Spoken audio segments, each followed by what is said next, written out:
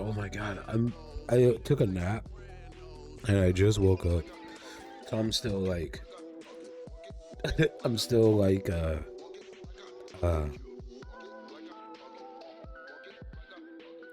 lethargic. That's the word I was trying to say. I couldn't even think of the words. I'm that tired. But welcome on in. We have Rising Stock Wrestling, uh, season 2, episode 2 on Ascend. So we'll be going over that. I have actually some matches to go over as we move on to Rising Stock or Green White, which is still on the 28th. So before we go ahead and cut to the show, we're just gonna go ahead and pack this bowl, let a few people come in. Um, gosh,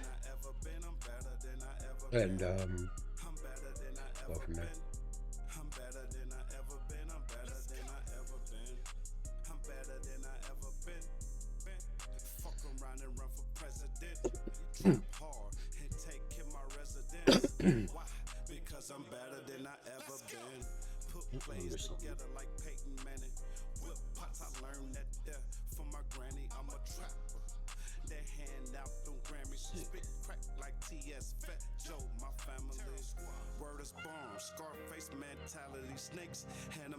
Still nothing, but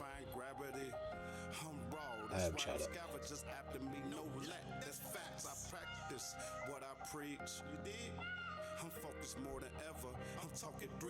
I don't have Discord up.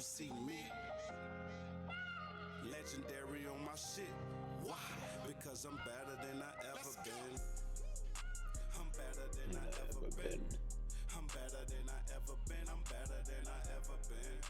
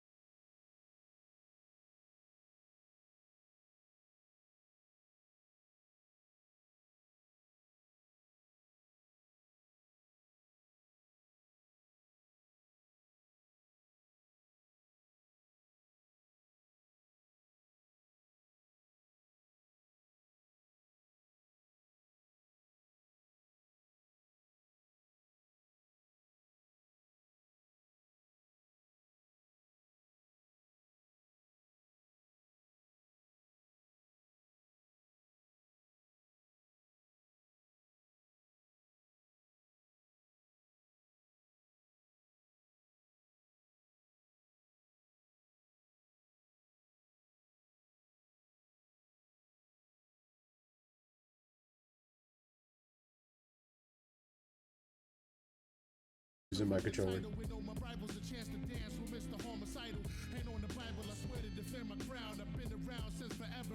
Let it touch the ground. Don't fuck around and catch a rude awakening. My crew's basically waiting patiently for you to move your patrons in. Then we'll surround you, form distant storm and pound you. Look around you, terror squads everywhere like sound. You can break you down, do it like nobody. You are the foundation, you facing the whole arm.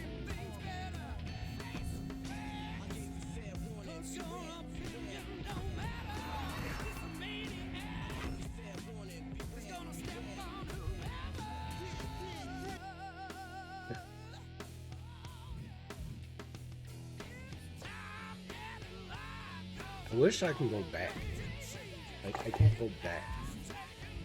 There's calendar, but like I can't view the show. I wish I could.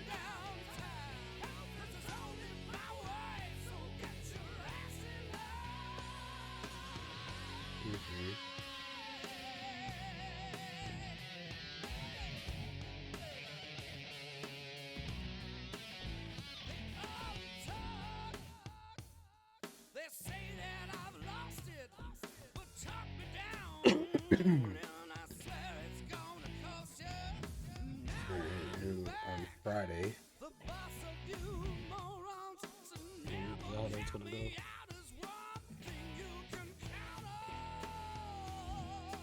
We're here. Do. Yeah.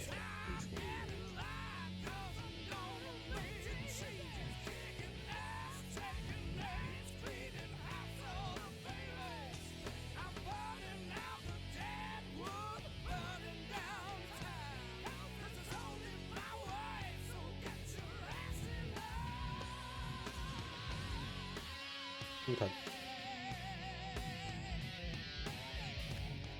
There we have the rivalries, which you can't really see because I keep covering it up.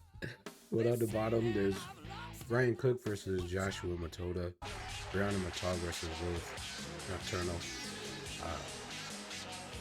Parcher Bros, and Long Beach Collective, which is part of the Blueprint. And there's also Daniel Fernandez versus Baltimore.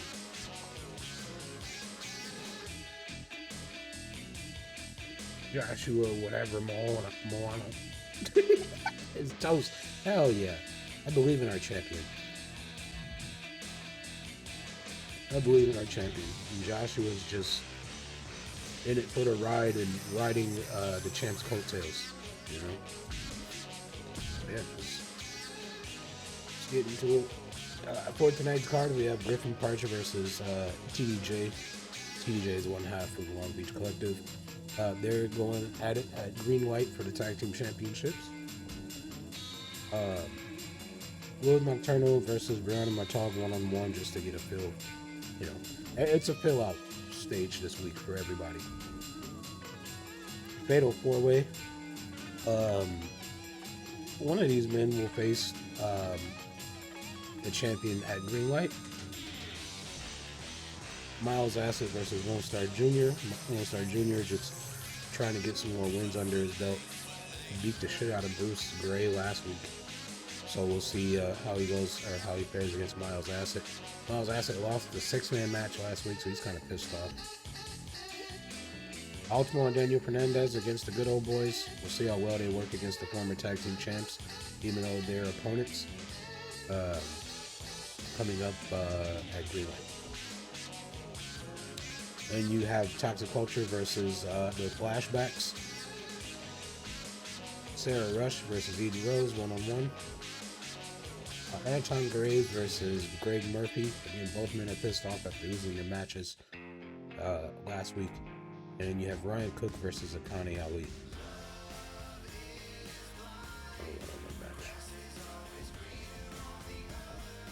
The champ is here tonight.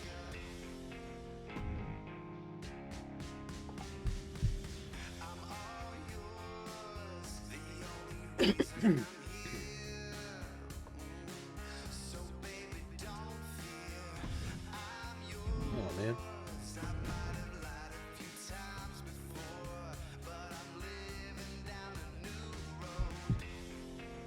So now I'm starting to realize that I should probably just talk to y'all like this while the matches are loading. Or at least be here or something. That way you don't see all of this stuff. Kind of like how Ryan used to do with your show. You used to have this and then have stuff behind you. I think that is brilliant, but I wanted to do something like that with fantasy wrestling. Like I had a whole bunch of like wrestlers set up. I was gonna update their win-loss record live and all types of goofy stuff, but I always set myself up for a lot of work.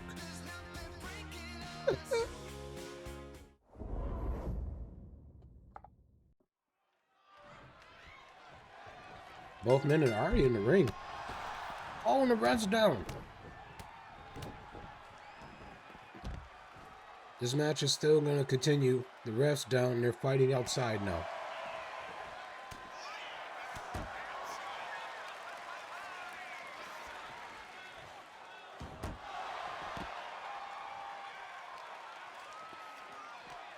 There's no count out, but I expected both men to use some weapons here, but no, they're just in the ring. They're wrestling again, and the ref's just chilling.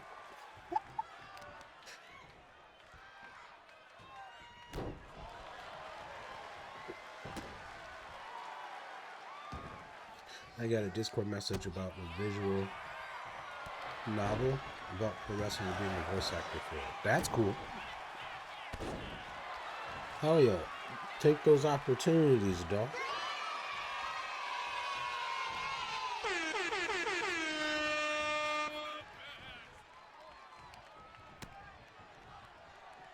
Alright, turnbuckle hits.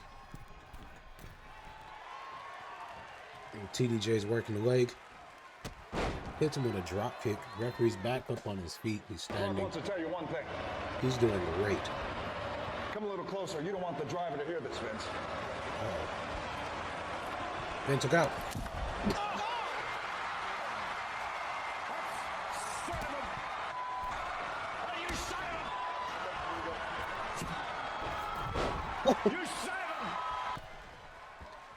Slid out the ring baseball, so I had German suplex. CDJ is beating the shit out of him. Master McMahon. It's okay, Master McMahon. Don't worry about it. Is he still wearing the Intercontinental title around his waist? Or was that the... What title was that? Was that the IC title? Oh, it was hardcore. That's what I thought. Throws him against a turnbuckle. Oh, he reverses it. Gets back to work. Oh no, he misses the drop kick. Archer now setting up some offense as the tables is turned. They're going back and forth now.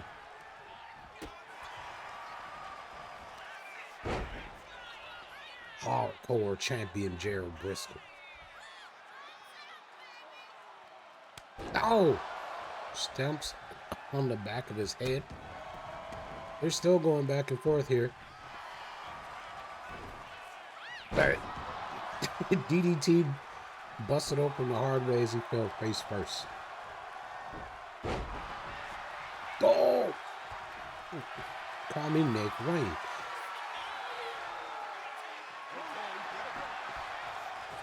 Man, that would have been a nasty submission move if the rope break wasn't there to break it up.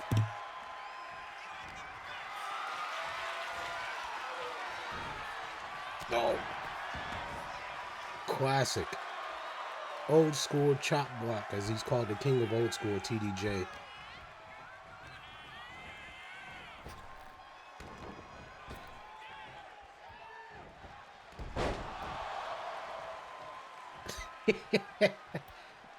Which AR Fox is a good move anyway. Now we're finally going to get a 10 count here. The ref gets to 1.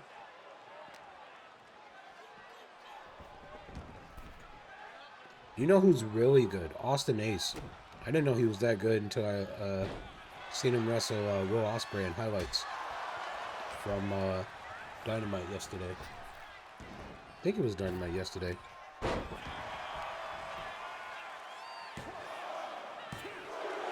Austin Ace was like, yep, give me my fucking boots Or working boots. Oh, was it Okada? Okay. Yeah, so it was Will Ospreay 2 weeks ago then.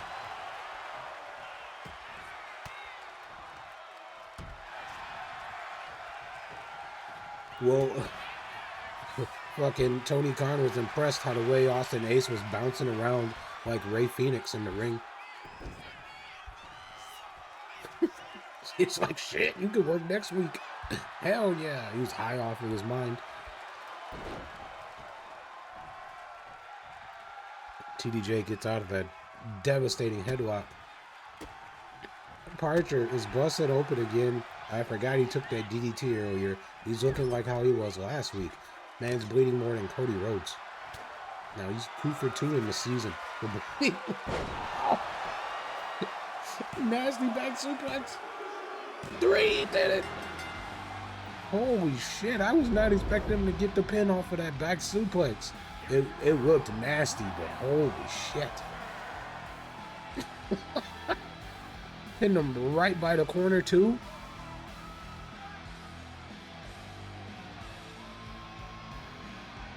Apparently nobody got his gear together. They're champs.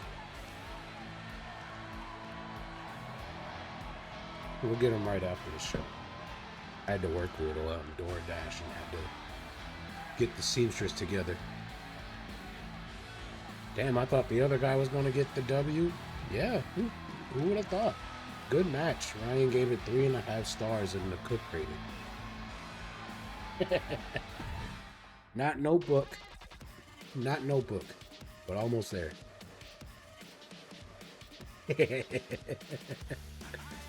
Lilith Nocturno, who is the world women's divine champion, up against Brianna Montagu, who's #1 contender.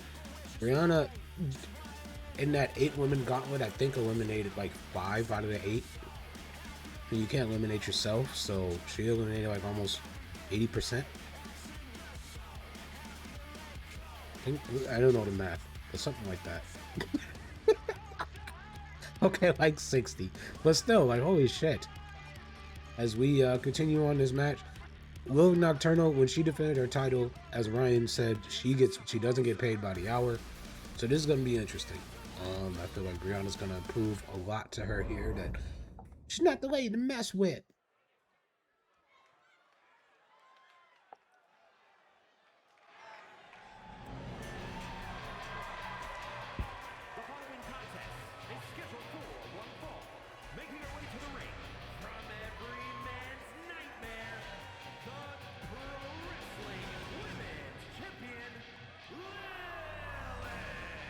I asked her if she wanted to shave that belt down a little bit, and she said no, she wants to be second to Ricky Morton. I said, you got it, champ. You can have the belt as big as you want. I think Bill Goldberg might beat her with that chest point that Bret Hart speared him in, but close enough.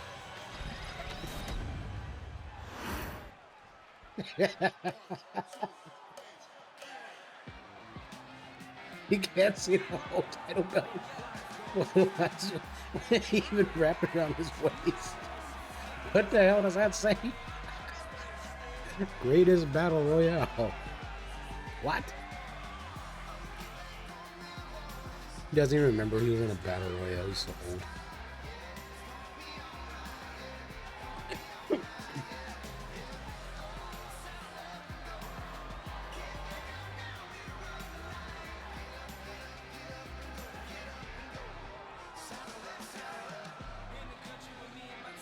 Hey, it's her theme song.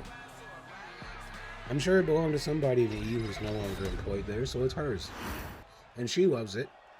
So how about you just back off, okay? You stick to catering, and you eat your chicken breasts, or your tenders.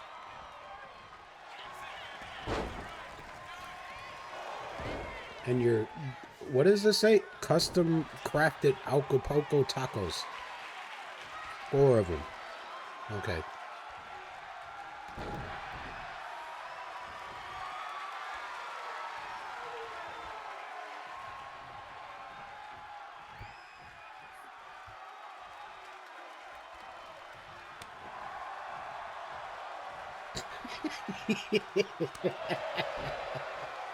I need a rumble. Lilith. Ooh, turnbuckle bomb. Well, alley-oop, I guess, off the corner there. Throws her back into the turnbuckle. Oh, no. Guys, this isn't looking so good already. Oh, no. Superplex. Oh. She is annihilating people. Oh. Oh, no. Brianna, fight back. Fight back. I think she's figuring out what she wants to do. Brianna's pushing her against the corner.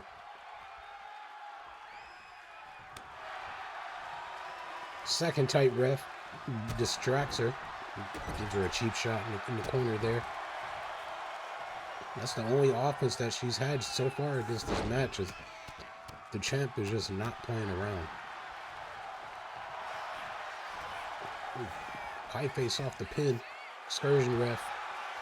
Doesn't even get to one. He distracted. That's why he's on the excursion. He's learning. And he was cheap.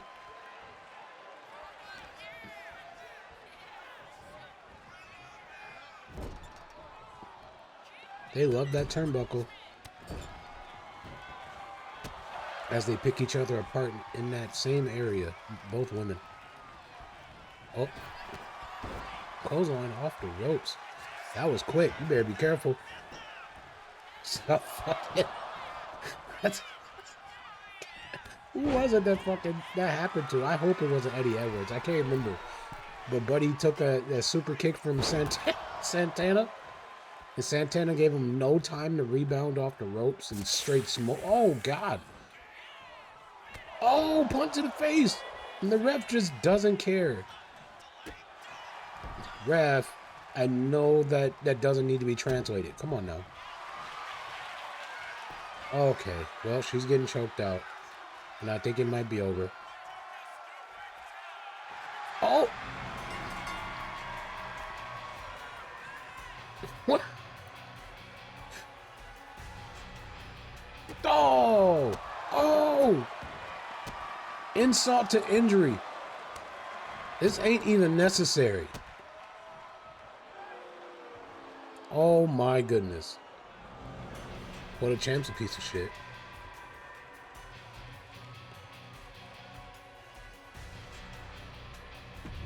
Misted her, choked her out, and then stomped on her after the match. You didn't need to do that.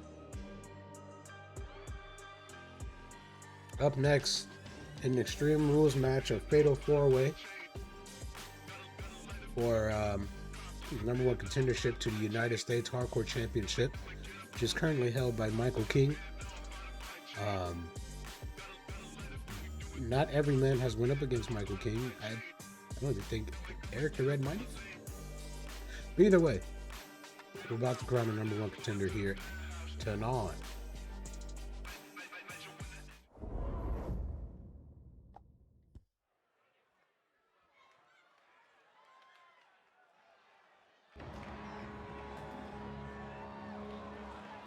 Krispy Kreme? That's fucked up. I'm telling him you said that. He's gonna eat your title. I imagine you're talking about Crusher Kyo.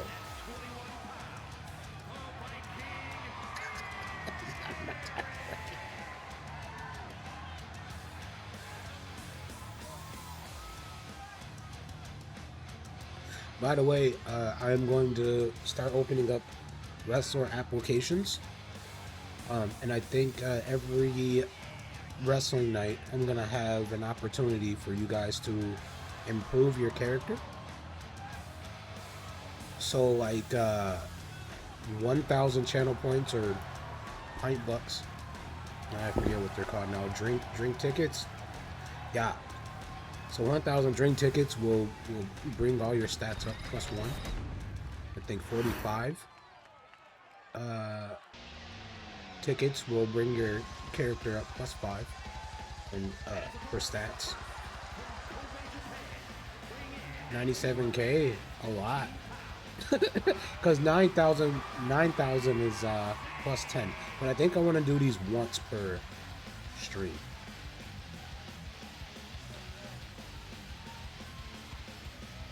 I think I'm going to do this once per stream. And then introduce a...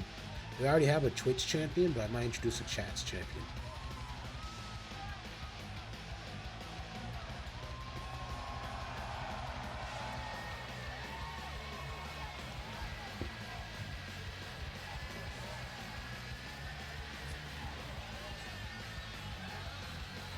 But Joe, who I don't think he's in here, but I know he was talking about wanting to create a wrestler. And I know Ryan's soundboard guy, Will Vaughn. Killer Cool is his Twitch name. But I know he wanted to... Oh, I asked him if he was interested. And I know, like, it'd be cool to get Michael Rogan in there.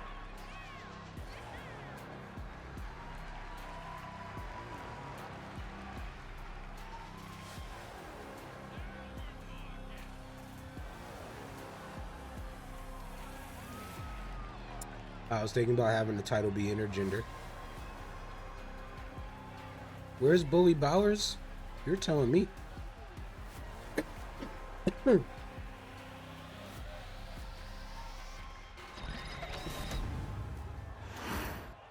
I'd have him come in and beat everybody.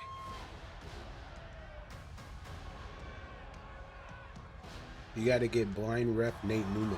That'd be tight, him and his shunt.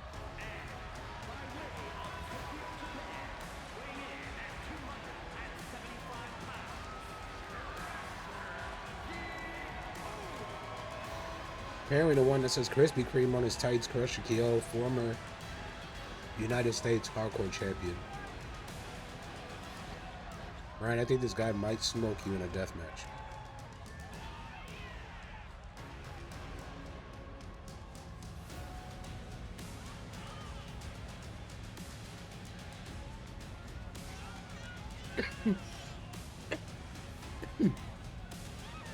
Oh shit. That is true, they have better chocolate.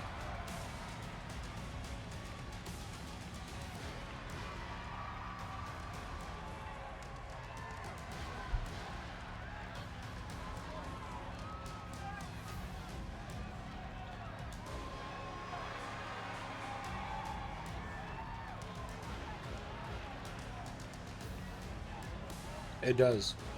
Or Leo Rush's old team when they looked like germs. Here we go. All four men are in the ring. This is about to be chaos.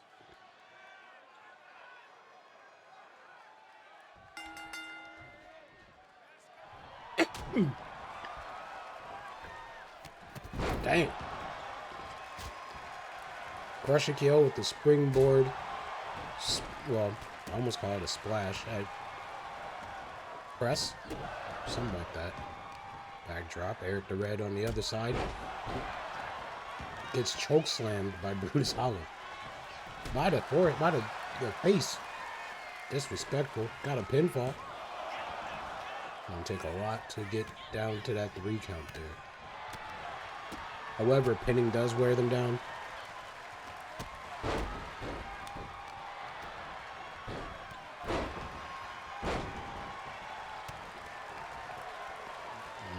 Now it's time to trade partners. So Eric the Red goes after Pressure Kill, stumps on his chest, and Haku over there giving was giving Brutus Holland the business. And now we got 2-on-1. He just seems to get pissed off. Haku go. Oh, okay. Never mind. I'll shut up. Pressure Kill brings a table into the ring.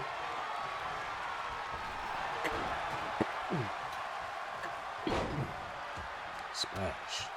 The first weapon introduced in the match tonight. Shit cans, Brutus Holland.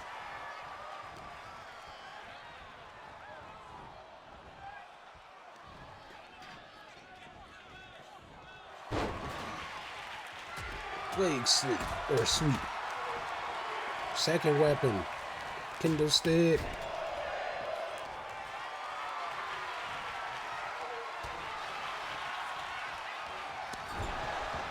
Back to original partners. Haku giving those strikes as Brutus Howland stomping out. Oh, now they face towards each other. This is the big boot. Gives him one of his own. Hell yeah. I've sold out, guys. Got under a minute left of ads. Commercial break. As the subscribe stays uninterrupted in this great Rising Stock Wrestling action. All 4 men are now on the outside.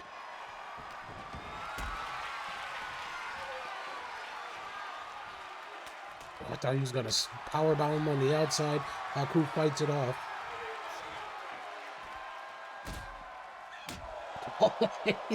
Home run.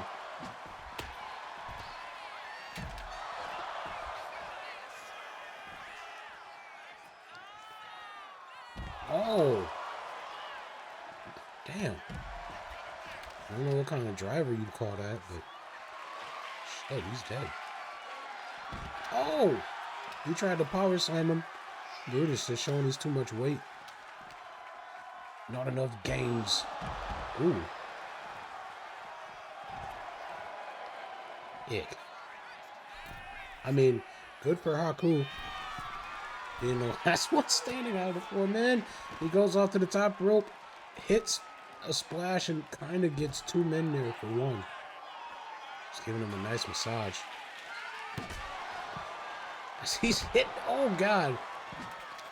There's a sledgehammer, and Crusher Kyo is getting the worst of it. And he Roman Reigns that fucking sledgehammer. Didn't get it in the ring. And now it's to his disadvantage as he just gets smoked running across the ribs. Superman punch. That was nasty work. I ain't gonna lie. That was good timing.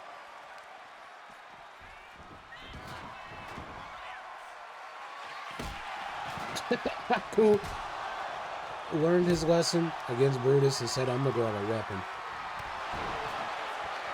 Inside the ring, we got a pinfall. Crusher Kyo might be down for 3. Haku breaks it up at 2. Almost had a winner right there.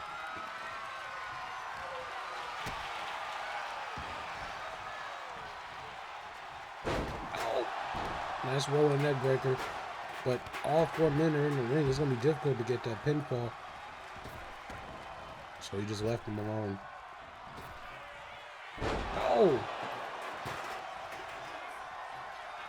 Bear hug slam.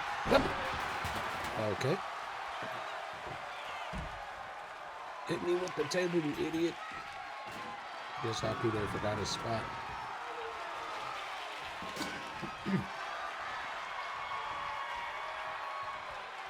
Lots of weapons being used. Crusher Kyo changes his mind in the ring steps. As Eric the Red went through a table, he immediately goes to the corner, though. Smart ring awareness. After no selling the table, he's about to get super kicked in the face. Pinfall. Others don't see it. Brutus might be too late. Damn. Kicks out at 1. Nice German suplex, but Crusher Kyo's right there. He gets DDT'd for his trouble. Eric the Red is up after taking a table spot and a super kick to the face. He's not up for long. Calls out Crusher, but walks over to him instead. And I think pinfall. Haku might be. Haku Kobayashi almost became #1 contender there. No! He gets slammed on the hard part of the sledgehammer and he's out. Ooh. He gets clotheslined. He lands on it. What are we about to see? Oh my God. That's it. Oh, he kicked out. Oh. Oh my god! And Haku Kobayashi was right there to almost break it up. That pile driver was nasty work. I thought we saw a new #1 contender. Holy shit. I wouldn't even sell that in 2K25 or 26.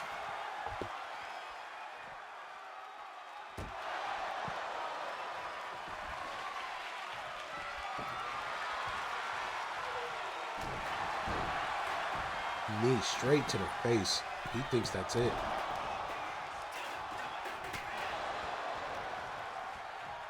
One second. Oh. He thinks quick pinfalls here.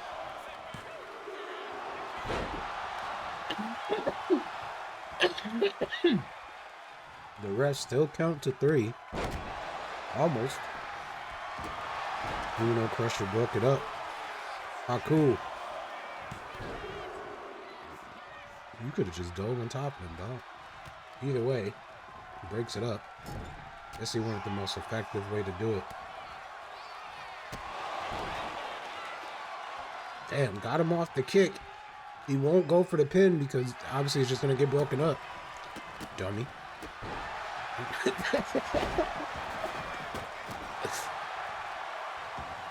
Brutus Howard kicked him right in the chest.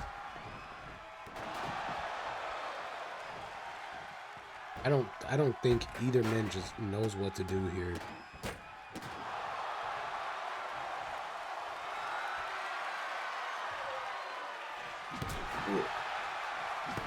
Attacking those ribs with that sledgehammer. Oh! I've never seen anybody chop a weapon out of somebody's hands. Pinfall.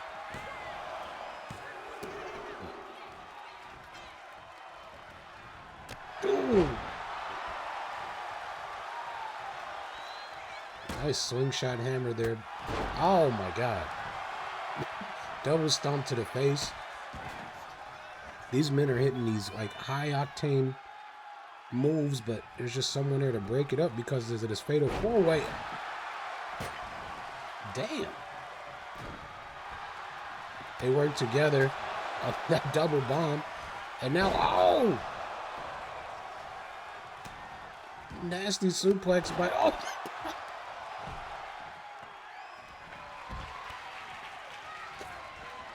That nasty Puro style elbow busts him open the hard way, and Haku with the kick.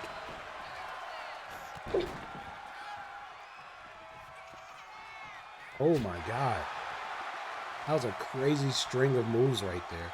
I couldn't call them all at once. Oh. Nice spine buster into that sit-out bomb. Now he's about to work his ribs. Please. He took a choke slam to the outside. Oh no. Oh no, it's over for her. Oh!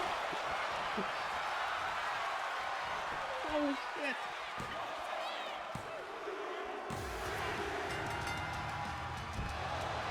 They're still wrestling on the outside. I don't even think they care. They just like to fight.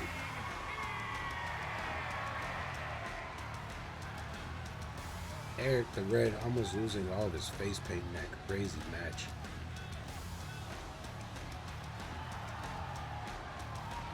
Let's see what it could give it. He gave it a 5. That's Notebook. That's Notebook, baby.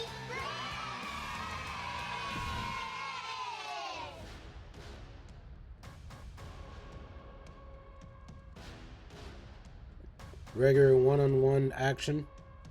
Miles Acid looking to gain some momentum as Lone Star is riding his, looking to boost, baby. Make his way up the ranks and move on. Potentially looking at the Twitch TV title, or if not the world title. We'll see. He can pick up a victory tonight. It'll be really impressive.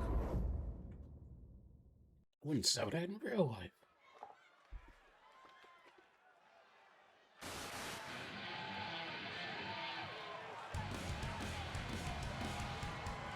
I didn't choose this. I'm sorry, he's a mark.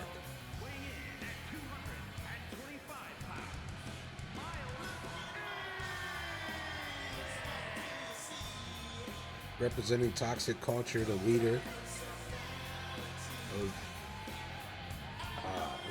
representing toxic culture. The leader of the group, Miles Acid, along with Angus Wade and Travis Troy, who are known as Death Skulls, they'll be in competition tonight, I believe.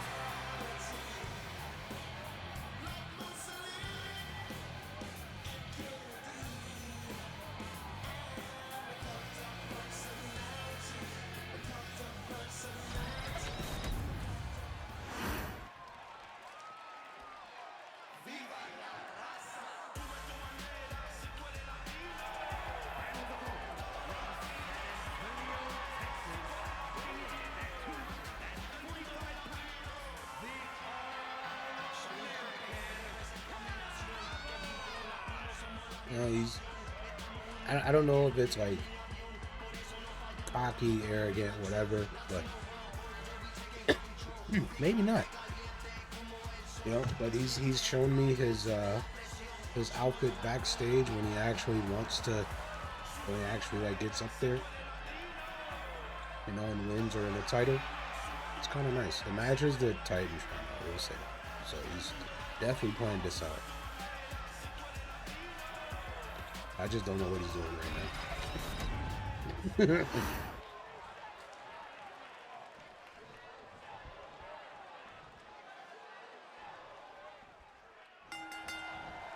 Oh, tries to go after Miles Acid. He was quick. And he's off the ropes.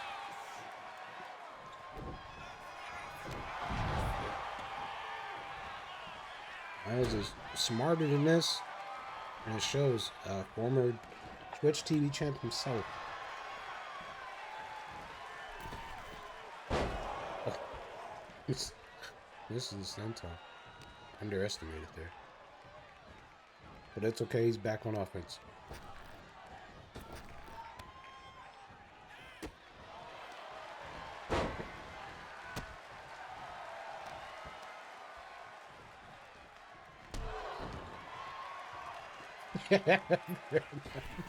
Oh! Kicks him right in the head.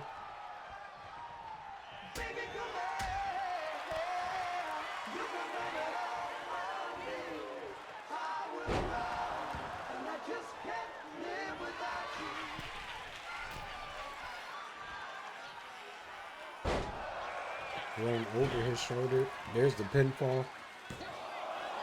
Smart on him to go for a pinfall.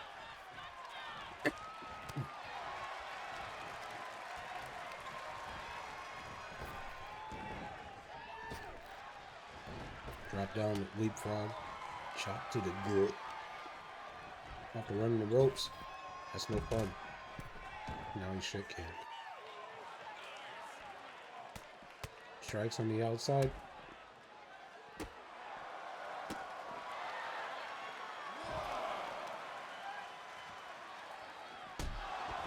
Damn, knee to the face.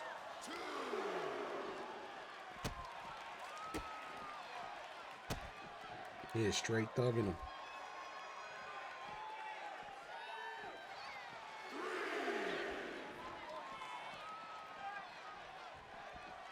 Oh, double knees to the back. Well, now a 4 count.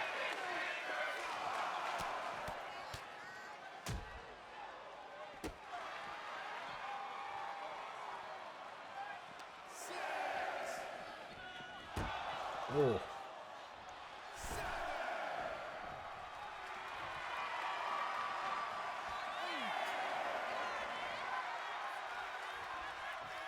He's at 9. He just gets in at the nick of time. Oh, takes a nasty clothesline. There's the pinfall. Gets to a 2.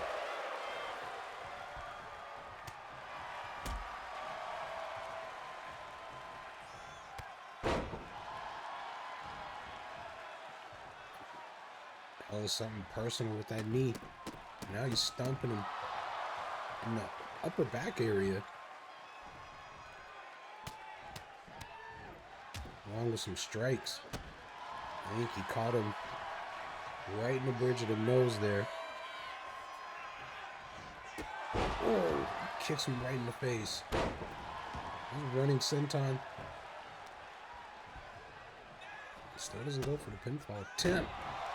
Instead hits a stunner. Uh-oh. We've seen this last week. Spear.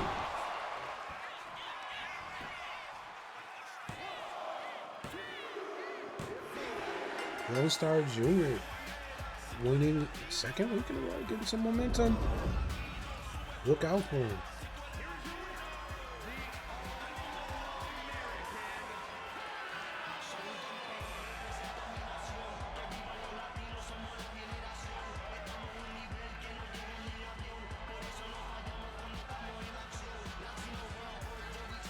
Good on him.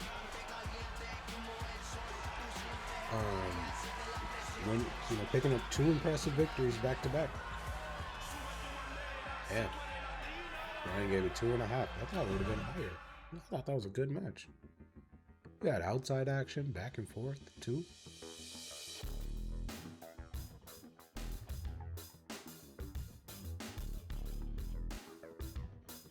Well, official #1 contender for the Twitch TV title, Daniel Fernandez, is going up against Ultimo. But for now, they have to work as a team against the good old boys. Good old boys looking to reclaim their tag team championship. So if they can beat the 2 of them, they can definitely have their name mentioned in contendership. But let's see if the TV title contenders can work together as a team.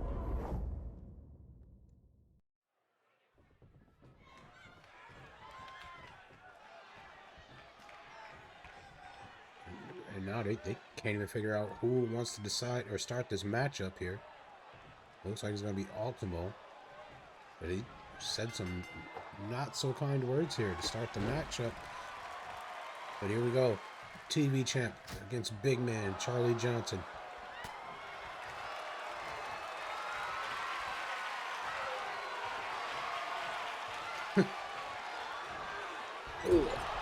I'm not sure why neither of them really wanted to start the match against this man, but I guess that's just the fighting spirit of a champion. Or competitive spirit. Shouldn't say fighting spirit. That's a pure term now. Oh, shoulder block. Knocks him off. Or off his feet. Onto the ground there. There's a tag to his brother. Cowboy Casanova, who's kind of faster between the 2, is most likely going to be able to keep up with Ultimo here.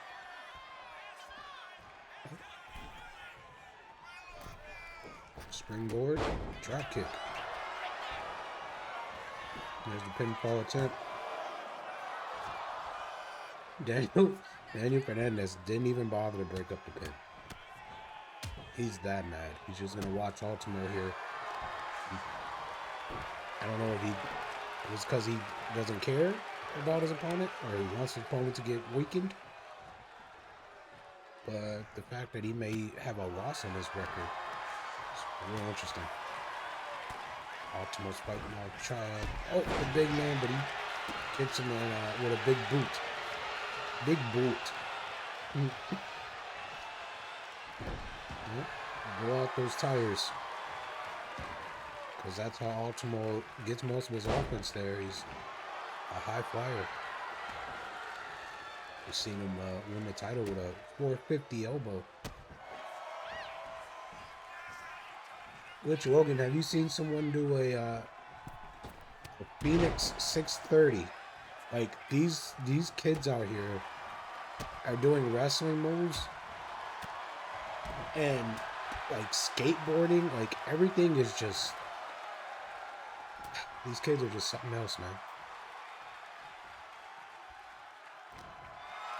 Ultimo gets him up off his feet. Oh, there's the strength. Now he's hit him with a driver, but doesn't go for the pinfall. Instead, hits him with the X Factor.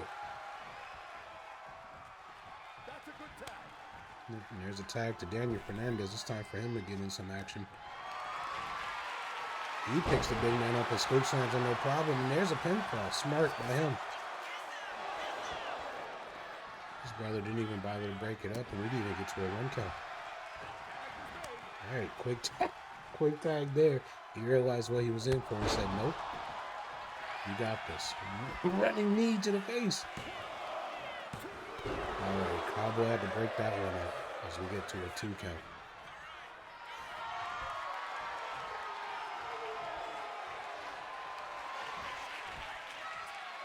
Oh! Blue Thunder Bomb. The Ultimo did it.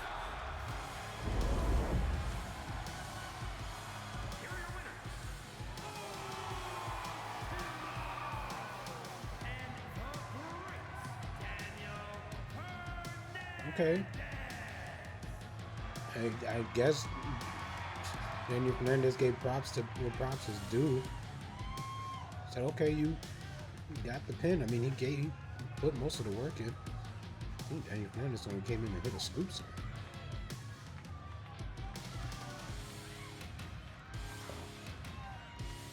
Okay.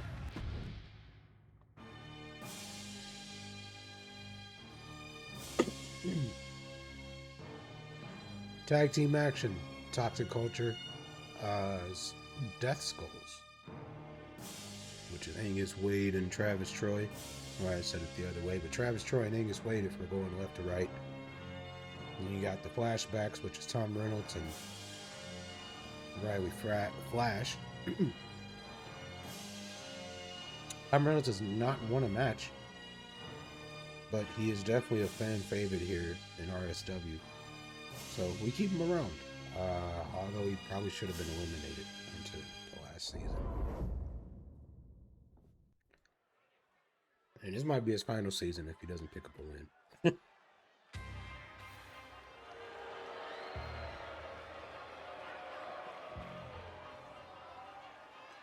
following is a tag team match set for one fall. On the way to the ring, at a combined weight of 527 pounds, Travis Troy and Angus Wade. The Death Skulls. Miles Acid ended up unfortunately losing his match against Lone Star Jr., but again, it was a competitive match here. Let's see if they can pick up the win and kind of bring some positivity back to the group here. And their opponents, at a combined weight of 480 pounds, Riley Flash and the superstar Tom Reynolds.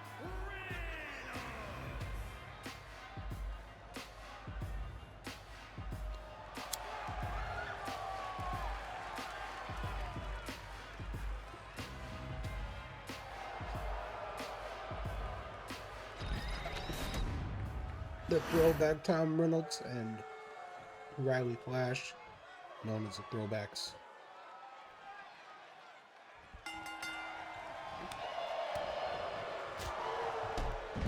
Damn. Oh! Angus Wade not wasting any time here. Beating the shit out of Tom Reynolds. Oh my goodness. Rapid punches to the head. You can tell he's pissed. Oh. God. Oh my God.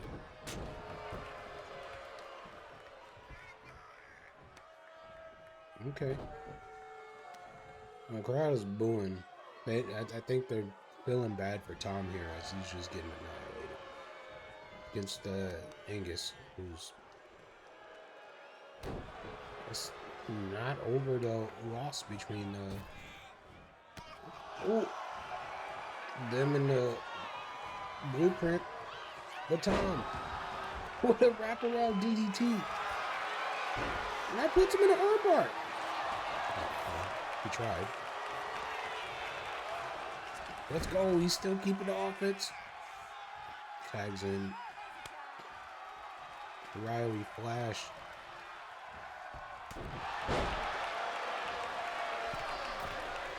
He's a big boss himself, so looks like he's gonna go over and tag in Travis, and now we got freshmen here.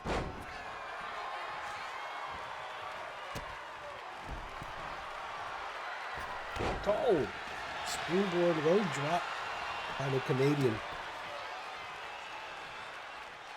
Usually gets it broken up. Oh, yeah, it's another one from the other side. That was cool. I thought that was cool. Nice leg drop there. Oh! He hit him with the tornado punch. Is Rowley going to get a victory? Oh! What's going on?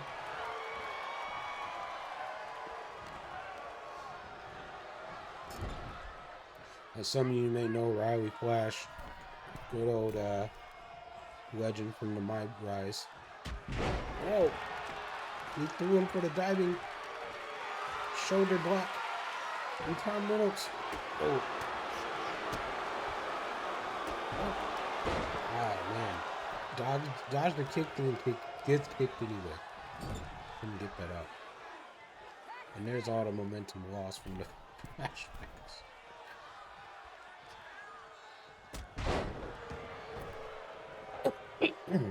They do a slingshot shoulder block of their own. It's not looking so good here.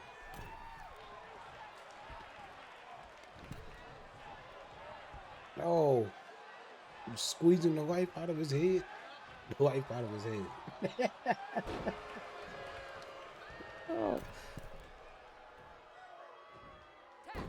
Oh, he lets him. He got on the second turnbuckle and just watched him tag in his partner. I think he wants the house. And he gave it to him as he hits him with a double axe. Oh, with the elbow drop. Let's go. Let's go. Pinfall.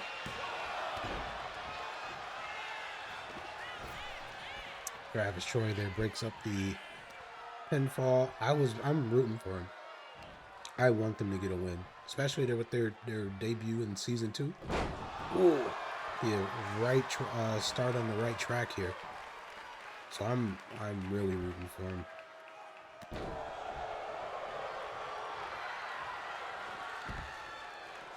He's smart. He meets him on the outside. He's showing no mercy here. This is a very aggressive Riley here. I think he wants to win just as much as the fans want him to tonight. So he's been really aggressive. It's costing him here, though, as he's losing the battle on the outside. We're at 5.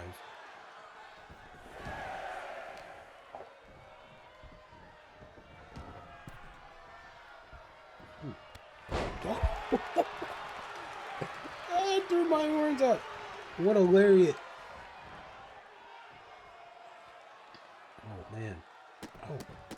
Oh. This dude is aggressive. I like it.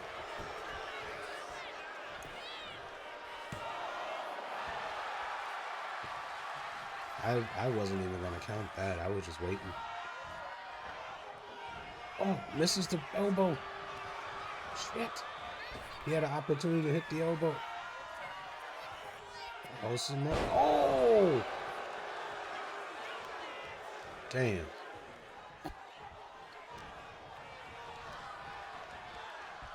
Well, that drove the crowd quiet. as their hero just got smoked. And now we're tagged in. Travis Troy decides to get the pinfall. The ref smacked him in the head, but it's a 2 count. And she put her parlay on fucking Death Skulls. Meets him. Oh, off the punch. And there's the poison run-up.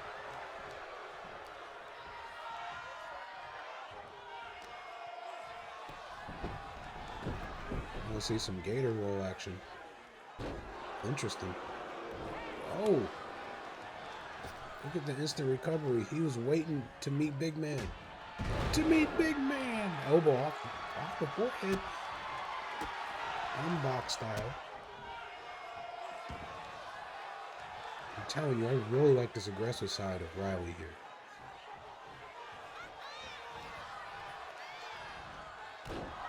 Nice. Works on the back. After we thought we was going to see a shoulder dislocation there. I love Penta. Canadian leg sweep. He's tired.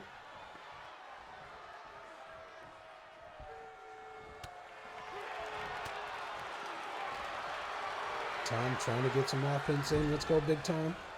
Oh. Gets stopped at his tracks. Oh. That's a nasty lariat. There's the splash. See if we're going to get a pinfall. Oh, he's got something for his ass. Oh, get up. Oh,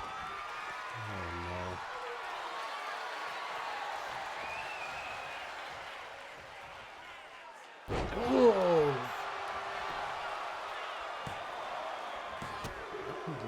Disorienting bomb. I don't know what he calls that. After the spin around. Forces him to get up. Switches hands off the choke.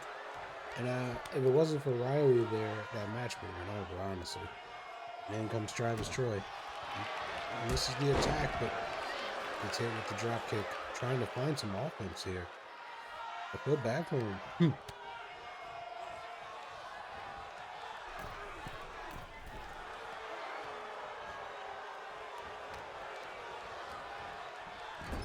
Throws him into enemy territory. And here's the tag, and we see a double team. Up and over. Double high back body drop.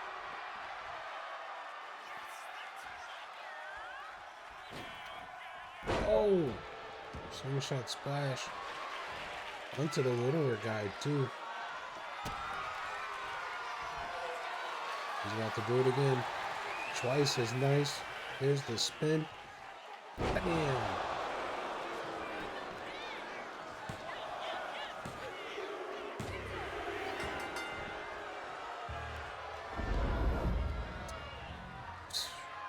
Yeah, I felt bad because Riley was just putting in a lot of work, and I should say Tom Reynolds is holding him back.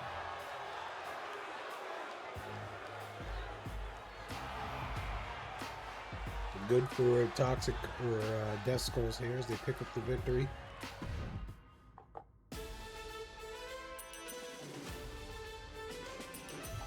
One-on-one matchup between Sarah Rush and Eve Rose. Both former #1 contenders here, looking to take the second spot in the rankings. As Brianna's #1 contender, so these two can still kind of hold weight. So we'll see what happens.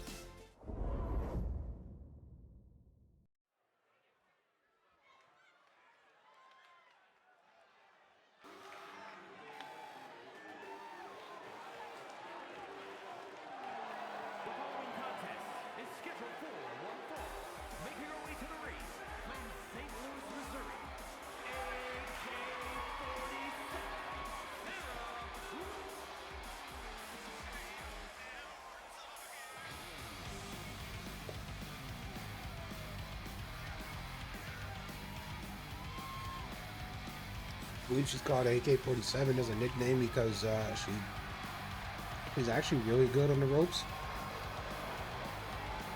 She used to come out in the hockey jersey. Now she's just wearing the black t-shirt, ready to go. She has really good offense on the ropes. Former gymnast herself. So.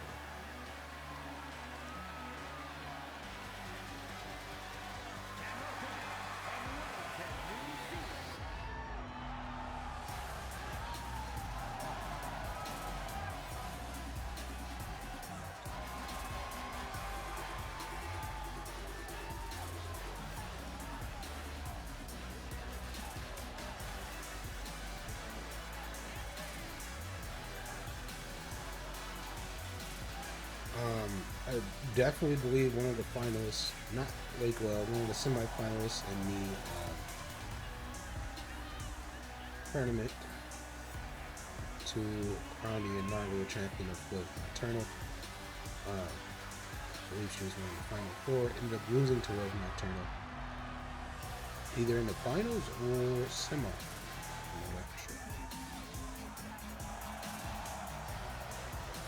She ended up getting smoked last week by the champ.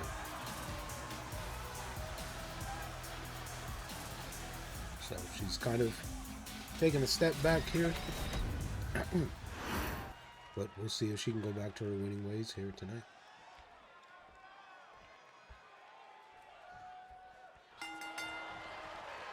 Match is underway.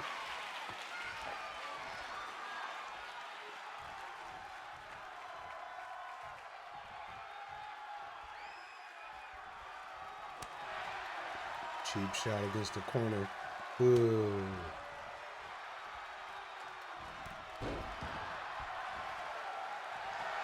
And gave it that Tanya Harding to the knee.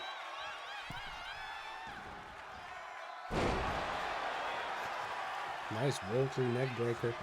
Excursion rep. Would have been a faster count. He was paying attention. Okay, he was on his phone there. Playing WWE Supercard. The game can be distracting.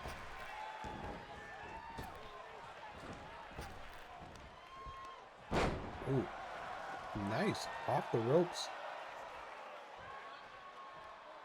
Power slam and kicks her in the midsection into the ropes and shit cans her. Ref's gonna get to a 1 count here. And she goes to the top, breaks the count and lands the elbow. We're back to 1. Reversal throws her into the ring. I'm willing to get to a count. Oh shit. Met her with an enziguri inside the ring. Steps on her hand. That's not nice.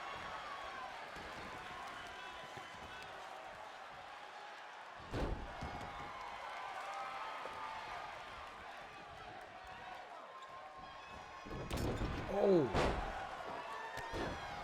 Damn.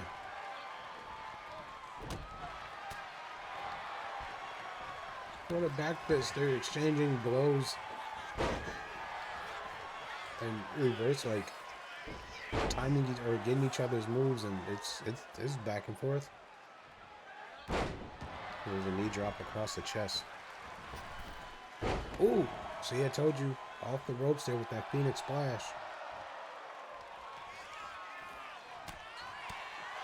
There's those strikes.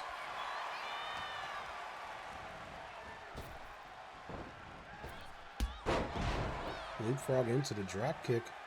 Impressive offense there. Wow. Deadlift into the power bomb. Knee to the face.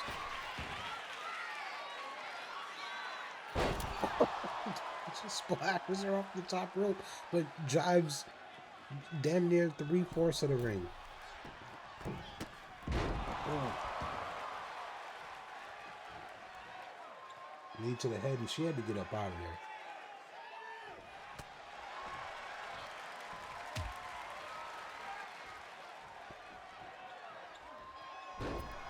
Gives her a cutter, and she's outside. Wow. Lands on her feet.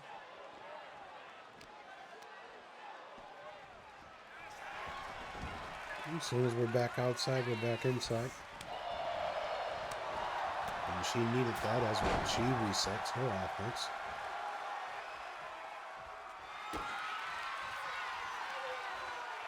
Oh! Yeah, right on her face. Oh, 2 count.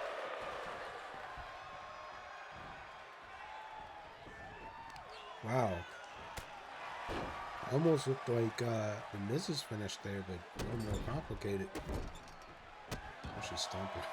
Oh, some weird movements there. But stomps around in the corner. Now she's showing her wrestling skills there.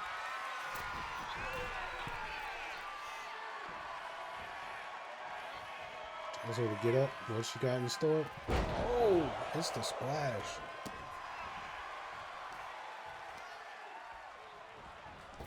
Off the ropes.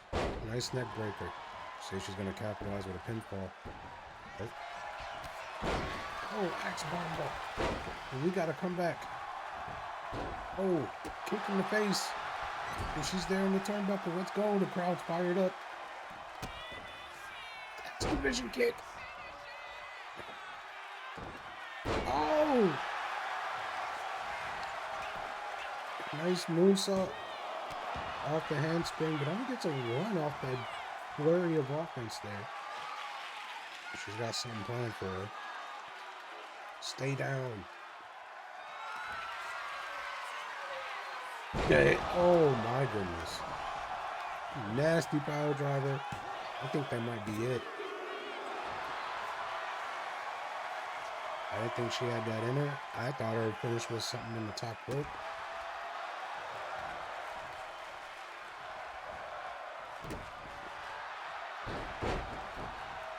Yeah. Super kick. Sister Abigail into the pinfall. Excursion ref. 2 count. Let's go. A lot of falsies. Good match.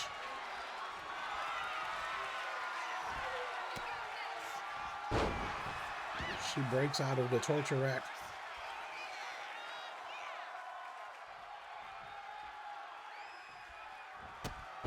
Drop kicks her to the outside once again. I think she might fly.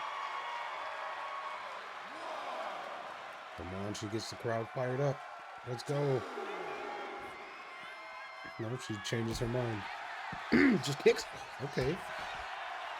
Reverses the stomp after getting kicked in the head. And we have a 1 as both ladies are just going to squab it outside here for a second.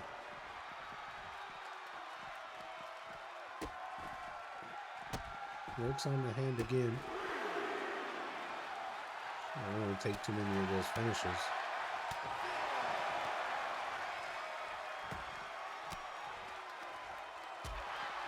Using her elbow there to break the hold.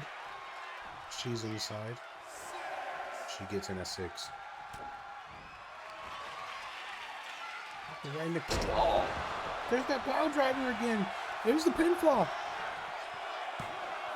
Out of nowhere. Oh my God, the crowd loves it though.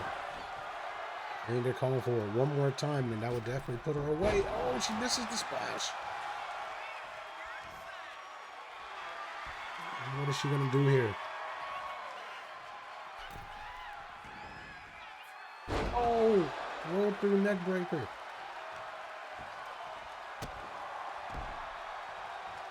Doesn't go for the pinfall. That kick was personal. I don't think anyone's ever took her to the extreme like this. Like, her face paint's gone and everything. She's about to put her hair in a ponytail, dude. The style driver. Next, we're going to see a Mexican neck crank.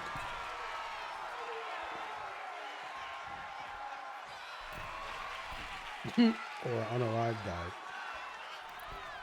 Oh! That would make you shit yourself. And she just smoked her off the top rope.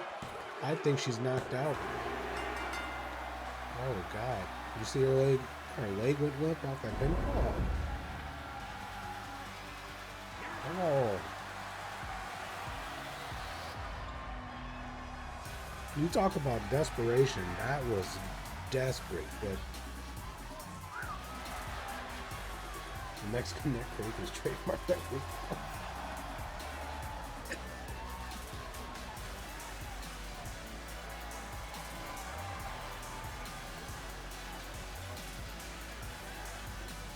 Yeah, her face paint and everything is just gone.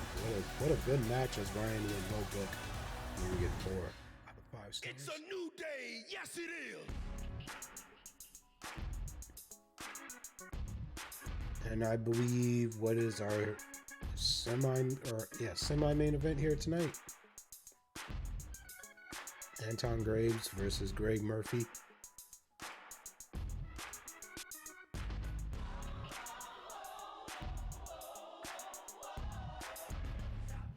Dog, they're gonna show up on AEW, dog, and it's gonna be great. Don't worry about it.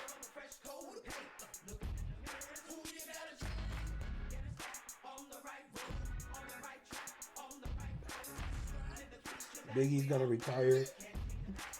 New Day's gonna have great matches again. Xavier Woods gonna get power bombed on stairs once again. He's gonna regret working, and it's gonna be a good time. He's gonna be like, I should have signed that contract.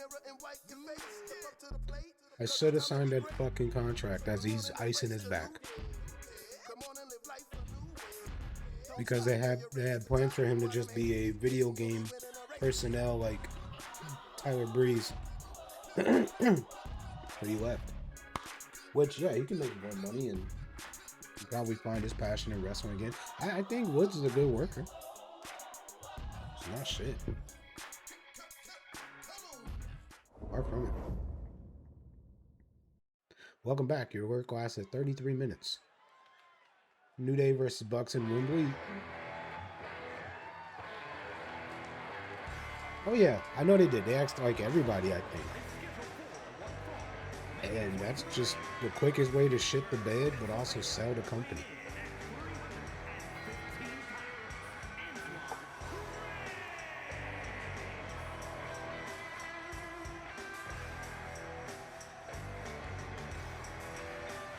So I really want to make wrestler like I don't want to make fucking 50 plus theme songs, but yeah, I know.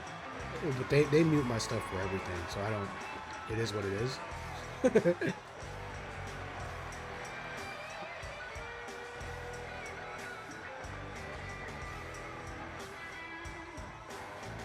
I wish I had like the fucking All Japan or New Japan where they just play generic ass Wrangler music.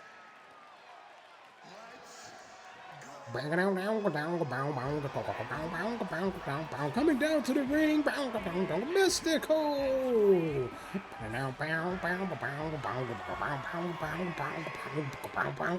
This week.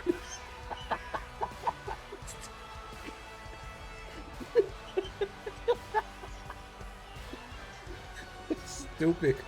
It's literally in the video game, so it shouldn't count as copyright. I know. But they have streamer mode in here now, so like that protects them. So if you don't like it, tough titty. You just put streamer mode on and you don't deal with any sound. Which to me is just the silliest thing ever. The silliest thing ever. Cause like I'm not getting, Twitch isn't paying me like an hourly rate. yeah, Dead Silence match underway, by the way. Dead Silence, aka streamer mode. DDT by Anton. This is one of those matches where Greg Murphy's like not the underdog, but he shows up to a fight, nobody knows who he is. And Anton's like, I want to fight you. And Greg Murphy's like, well, okay, I guess. So he gets his ass kicked a little bit. And Watson just pulled a victory out. Oh, misses the drop kick, or leg drop off the top rope. I thought Greg Murphy was going to go to work here. Anton giving the clubbing blow to the back. Knocks him down instantly.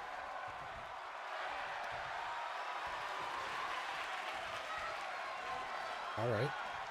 He's got him in the headlock.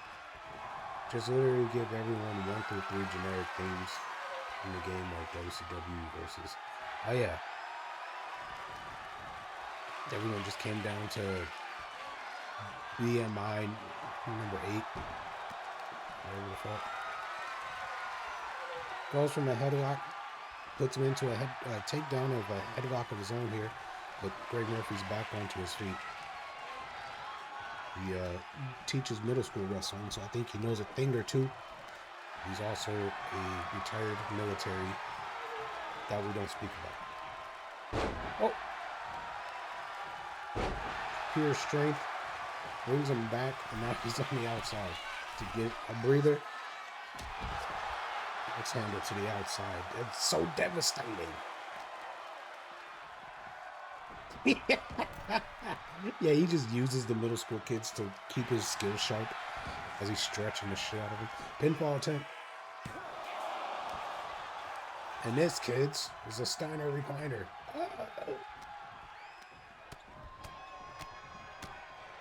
Oh. Jaw jacking his way out of any hold. That's the way you do it. Leg drops the arm for good measure.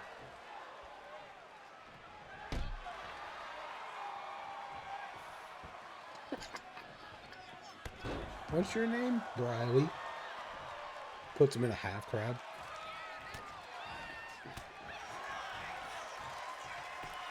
Monkey flip. That's definitely a military move.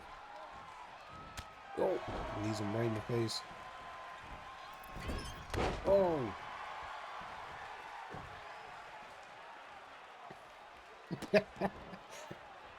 He's like the sergeant off the Full Metal Jacket.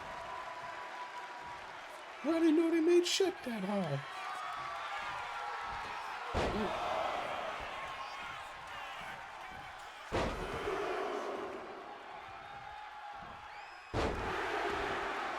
I'm sorry, pilot shit.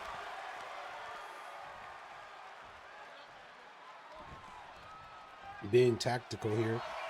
Off the German suplex and puts him in the ankle lock. I want to call it the angle lock. Why didn't he call it the angle lock? Fucking Sherman.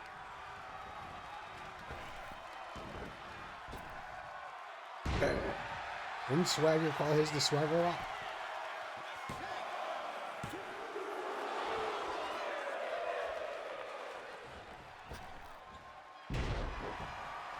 Vince is like, yeah, god damn it, somebody's got to call it their own.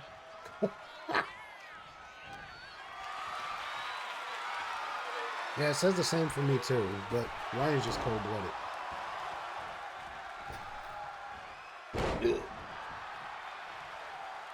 Plus, he's part of the show. He's part of the show, so like it doesn't count, right? It's like me when they're like, hey, I need you to pay door cover. And I'm like, no, I'm part of the show, dog. And they're like, oh, okay. I guess. Slingshot, drop down. Nope. I thought he was going to go for a leapfrog here, but misses the grab. Gym teacher runs right past him.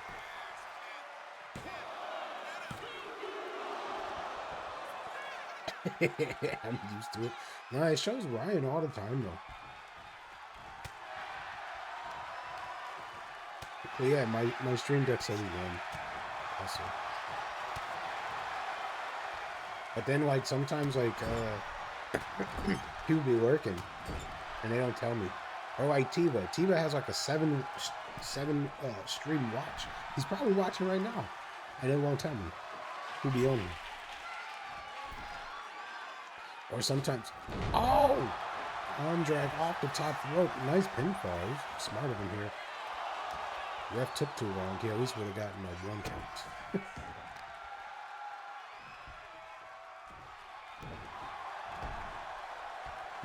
Well,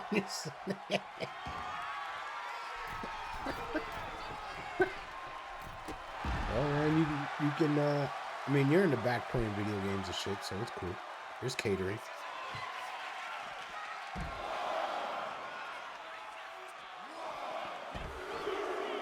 As half of a viewer.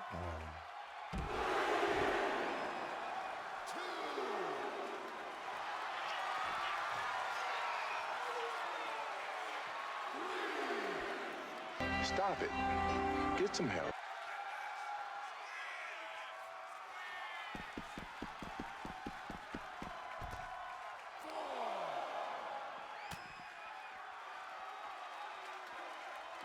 Grab, 5 count.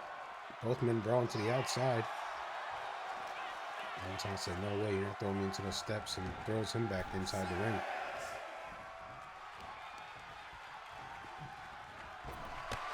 Whoa! Cannonball headbutt.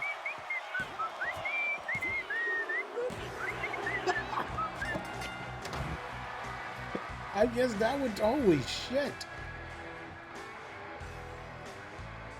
Look at his face. He knocked him out.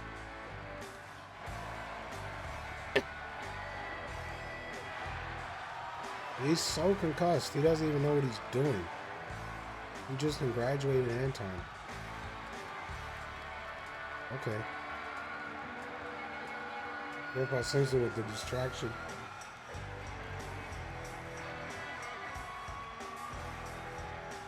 Okay.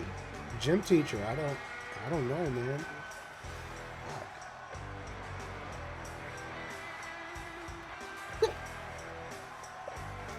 Anton Graves just knocked him clean out with that cannonball headbutt. He was not expecting it. I wasn't expecting it.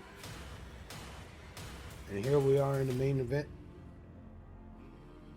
Ryan Cook, the RSW World Heavyweight Champion, versus Akani Ali, who's kind of floating it in contendership somewhere in there. It's just a one-on-one matchup.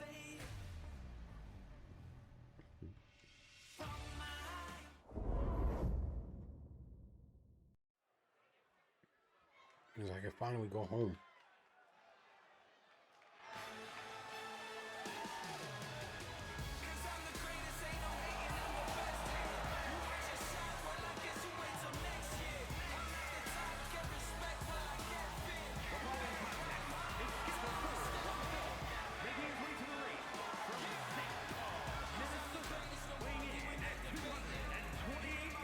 I paid my 35 cents a month. Why is my...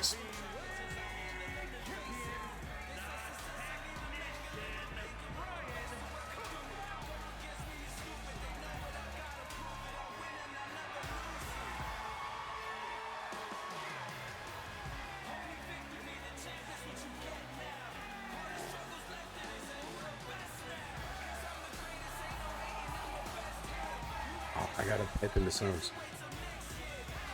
What?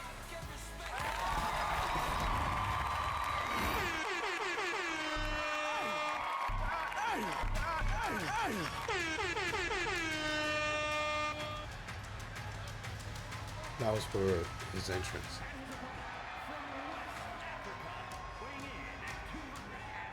Yeah.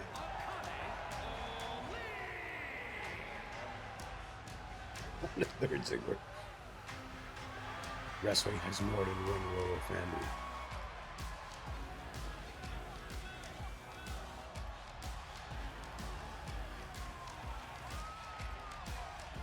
Ryan Williams. That man's way too dark.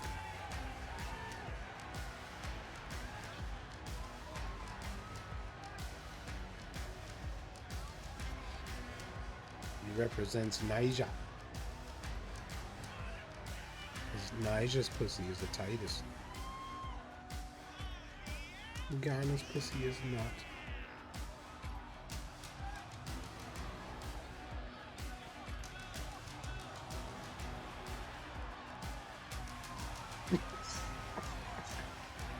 Yeah.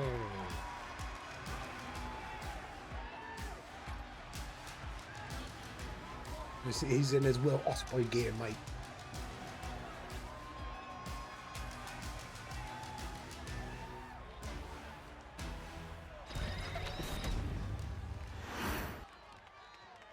Ryan Cook, Akani Ali, one-on-one. Let's get it.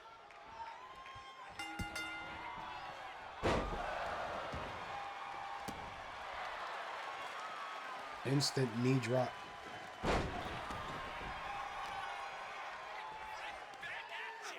Oh!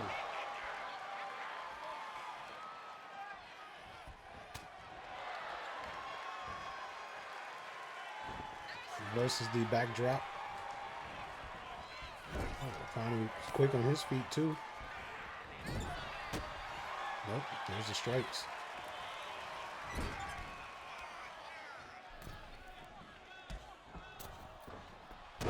Oh!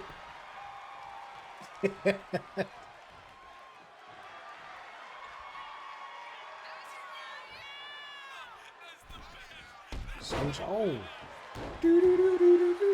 Ryan Cook. The whole fucking show. Oh.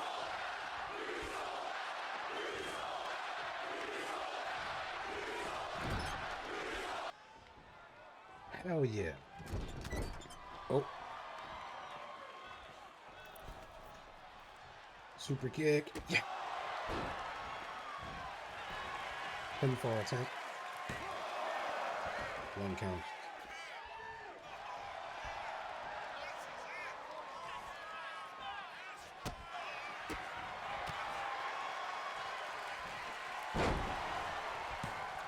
Oh. Oh.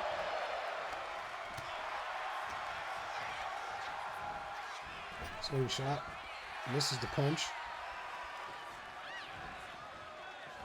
He needed the glove to do the power fist glove. That was back suplex.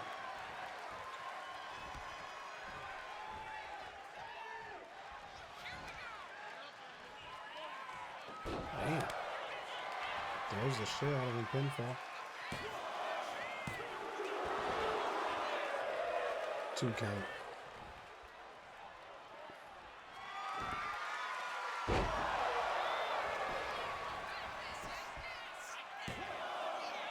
Well, he dropped you.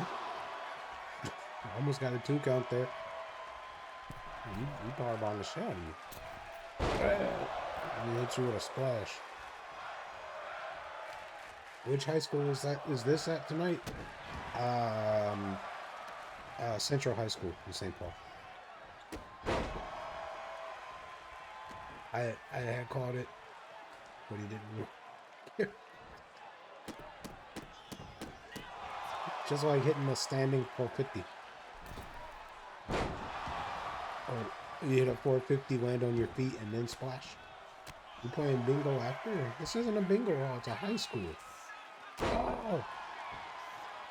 Now go buy the popcorn from the concession stand. And the McDonald's juice, that like orange drink that comes in a pitcher. Ooh.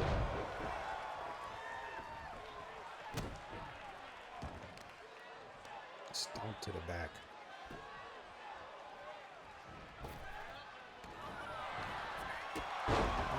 Ryan misses out the way. Hits him with a bicycle kick to the face. A bro kick. Shoots him across the ropes. Spear! 2. 2.9. Springboard moonsault.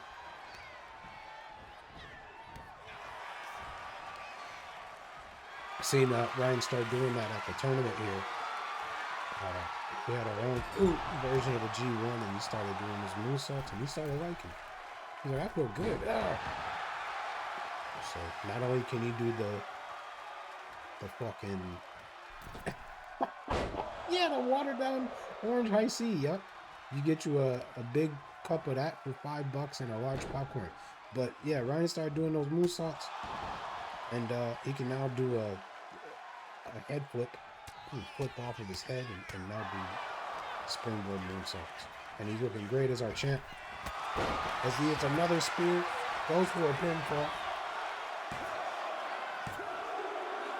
And that's it.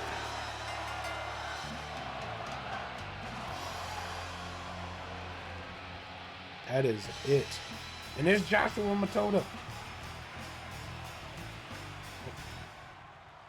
What's going on? They just had a stare down. And that ends the show, ladies and gentlemen.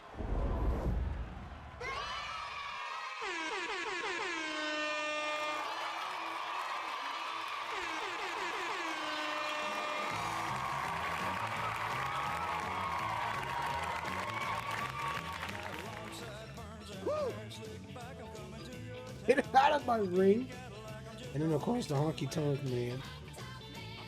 If you guys want to book any matches, I'm going to have that as a channel point redemption too. But if you want, that's fine too. You can always give me whoever versus whoever versus whoever versus whoever. Because we have tons of championships.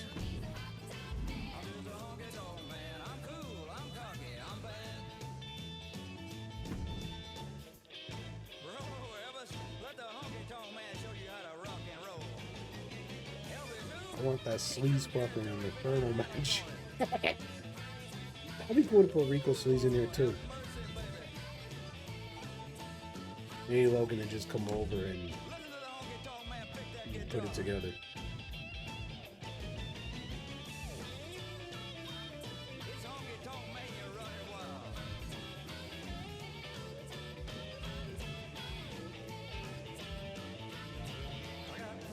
You guys can't afford his contract.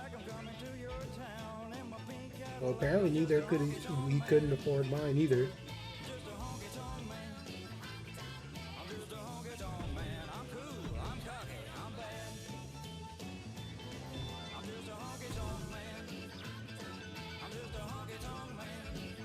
Damn, I haven't done anything with this game.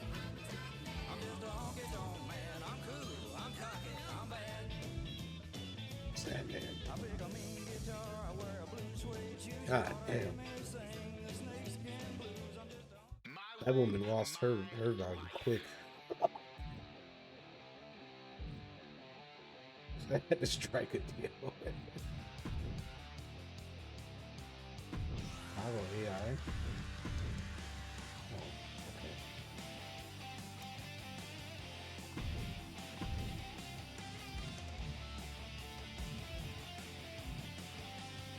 Chosen.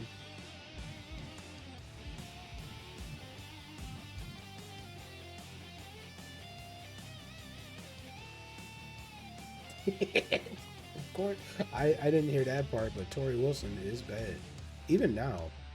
But again, these new generation.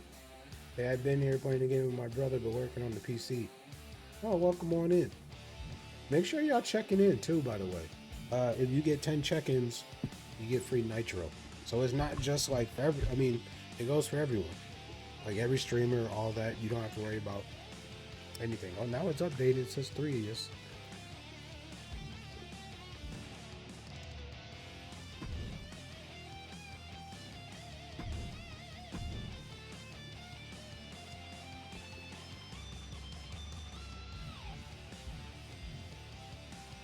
That's the Intercontinental Energy. Oh, because of China.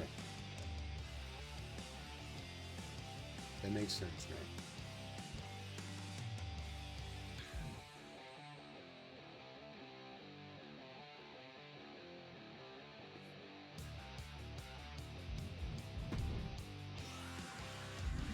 I have a double.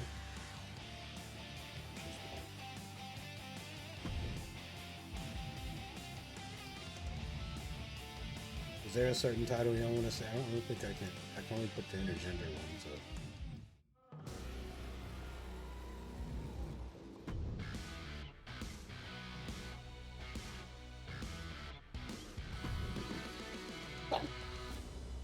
I mean, Scott Steiner was dropping people on their head. Congrats, check this out. Vince didn't know what to go, but what am I over? Yeah, stroke.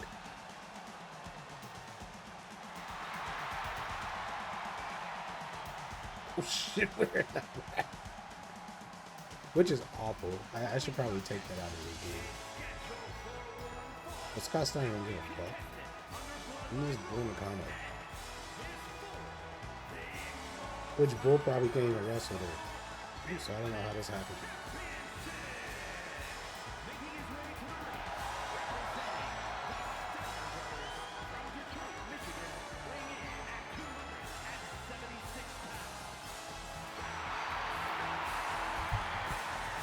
Oh shit. Just gonna get my phone. Oh, I've lost my phone. Be right back.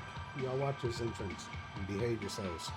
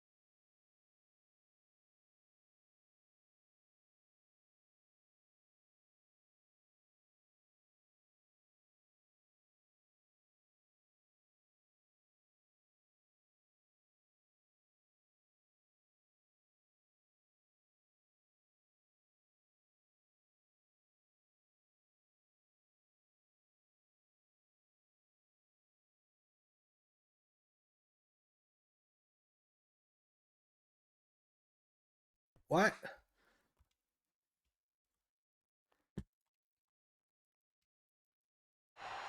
I thought I've done this match before. I thought I won the fight. Damn. Okay. You have to throw him like that. Why you throw him like that? You throw him too hard.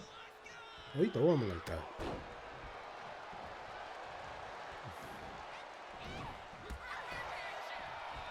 Back and forth.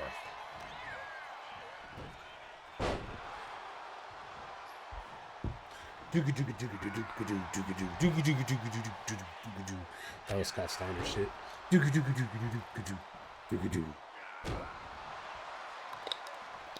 Almost like speedball. Speedball.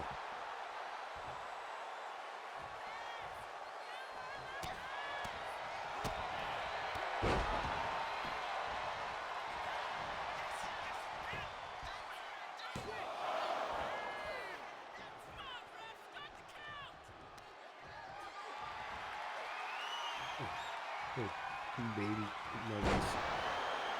Popcorn buds. Speedball. Damn.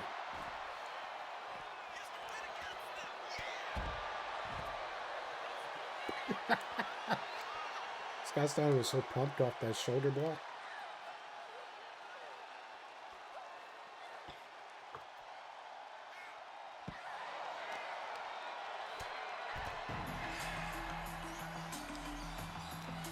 Part 2, who's he coming out for? Oh shit. Run. That's why he's running.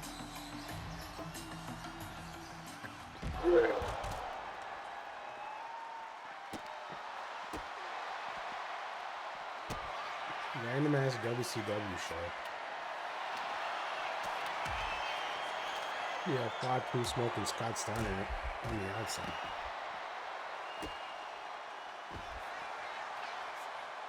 Actually, I don't know the rules to this. How does this work? That's camera stage. Whoa.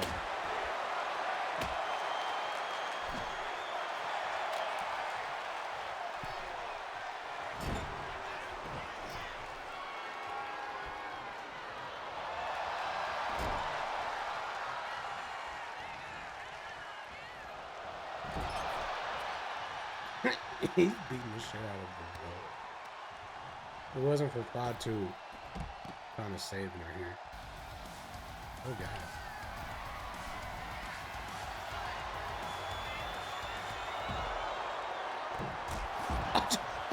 I thought she tripped. Go back. Go back to the camera.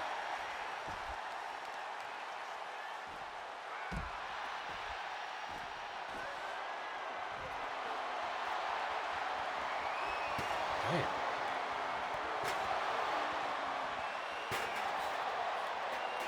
Okay. I think I broke it.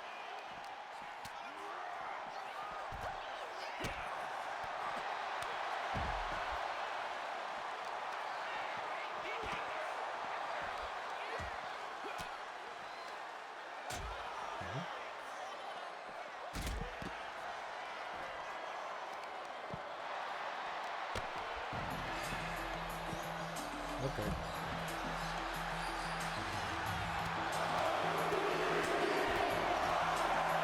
I guess this is it. Who came out? Ron Breaker.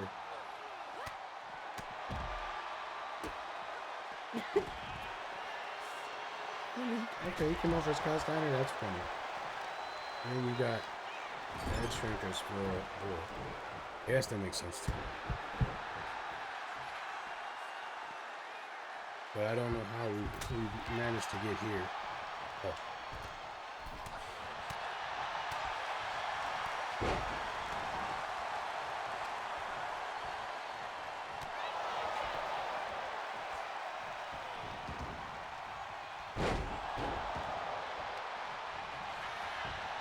Oh, Scott Steiner goes to the pin.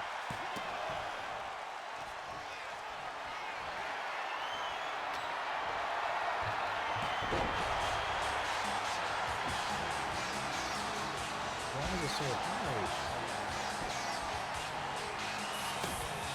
Over there.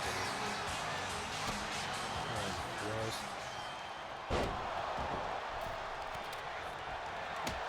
Oh, shit.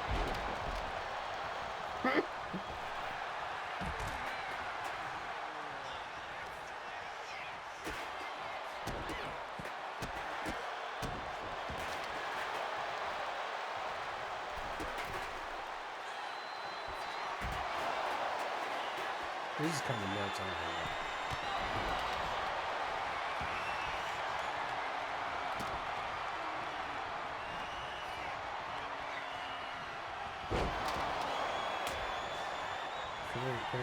I'm trying to get it out of this and go back to what it was.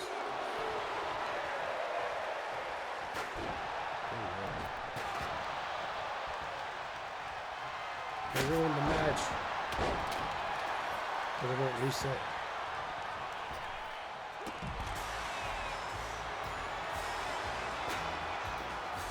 Who did Scott Steiner just pin? Oh, Rick Steiner's coming in. Wait. How did he win the match?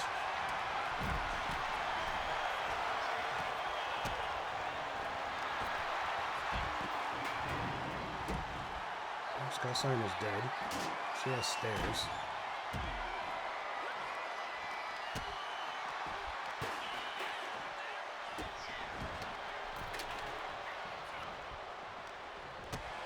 Broadcast.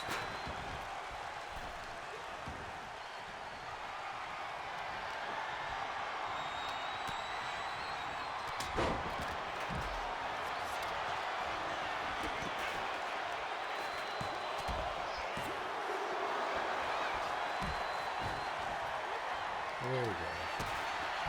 Jeez, that took a while. Lines of blades.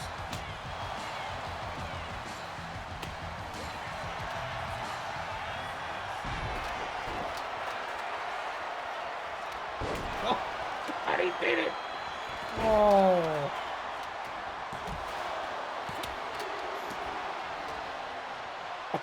What the Steiners are, dude? Oh my God.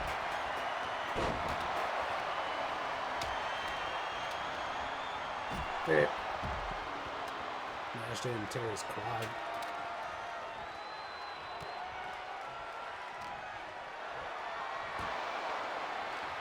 Yes. I heard that, and I think I should review them.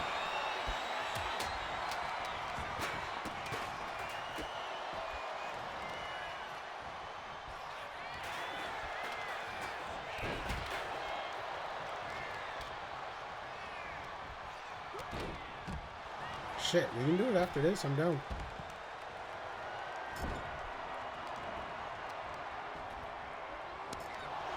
Damn.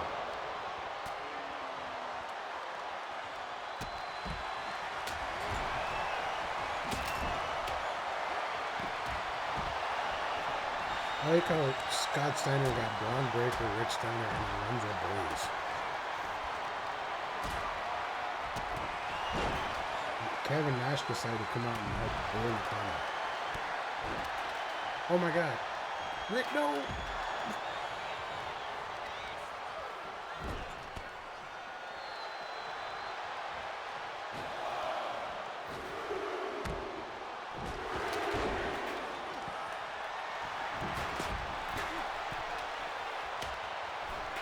Oh!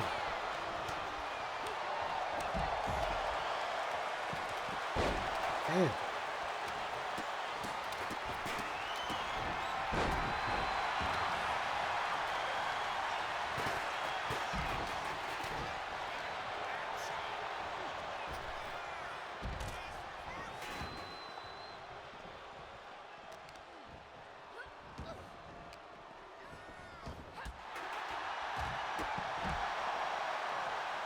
I wonder if that means something. I heard he was very,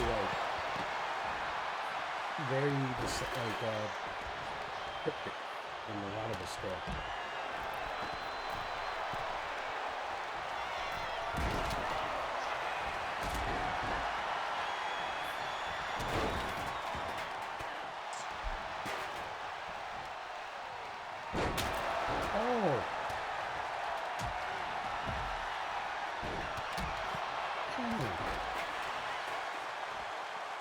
match is crazy.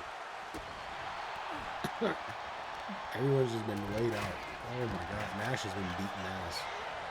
Look, he's not even hurt. He's been powered on people and shit everywhere.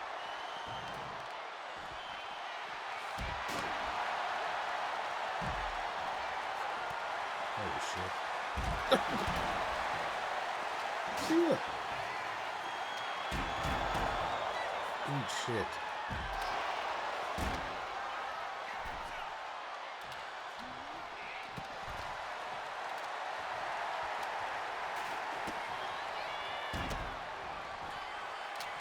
Yeah, his straps are down. He's beat the shit.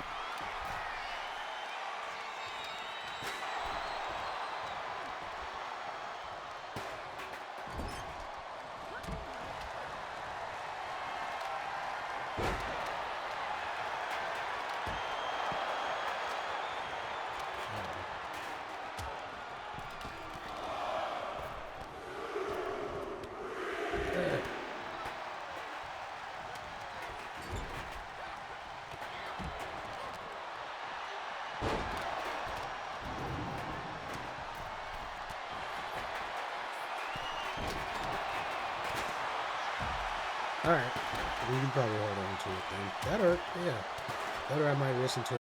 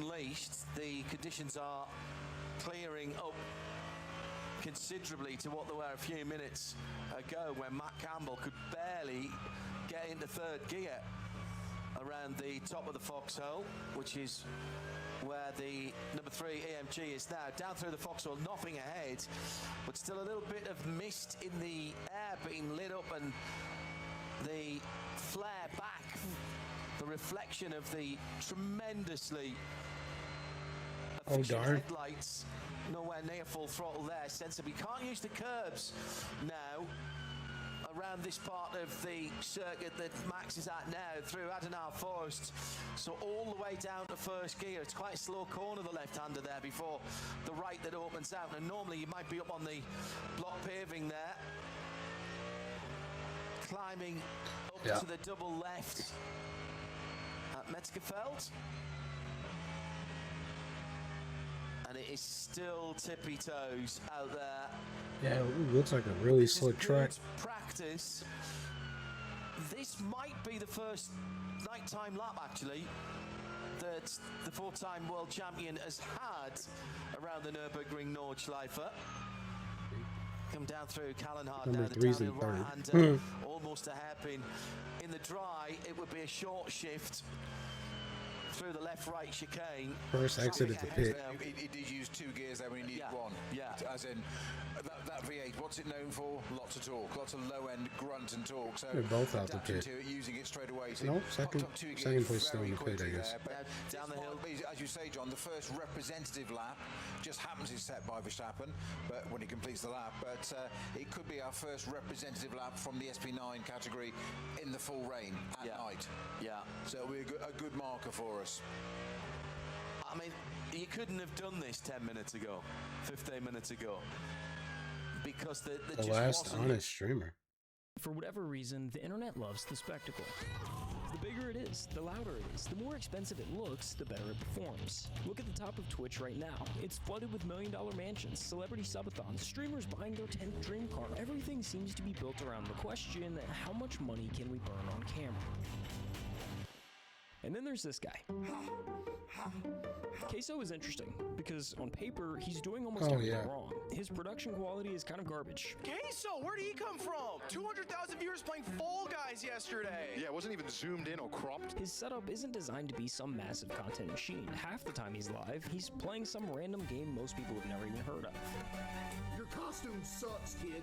I mean, when your entire job is getting people to watch you, you don't turn down a Mr. Beast video. But Queso did. Queso did not respond to my message. And somehow, despite doing the opposite of what the internet tells creators they're supposed to do, he's still one of the biggest streamers on the planet. How does that happen? The honest answer is that none of this should have worked, because Queso's had the odds stacked against him since day one.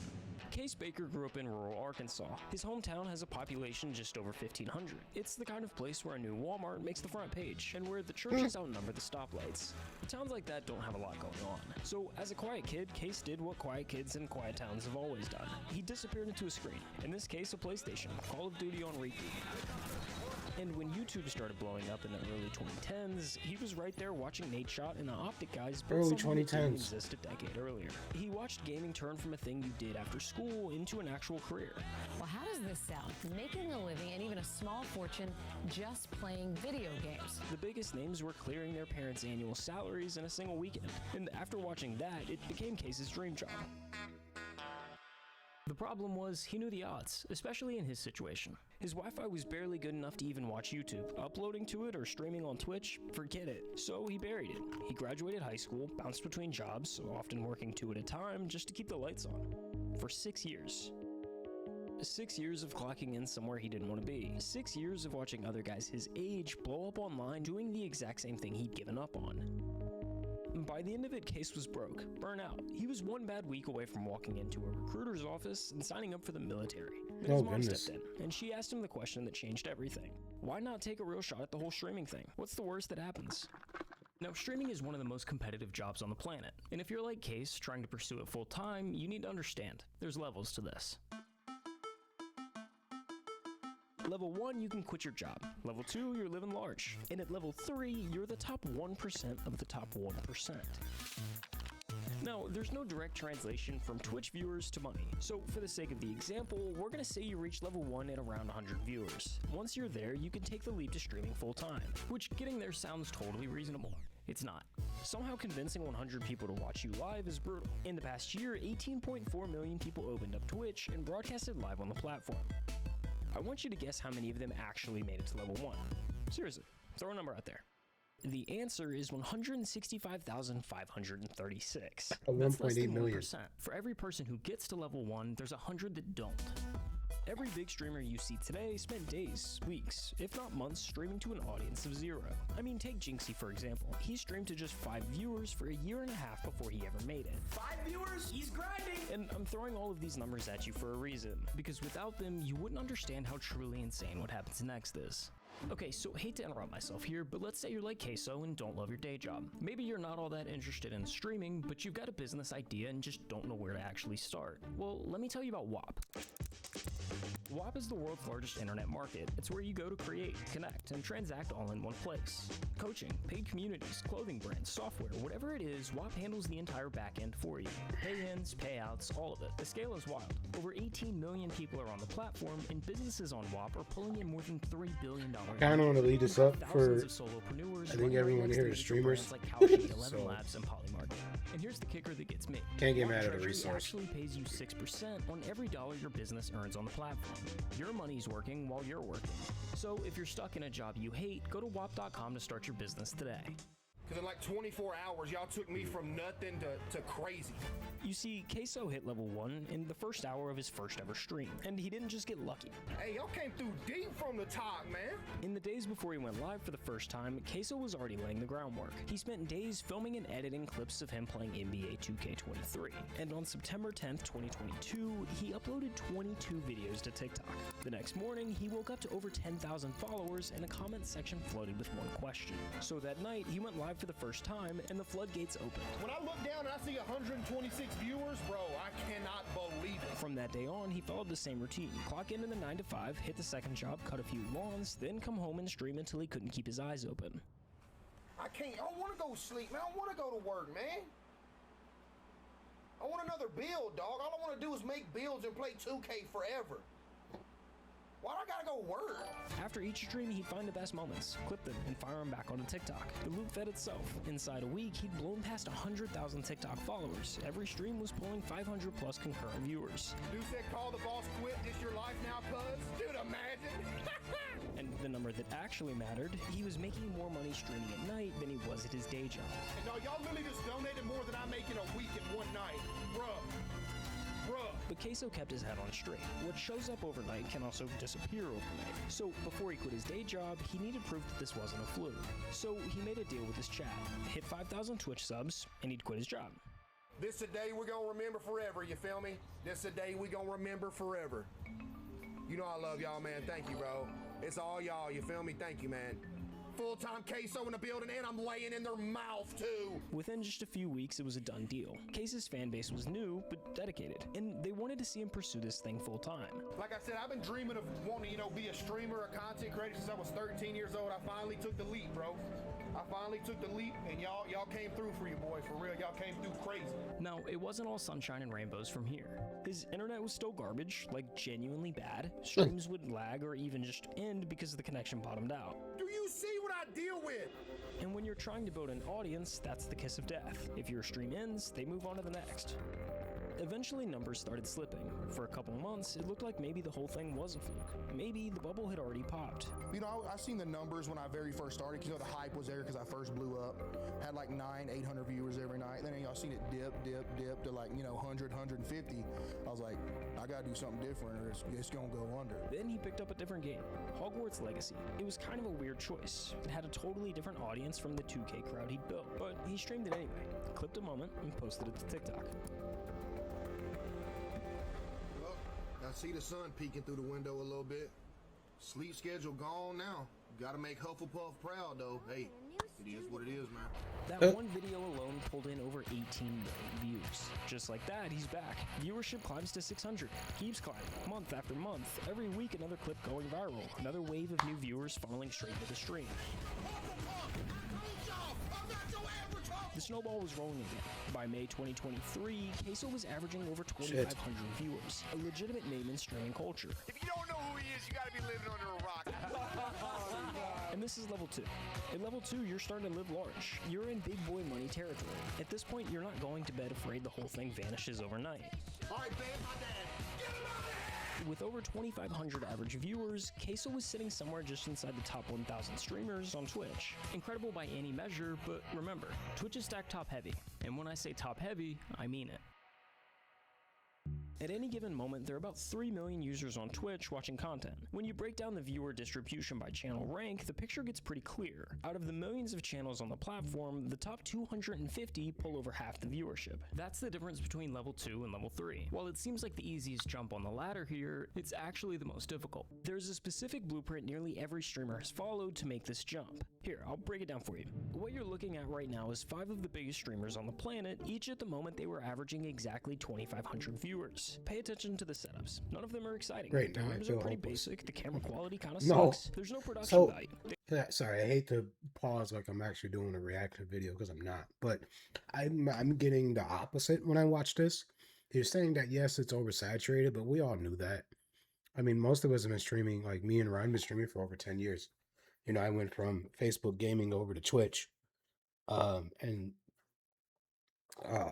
it's just you put in the grind. So I'm feeling, I guess, motivated more than I am like, fuck this. They look like what they are, just guys streaming from their bedrooms. Now fast forward to when those same streamers are pulling 10,000 viewers a night. Everything's changed. The lighting's dialed in. The cameras are crisp. The rooms look intentional. This is the blueprint kicking in. And it all starts with one realization. At this level, streaming isn't just a job anymore. It's a business. And like a business, the goal is to make as much money as possible. The internet, for whatever reason, craves a spectacle. And the spectacle game is pretty easy to play. You've kind of just got to spend money to make money. The setup is just the start. Next comes the move to LA. Buy the mansion, drop the I just bought my dream car video. Hire a dozen editors to pump out clips around the clock. By the time you're clearing 50,000 viewers, it turns into an optimization race. Every stream, every upload, every second of content is engineered to milk the cash cow. The longer you stay on the top, the more efficient it becomes. And weirdly, the more the internet praises you for it. But the spectacle only works if people are still looking. Relevancy is the whole game. The second your numbers dip, I feel that. Sometimes I do wonder if streaming on a newer platform gives gives myself a chance to be on a cutting edge or something. Blank on Thursday. You show up to every mainstream streamer event. You become a permanent fixture in the It's tough. conversation because the conversation is the product. And the fastest way to stay in a conversation is to stand next to someone bigger than you. Take those same 5 streamers and pull up their biggest streams of all time. Can you be Fortnite on with Kick Drake, Hayden and Ross, Twitch Donald now? Trump I don't remember. Kai Cenat, the LeBron stream that pulled over a I know million you dual stream on YouTube. That's the blueprint. I'm not necessarily saying it's bulletproof or guaranteed. But I'm just it's the strictly safe on route. Twitch. Every streamer But I've been who's made wanting it to to. the top 250 We've been has thinking run some version about of that exact playbook based going on over to constant Facebook gaming, evolution. like back to Queso Facebook ignored this gaming approach along with altogether. YouTube, His and strategy then is quite literally the opposite in just about every put possible all 3 sense. on one. The last time we talked about Queso, he was fresh off of Hogwarts, averaging 2,500 viewers. So let's run that same comparison from earlier and fast forward to when he's at 10,000. Well, actually, Facebook gaming's no more. Just Now that I changed. think about I'm it. sure he did I think buy they a new stopped. house, but he moved from a trap house to a trailer just across town. Either way, at the end of the day, his computer monitor is still being held up with a vacuum cleaner. If I don't have the vacuum cleaner holding up the back of the monitor, it'll fall over. And then back here are my PCs. You can tell they're being held up by books as well. And the camera quality seems to somehow have gotten worse. Chad, my stream quality is actually so crispy. It looks like it's in 4K. Since Hogwarts, he's continued to stream 4 to 6 nights a week. Same time, same chat, rotating through whatever random games he feels like. Supermarket Simulator, Granny, Dress to Impress. What is this? Why is it on my front page? Playing it. Games a normal person wouldn't think to stream, but then you watch for 5 minutes and you start to get it. This is the funniest dude on the internet right now. Just plays the most random everything. Queso, where did he come from? 200,000 viewers playing Fall Guys yesterday. Because the game isn't the point. The chat isn't there for the games. They're there to watch him fall out of his chair for the 10th time this month and narrate it like he's describing a car accident. Yo, that almost killed me. Oh! Yo! Chat! The chair is dead, dude! To watch him get jump scared by a horror game and That's scream at a hilarious. volume that blows out the mic. And that's why it worked. By January of 2024, Queso was averaging over 50,000 concurrent viewers every single night, making him the number 3 ranked See, and this was streamer also on 2 years ago. Twitch. Like, my mind is weird. Like, in my mind, I still don't have the thought of, like, I still made it. Yeah. Because in my mind, I feel like if I have that thought and tell myself that I made it, You don't want to get like lazy. It's going to go downhill. Yeah. You know what I mean? By every metric the industry actually uses, Queso is underperforming. He's leaving growth on the table at every possible turn. He doesn't invest in new setups, he doesn't upgrade his gear, and has no real plan to optimize himself. Every analyst will tell you he could be twice the size he is if he just ran the playbook like everyone else. And honestly, they're probably right. But here's the thing. Queso never looked at any of that and felt like he was losing something. Buying a house in the hills, pulling up in a supercar, collecting all the things that say you've made it. None of that ever seemed to be important to him. And there's nothing wrong with wanting those things. A lot of creators go in with exactly that goal in mind. But Queso sits in this rare category of someone who actually reached the I made it moment and genuinely doesn't want it. It was never about like being huge, just like, because it didn't matter the money. I just wanted to do what I loved for a living. I could be, pinching pennies to make it, but as long as I get to stream every day instead of go to work, I was cool with that, you know? But to be clear, it's not like he's allergic to money. He's the #3 streamer on Twitch. The guy is doing just fine. Yeah, but there's a difference between making money and squeezing every last cent out of your audience. He's never done any kind of subathon. He doesn't say yes to every brand that comes knocking, and he doesn't manufacture dramas to give the numbers a little bump. The way he sees it, you can't leave money on the table if it was never what you sat down for. Some of my most favorite jobs I ever had were the jobs where I was making pennies. Yo, I'm not even finna lie to y'all. I think y'all just donated more than my week's paycheck in one night. I'm talking about sitting in the parking lot of the dollar store, having to call my mom, be like, hey, can you spot me $50 for food for the rest of the week? But you know what? I was happy. Like, if I could turn this into something, just be able to do this with y'all every day, that'd be a dream come true. Yeah, I was broke, but it was all right because the job was cool. Dude, I'm not worried about Twitch ad revenue. I would rather people have a good viewing experience than make an extra, whatever a month. So that's the money half of the blueprint. The mansion, the supercar, the optimization strategy. But the blueprint isn't only about money. The other half of the blueprint is relevancy. The streaming world has a short memory, and the way you fight that is by staying in the conversation. Podcasts, events, collabs, it all comes down to the same idea. Stand next to someone bigger than you, and you get to share some of their spotlight. Well, if you thought he was underperforming on the money side of the blueprint, just listen to this. In 3 years as one of the biggest streamers on the planet, he's done exactly one traditional collab. Jinxie. What's the furthest you've ever traveled? Florida, and that was one time to go to Jinxie's house.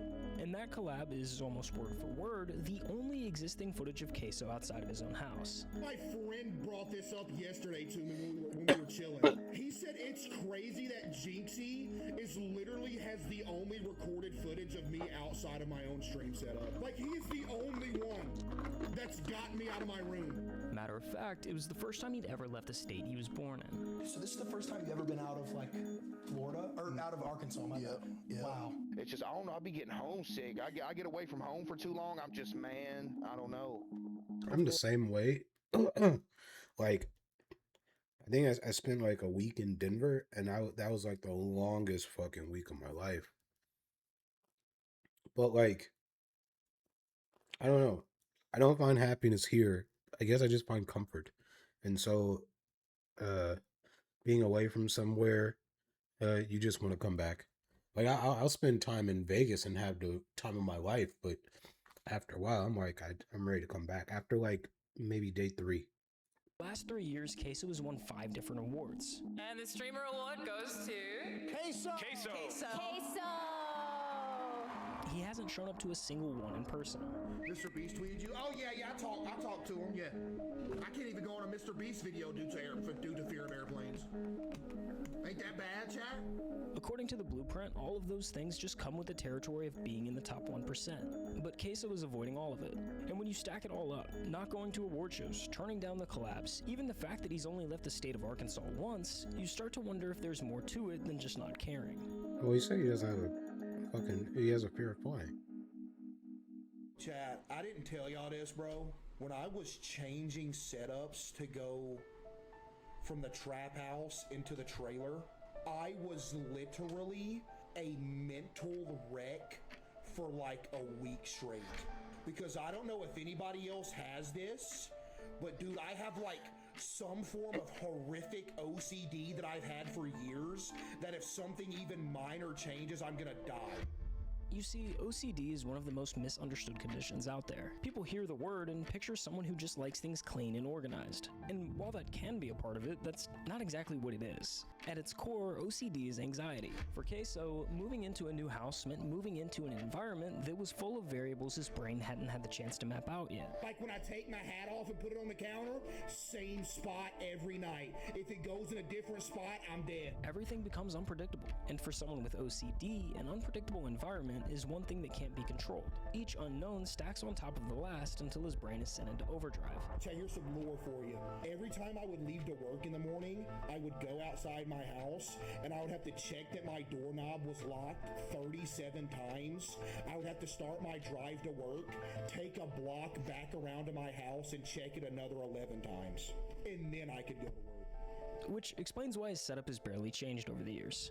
It's one of the places where his brain already knows the answers to all the questions. It's his rules at his pace, all in an environment that makes him most comfortable. But that need for predictability doesn't stay contained to his house. It follows him everywhere. I went out in public 3 times in a row. I got recognized all 3 times. I never went outside again, bro. Like some people, bro, came up like, hey, yo, can I get a picture? Everybody started looking. I'm like, oh man, dude, I was about to pass out, man. Outside of that room, he controls nothing. Who's around him, how they got there, whether someone grabs his shoulder before he sees it coming. None of it is up to him. I don't go out in public. I don't. Never. When he's at home, it's easier to manage because, well, he's in his own house. But in public, there's no way to make the unknown stop.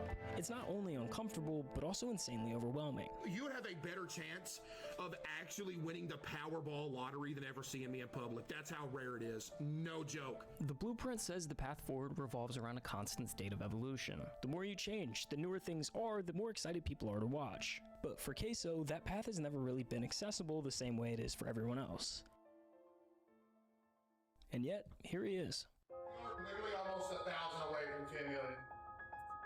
Say it ain't so. This is a moment in history? No, this is a moment in history. Behind everything, the awards, the numbers, the journey from a rice mill to the number 3 spot on Twitch. Almost nothing has actually changed. You definitely gonna do this full time? Hey, I hope so, CJ. That'd be a dream come true for your boy, man. Maybe my parents don't have to work no more either. That'd be a dream come true too, bro. He's been grounded in the fact that streaming was never about being the very best. It was always about building a life worth living, for himself and for the people he loves. Wait, Mom, we're about to hit 10 million. I can't believe what I'm seeing. Oh my goodness. Damn, you stole. What are you burning? No way, we're about to hit it.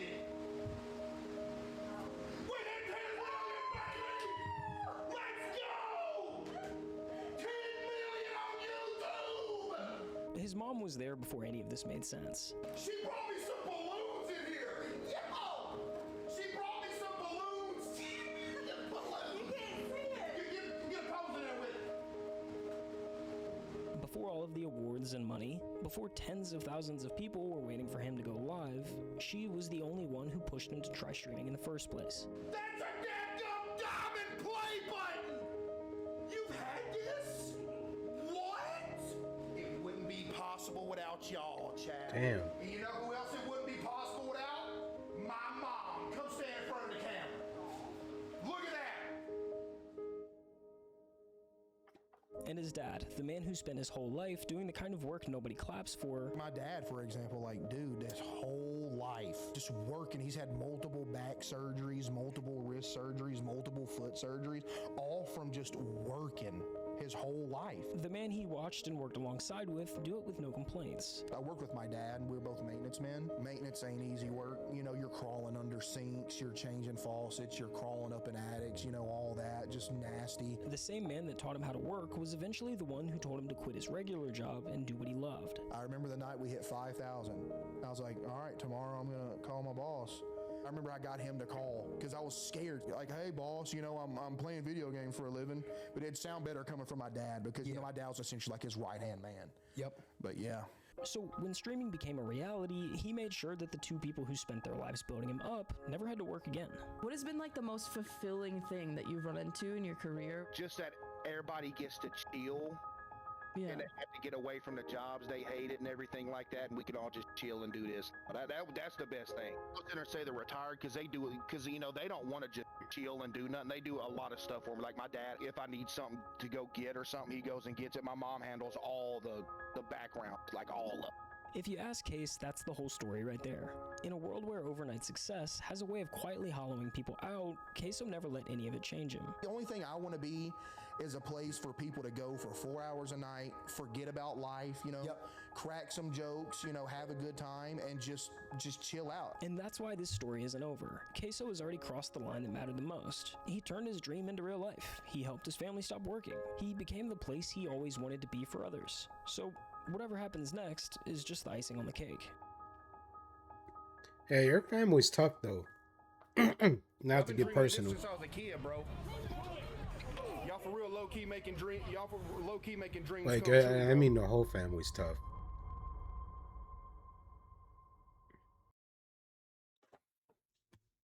I want to Beat me on 2K26 and win $1,000. I wish I was there for that. For whatever.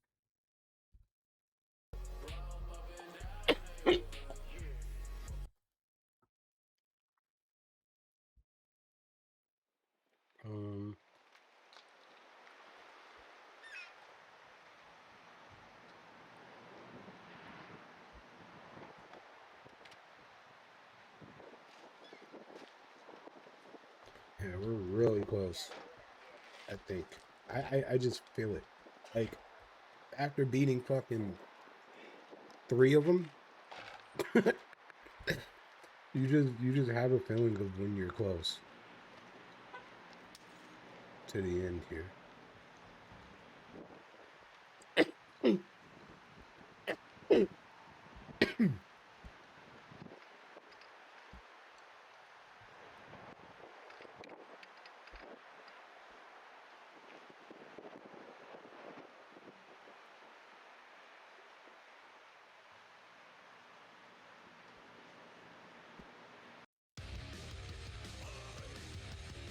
I was like, what the fuck is that?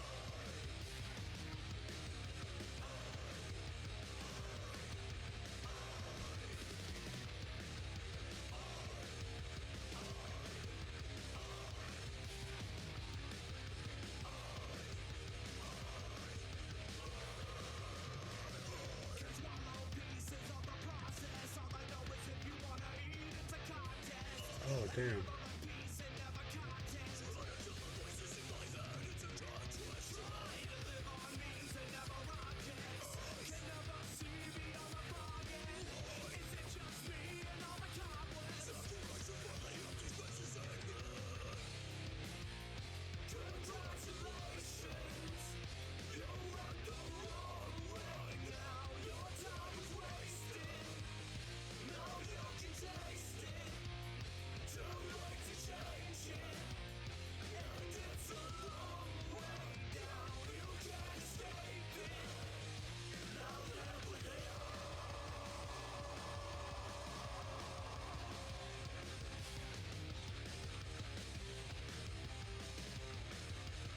Well, that's how it's fucked.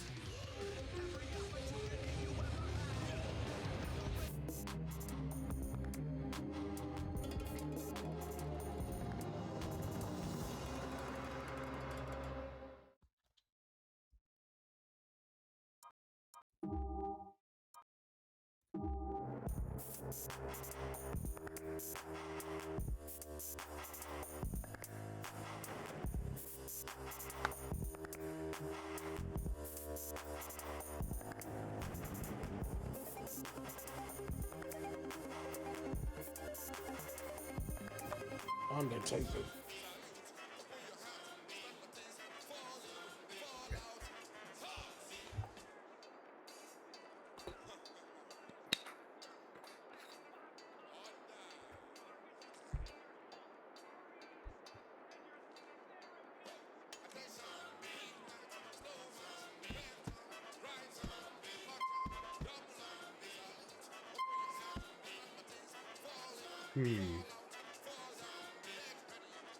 I'll keep the outfit.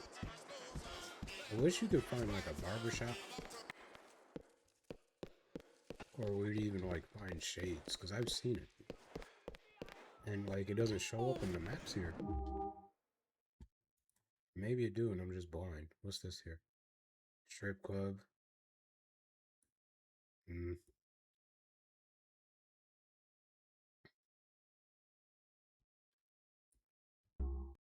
You know, like not even in here. Assassin. What the fuck? There's Phil. There. Yeah, it's like it doesn't show. And then like when I went over to the clothing shops, like I couldn't really find anything.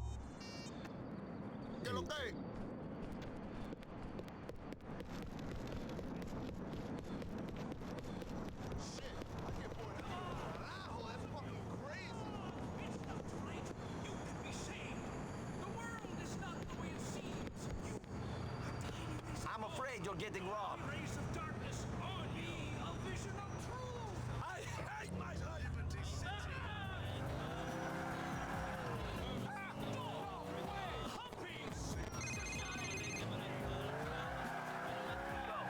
Cheryl McCreary, calling from the Albany State Correctional Facility. Hey, Jerry. I heard you've been locked up. I'm sorry to hear that. We gotta discuss something. Put you on the visitors list here? Come down. Oh, that's a different G. Okay. It's red. What's this G?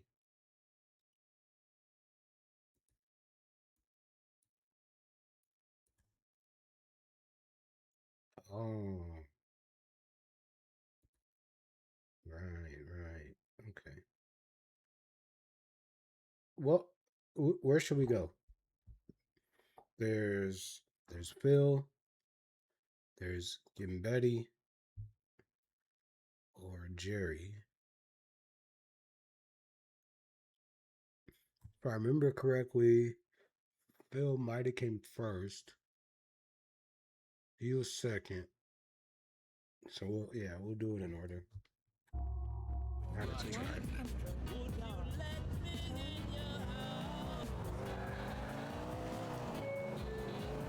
I thought it was Slip, right? Slipknot right away. So I there. Yeah. Well, whoever did their mixing, it turned out really good.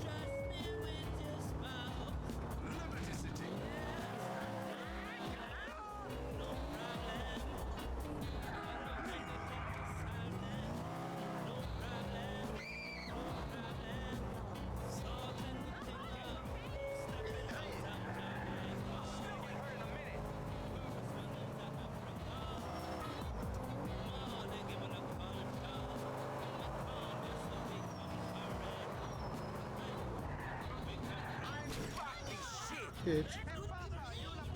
Chill, lady. Calm down.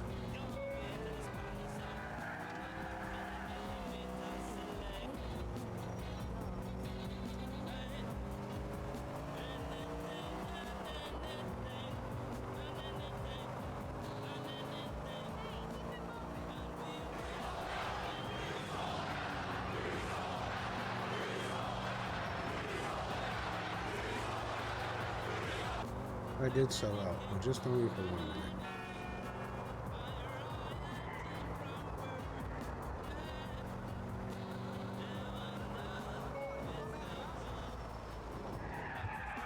minute. Ugh.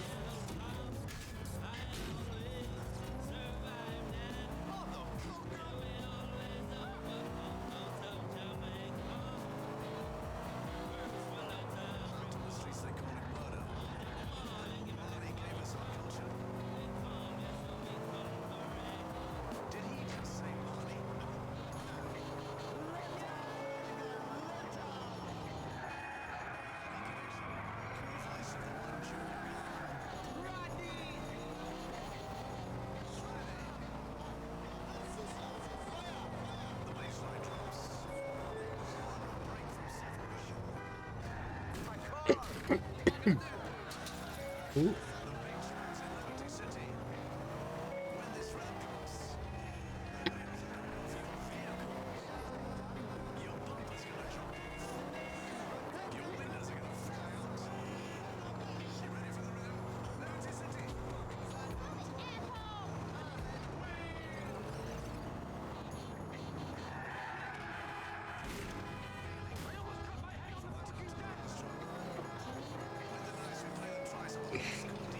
I almost come back on the fucking deck.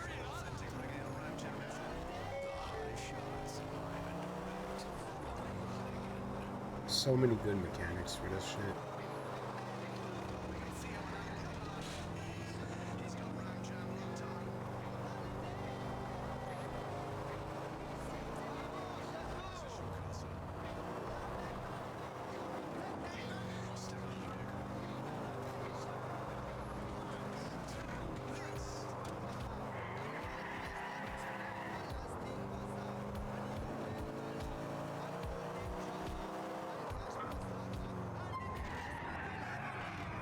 Ugh.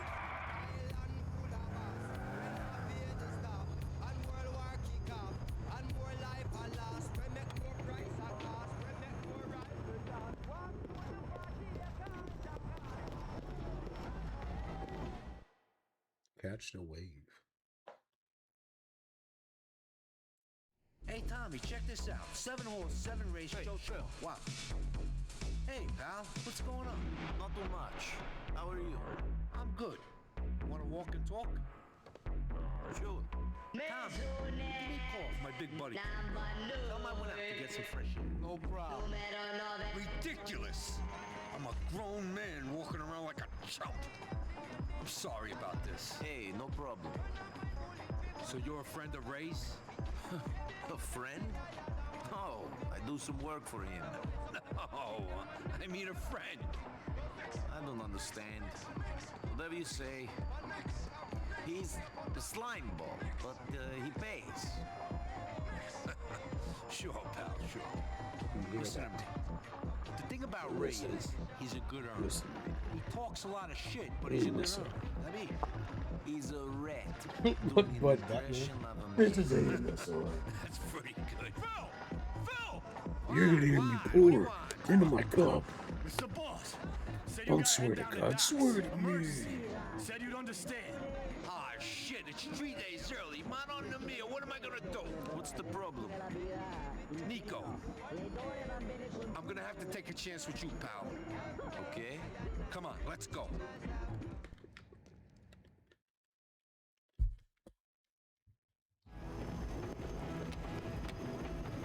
Okay, listen, there's a truck waiting for us. It's under the overpass off Catskill Avenue. Drive us there.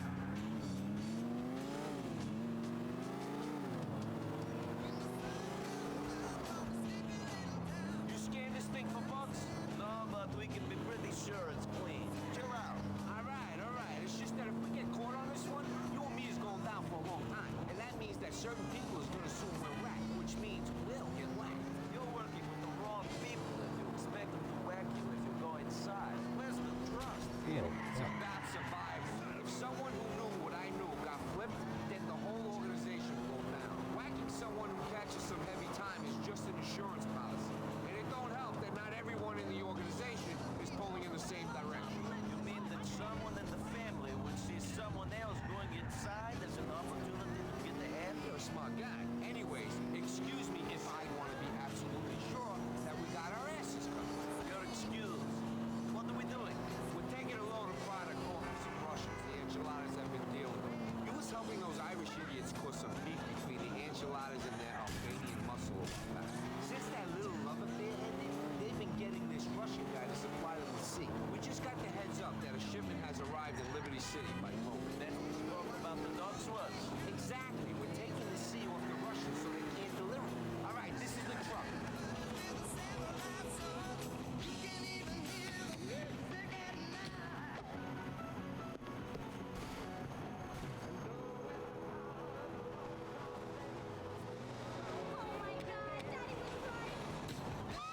Hello?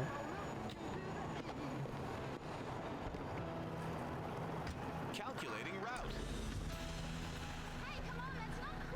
In 10 yards. Turn. Why we need this truck?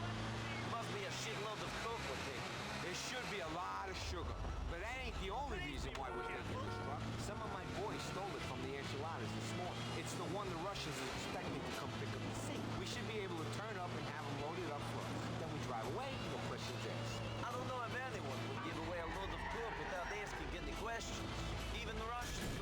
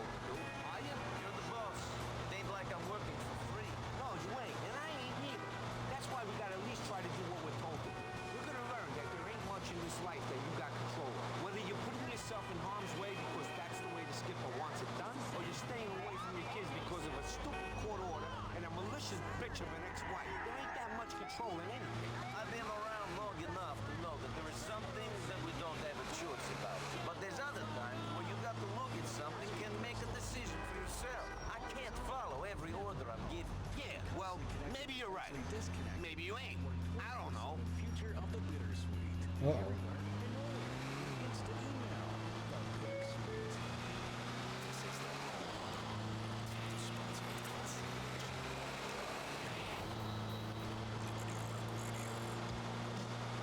I'll pull it up after this mission.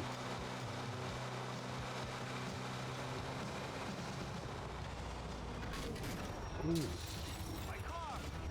What did I hit?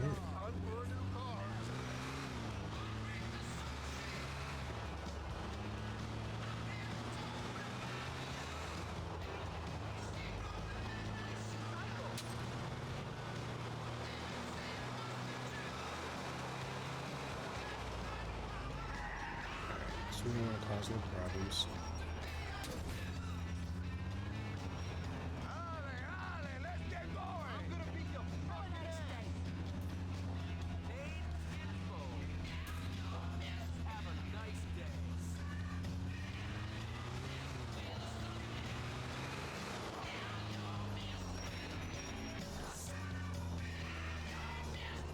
Go.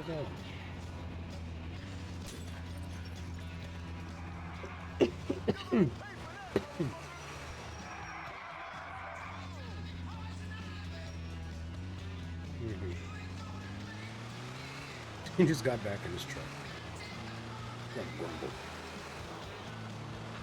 Grumble.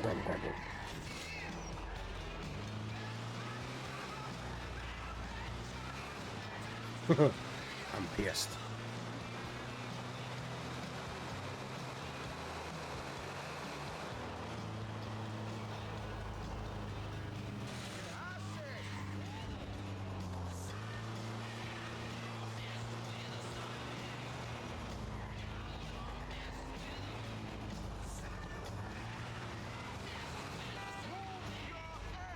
This is it.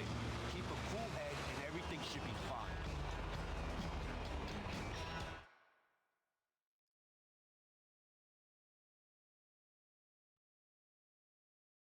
Don't know about that one there, bud.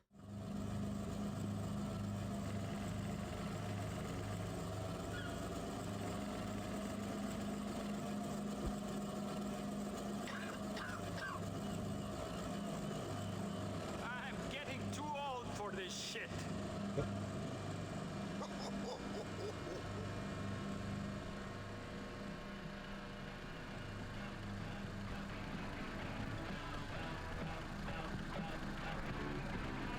Hey, buddy, we're here to pick up the shipment. I don't speak English. Fuck off. Hey, amigo, let's make this easy. I just want to give the stuff to my boss and go home. I don't let anyone in here until I get the word. There's something wrong about you. Get out of the truck real slow. Nico, looks like we're gonna have to do this the old-fashioned way. Shoot these commies.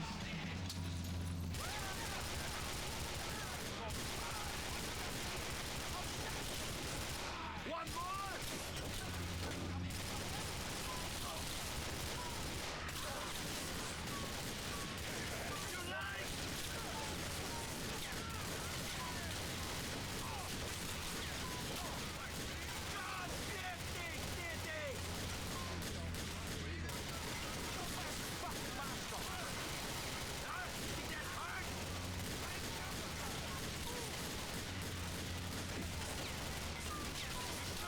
Damn.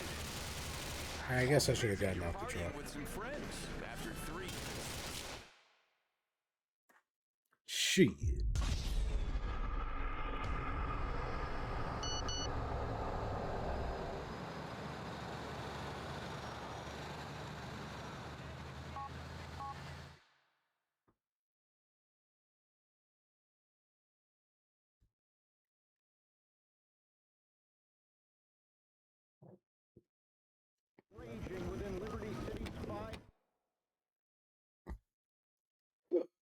I should have watched that video. Okay, listen, there's a truck waiting for us. It's under the overpass off Catskill Avenue. Drive us there.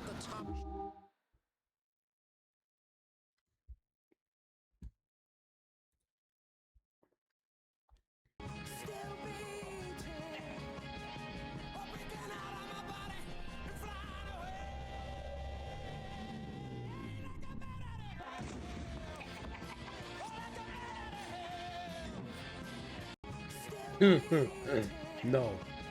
Doc, they're not gonna allow like 90 of his moves. Like, dude's been so innovative with his moveset. You're not gonna be able to. He's not gonna get away with like 90 of them.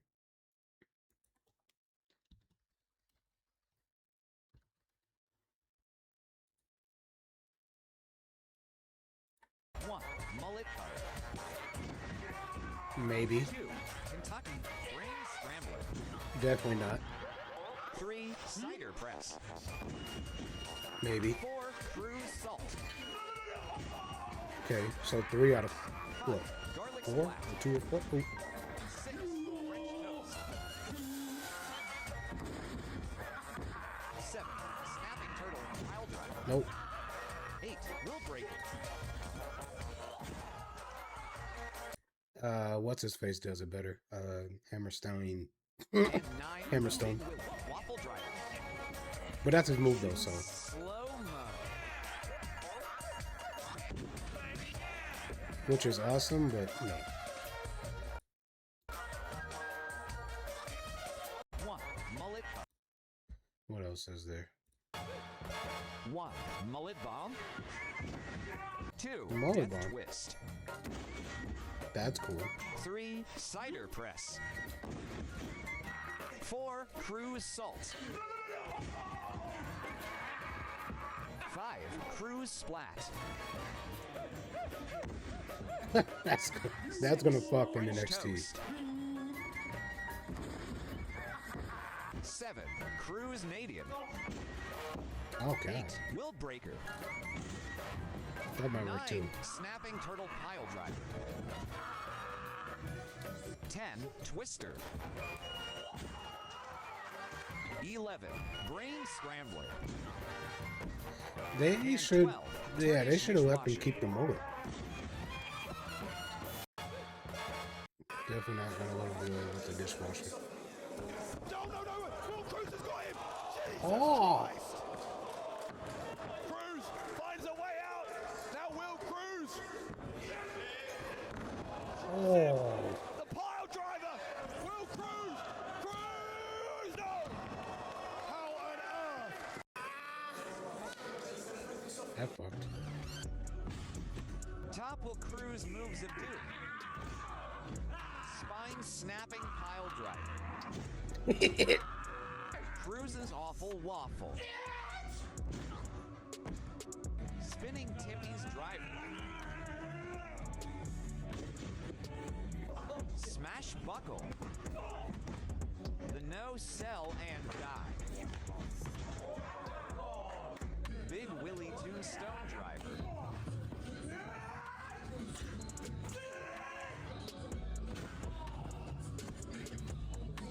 And the slow and painful Gotch pile driver. Hell yeah.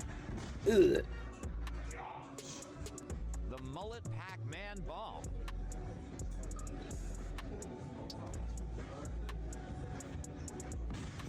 And Will's pedigree style package pile driver. Hell yeah.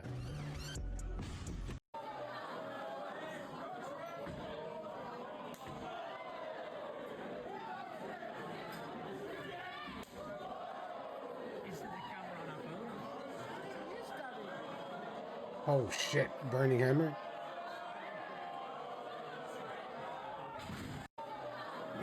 Will Cruz is that guy as he's taking a Burning Hammer. 1, mullet bomb. 2, death twist. Yeah, he's good.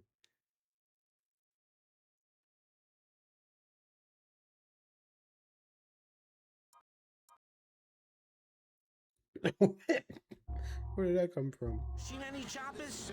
Any birds been in the sky? They big for a helicopter enthusiast. Fuck you, I ain't. I just keep thinking these choppers is following me, that's all. The feds are watching my every move. I flip out even when I'm outside. Keep your head. Things ain't even started. What are we doing? Taking a shipment of coke from some Russians before they can sell it to the enchiladas. I'm paranoid because we especially don't want to get caught on this one. We get caught and everyone will be coming after us. The feds will throw away the keys. The Russians and the enchiladas know we was fucking them over. Hell, our whole family might come after us for fear we'll turn states. Hey man, this familiarity is getting to you.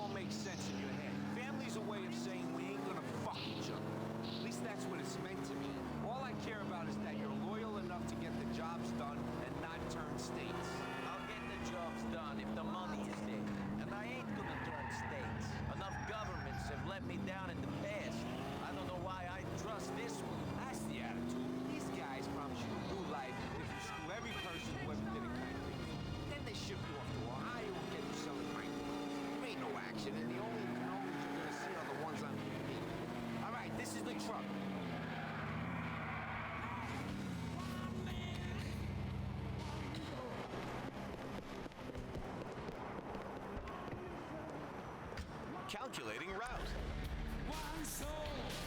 Turn right. They're gonna let us take the coke with this truck then, are they? That's the plan. Whether it works or not remains to be seen. You know something? I would have liked Ray to be on this job instead of me. But there's some things that he ain't trusted with. I don't think I'd trust him to send me on another job after the shit he had me doing. After all of that, you guys didn't even get the diamonds. That wasn't a successful operation by any way you look at it. I'm hoping that this endeavor is going to be more fruitful. For the record, I did everything I was meant to do. The problem was Ray's planning and the amount of people involved. Too many people wanted that dice. No one was ever going to end up with it. Well, a lot of people want to get a hold of this merchandise as well. By your logic, that means it's going to end up dissolving into the Humboldt River. I don't want that to happen. Me neither. Maybe if we want it more than anyone else, we'll be able to hang on to it. It's going to take more than wanting it real bad. It's going to take a clear head. Ray's a greedy rat. He wants this stuff more than anyone else. But that don't mean he's going to get it. He's got his eyes on my position. The skip is too, I'm sure. Wanting it and getting it are two Is Trent 7 on the card? he makes it so obvious. It's I'm disgusting confused. to see him trying to Who he's catching strays for? What do you do to you? His moves might be easy for you to see, but maybe they're working. Maybe he's getting somewhere. He definitely knows a lot of people. Shit, if anyone does start listening to Ray shit, then I could be in some trouble. I'm hoping that day don't come.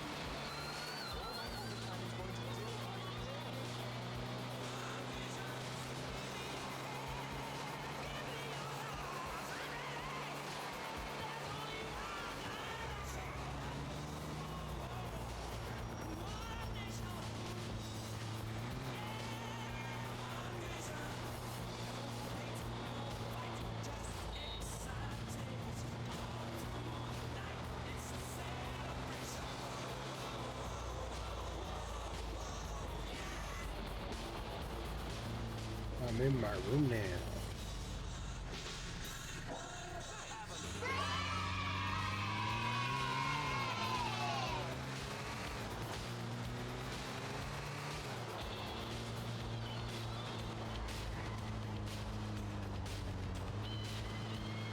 We were watching a little bit of tonight's race.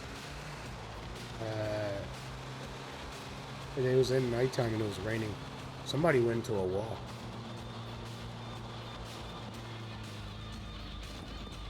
But the same person who won the last race, the Mercedes, they were in first. Number 20. This is it. Keep a cool head and everything should be fine.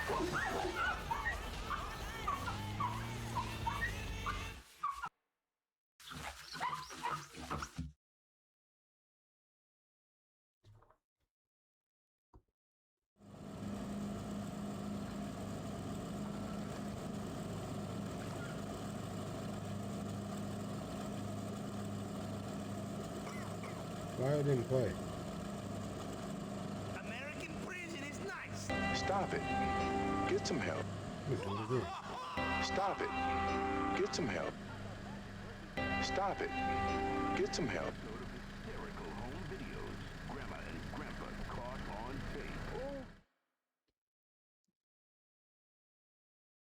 Buddy, we're here to pick up the shipment. I don't speak English. Fuck off.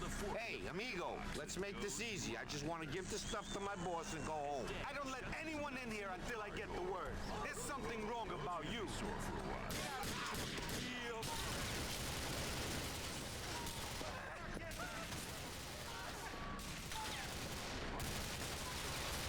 Oh.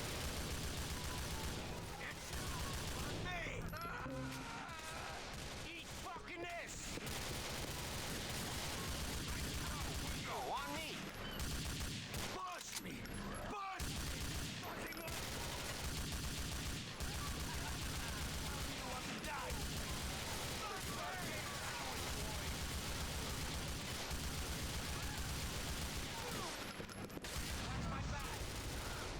Oh shit.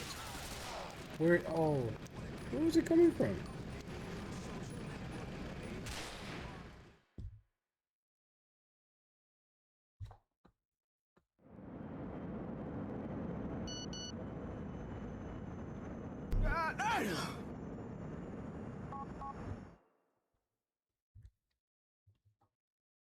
All right. First try, Joe.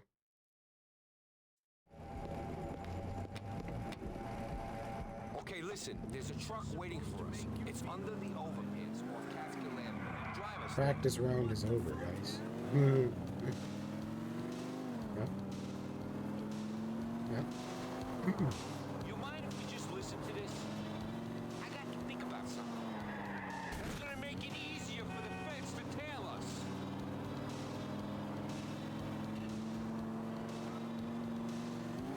You know, you're even frustrated when they're like, all right, man, we're just gonna let the radio play. The feds love this speed.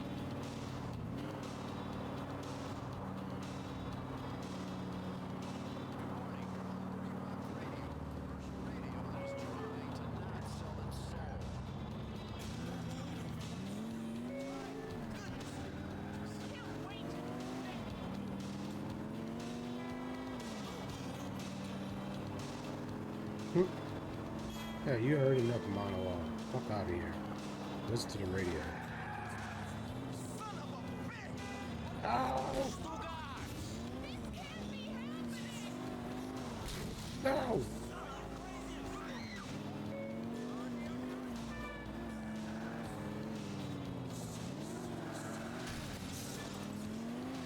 Alright, this is the truck. Trying to attract attention!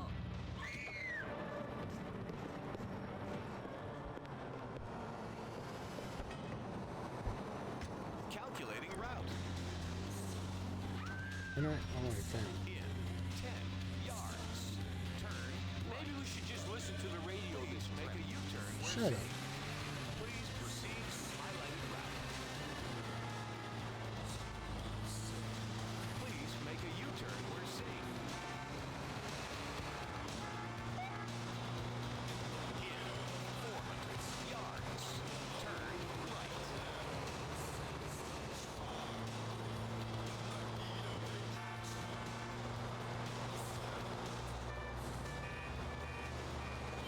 You want to get stopped?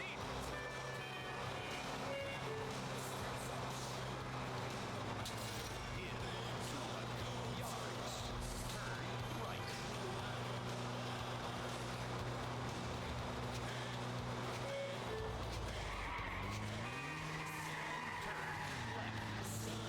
I guess one thing I could use is, I think if you become good friends with Dwayne, he offers you some people. Right? Is that correct? Yeah, I think he gives you like 2 people that'll come with you on missions.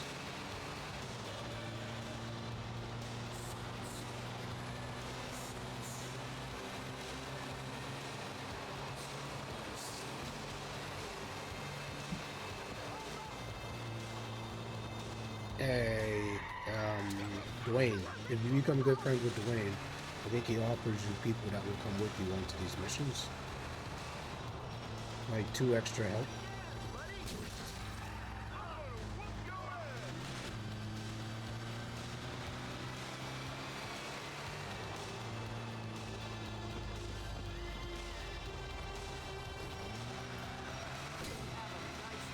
Jesus, the damn cops.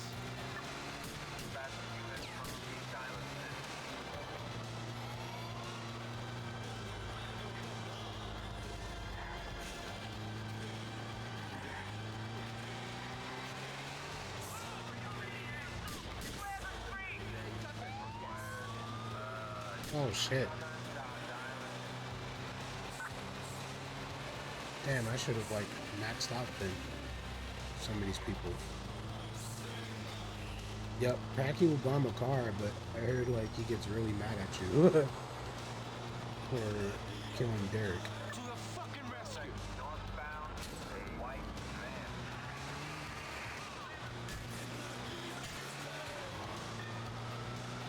I'm gonna get you so bad, you motherfucker. Yeah, I forgot. Like I didn't forget about them, but I'm kind of like thinking about it. Like, damn, like I should have used them.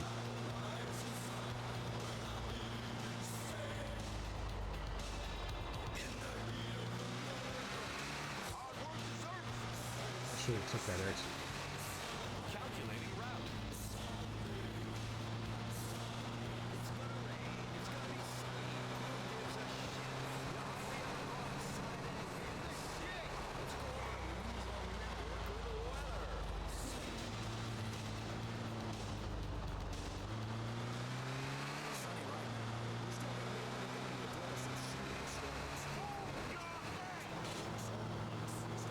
By the way, Logan, if you exclamation point Rico, that's your sound.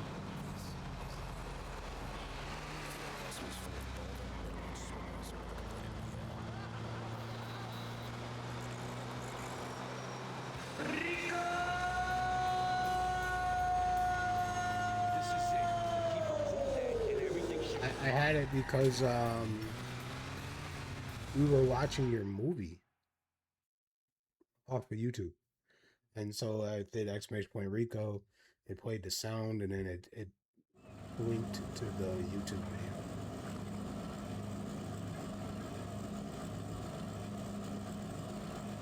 You bought me the camera.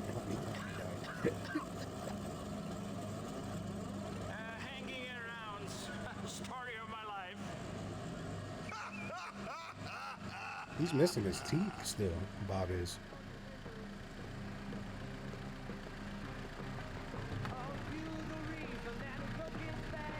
Hey, buddy, we're here to pick up the shipment. I don't speak English.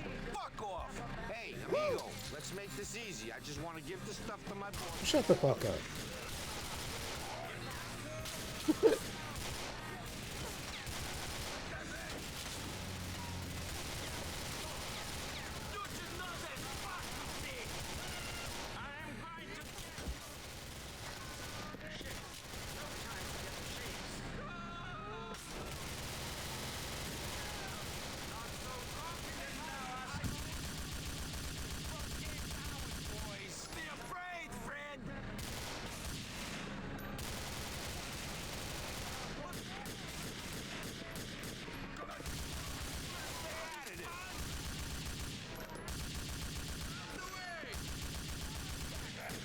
He's a bitch.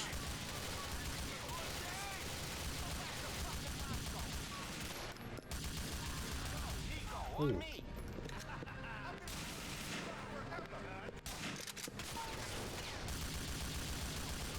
Ah, bitches.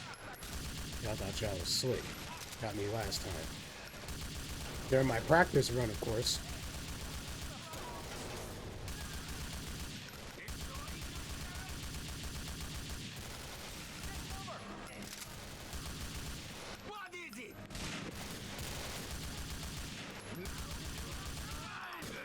Hey, there might have been someone on my team.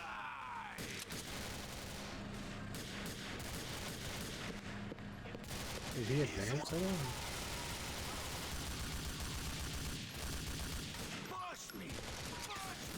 Who the fuck?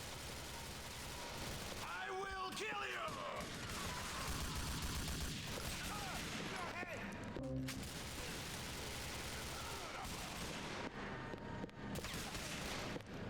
God, there's so many of y'all. But why?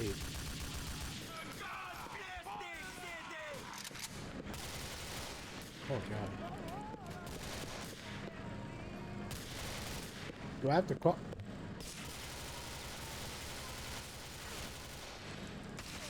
Oh man, this is fuck.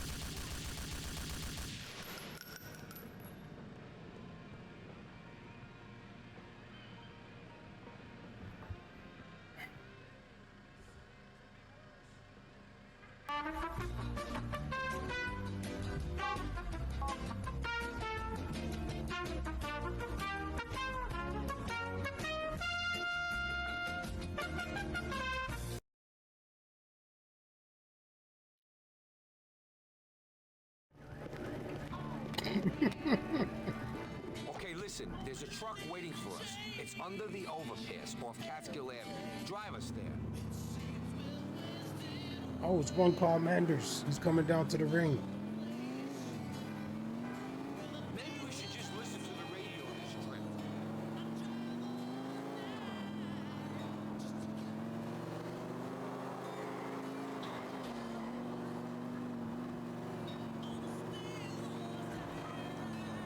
The feds love this speed.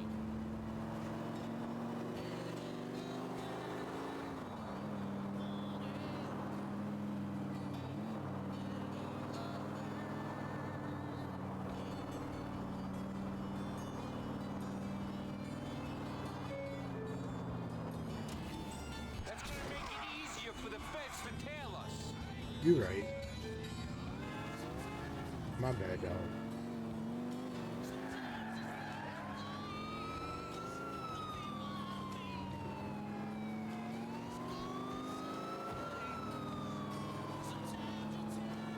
Scared the shit out of me. I thought I was wanted.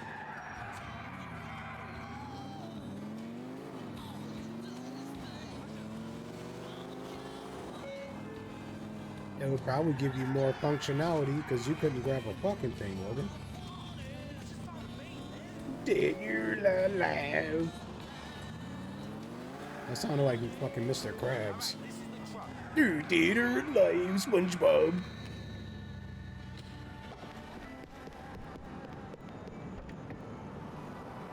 Calculating route. Turn right. Buddy, buddy, buddy. Oh, God.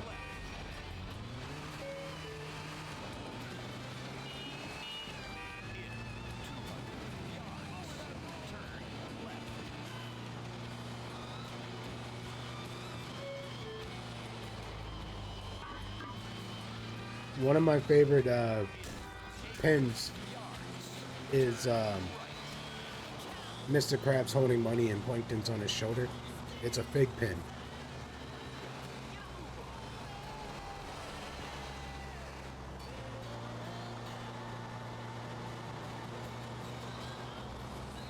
There has to be a way you can rotate the fucking thing, man.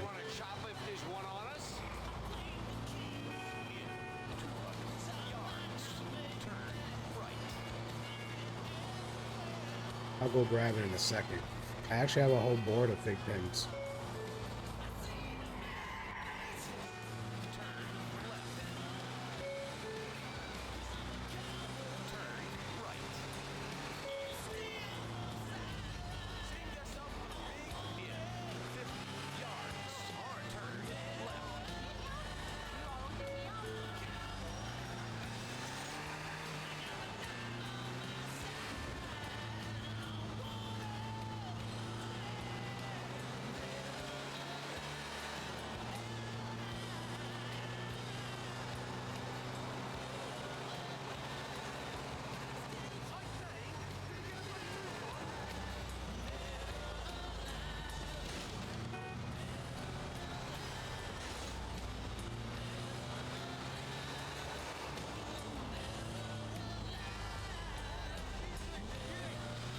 Y'all suck.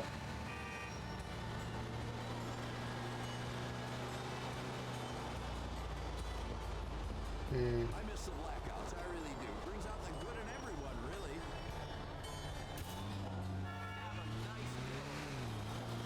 I wish you could get a finger like GTA 5.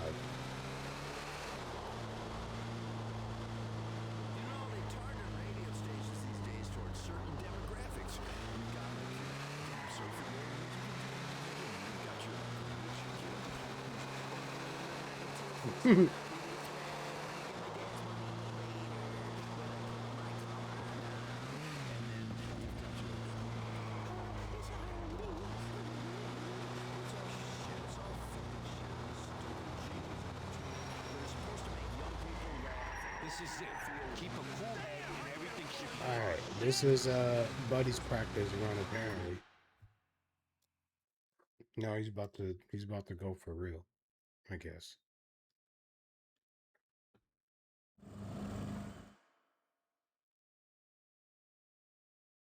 Buddy, we're here to pick up the shipment. I don't speak English. Fuck off. Hey, amigo, let's make this easy. I just want to give the stuff to my boss and go home. I don't let anyone in here until I get the word. There's something wrong about it. Get out of the...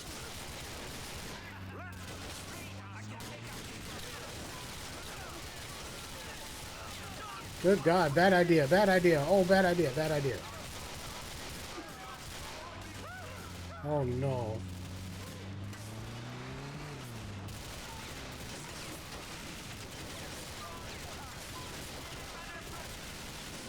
Speed run death. Practice run on death.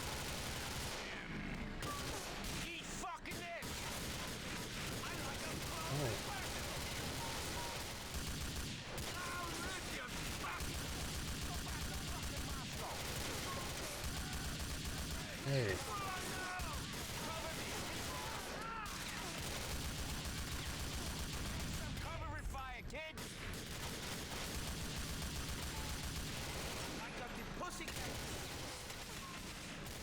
Oh, fuck. Oh, fuck. Yeah, that was on me. That was on me. That was my bad.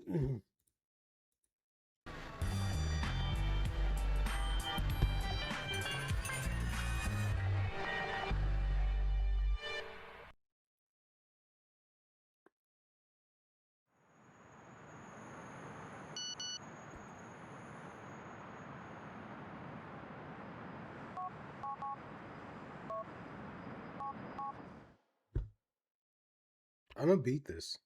I know I am.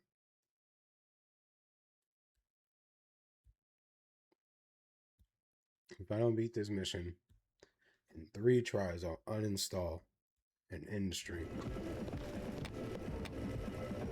Like, Okay, fuck listen, all this. There's a truck waiting for us. It's under the It's not worth it, man. Drive us there. It's not worth it, dog.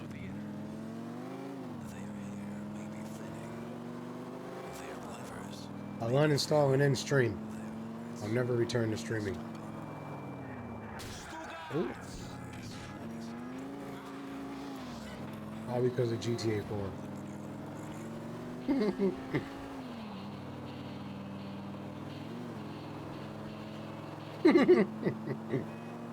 Throw it all away, man.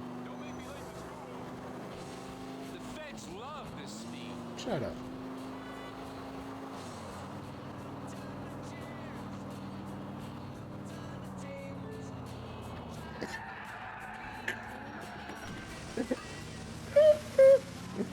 Yep, that's me. Inside a Scientology building. How did I end up here, you ask?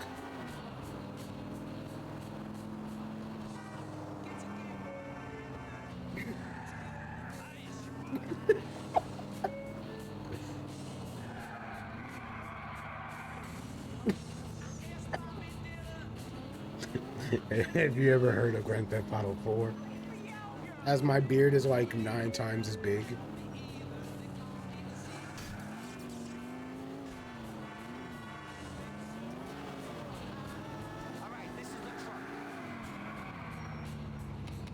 I took a vow of silence. Became a monk. Calculating route.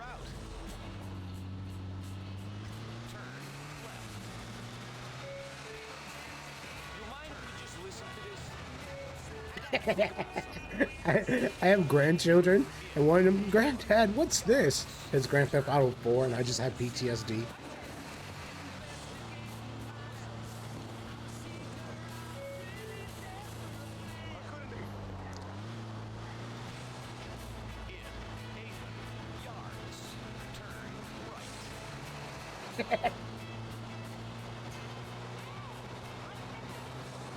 Yeah, I fucking lose my shit and Jake has to show up with his 5 o'clock shadow. What's going on?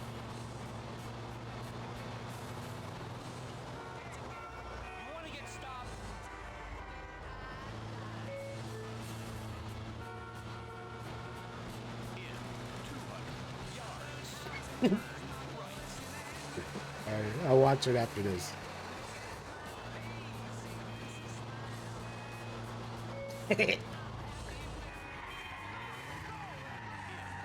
Dude, you want to talk about falling for AI?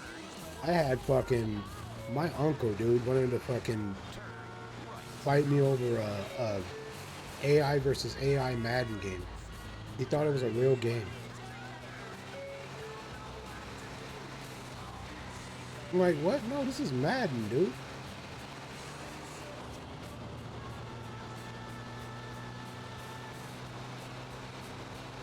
Since when was football games shown on a Tuesday? But there is Tuesday night football.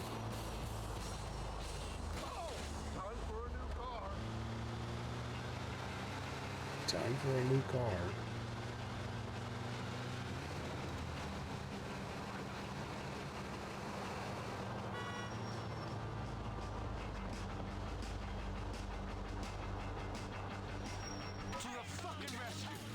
I paid my $5.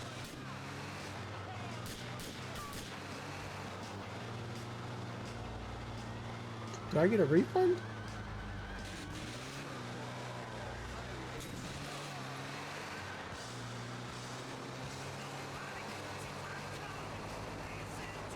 Hold on. Do I get my $5 back?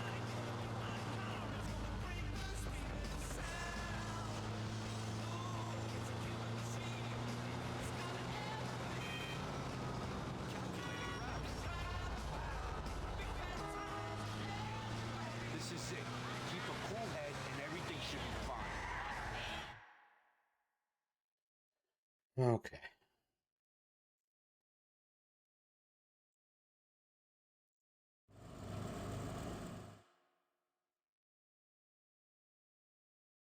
Buddy, we're here to pick up the shipment. I don't speak English. Fuck off.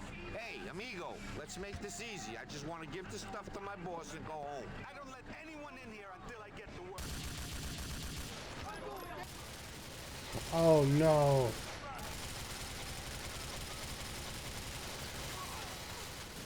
Oh no.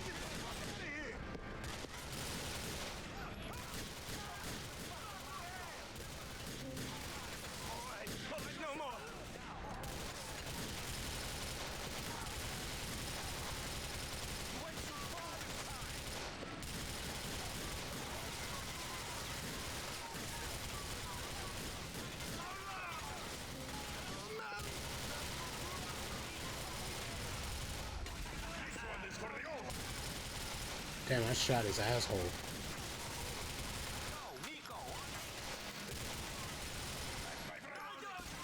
There you go.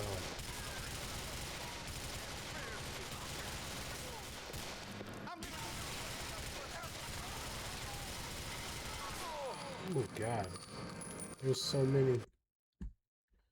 There's so many. Oh, brother, this guy stinks!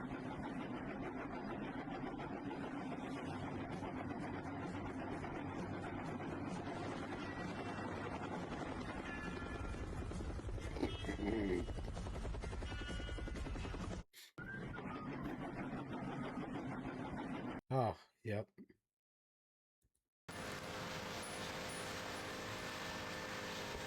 I just hear Nico baby.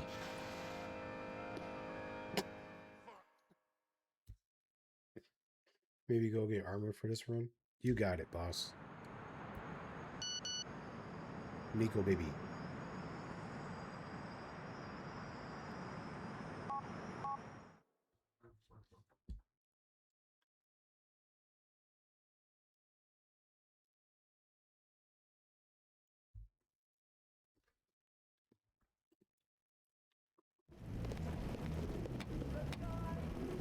Okay, listen, there's a truck waiting for us. It's under the overpass off Catskill Avenue. Drive us.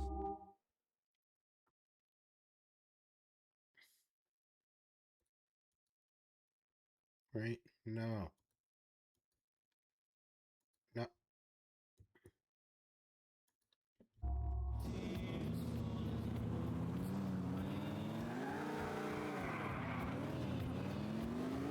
Maybe we should just listen to the radio this trip.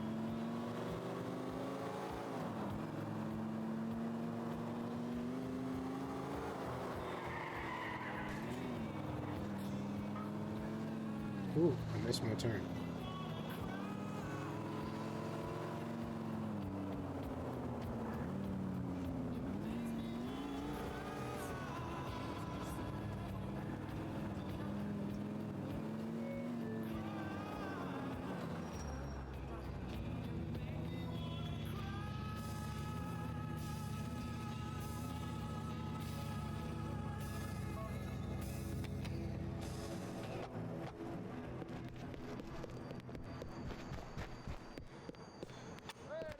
Feel free to browse, buddy, but don't try anything funny. Marches and talk and Nice choice. Classic, reliable, and attractive to the eye. and all about fucking squatters' rights. You don't work, you don't live in an apartment. Pay your fucking rent like any other normal fucking American person would. Squatters' rights. I'll give you a right, I'll give you a left, and I'll give you a kick to the fucking head. Apologies. Alright, you dicks. I respect your right to be a jackass, but not in my store. Excuse me. How about the wrong fucking one? Oh shit. About the wrong one. Was that Garrido yelling at you? Probably.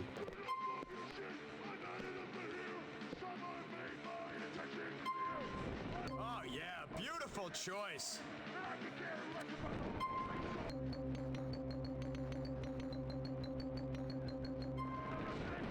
25 of them things? Holy shit.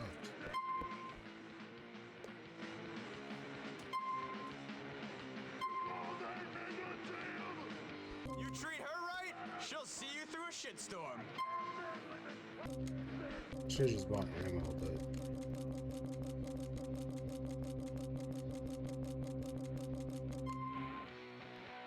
It was right here.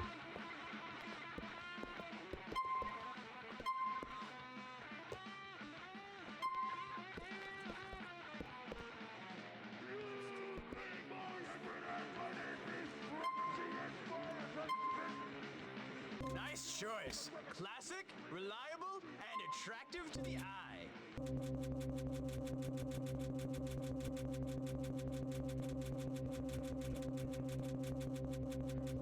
Damn.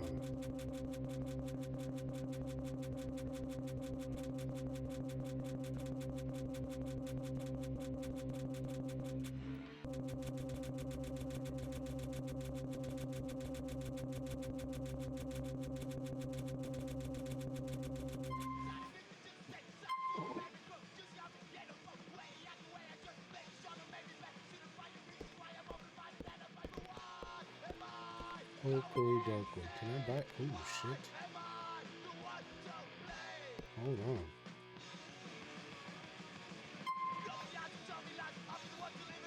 Oh yeah, beautiful choice.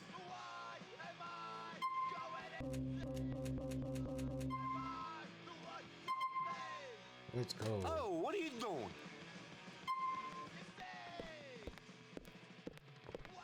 Cool. I'll tell all my homicidal friends about this place. See you.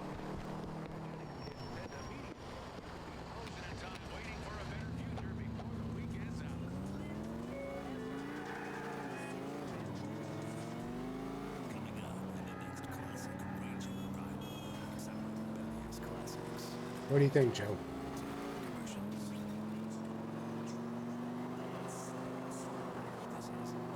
I actually bought a lot more shit. It was like going to Target.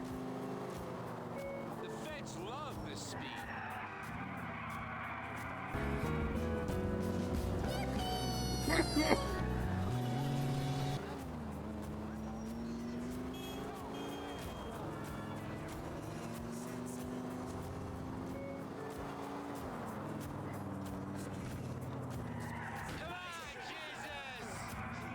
Oh.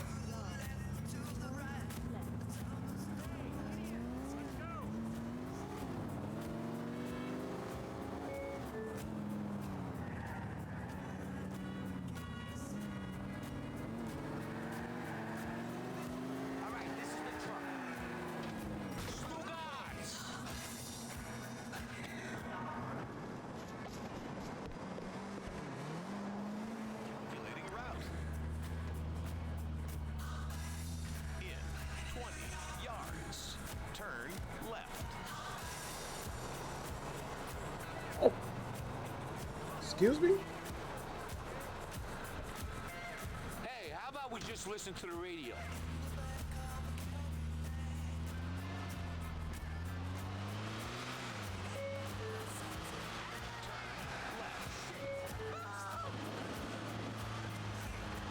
In 100 yards. Turn left.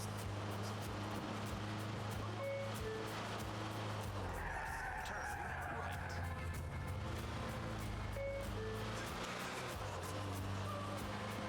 In 40 yards. Turn right. This song slaps. Kind of reminds me of like some in the Warriors.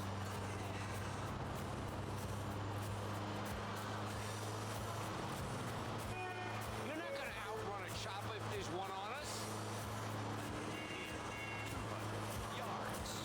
I think I found 2 new tattoos I wanted, Joe.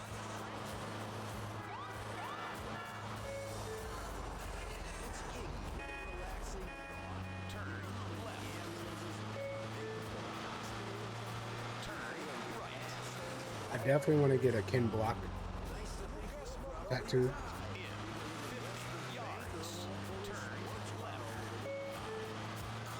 And I want to get the Warriors. The logo, like graffitied on my arm. Just cause like the Warriors is like my favorite, one of my favorite movies, but then also my favorite video game of all time. It's a toss-up between that and Scarface, because I really enjoyed Scarface, but I think the Warriors, I've played a shit ton of times. Over and over, too.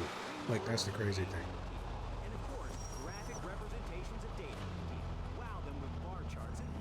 But times were different back then, you know?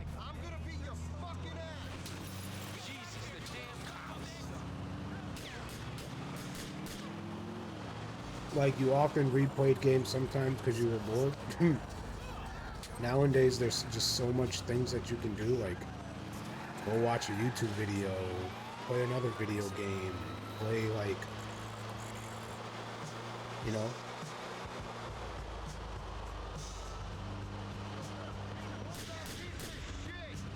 $80 at its cheapest, and you have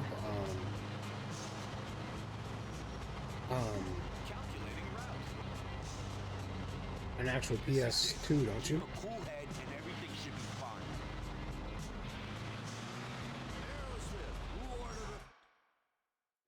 Yeah, Scarface, and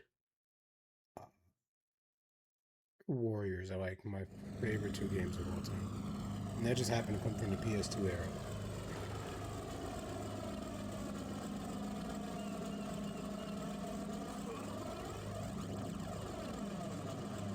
Shit, I could do with a good drink. The Godfather was a really good game too. I played those a lot too. Buddy, we're here to pick up the shipment. But not Godfather. Hey, amigo, let's make Or I can't remember which one it takes place off. I don't let anyone in here until I get the word. There's something wrong about you.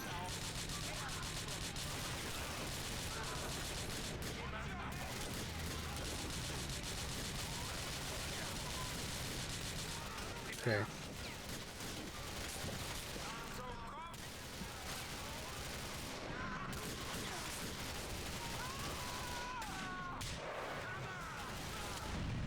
Eat fucking this! Hey man, place you can go. This time.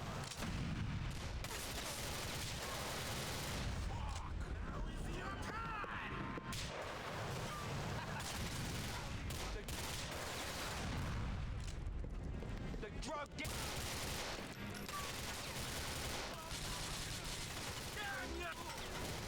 Oh my god, why is there still so many of them? Oh my fucking god. There's just so many.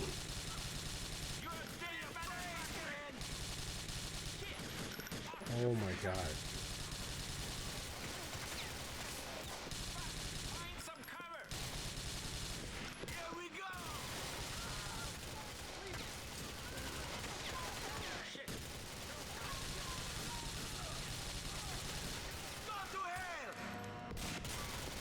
Hey, he's over here. What?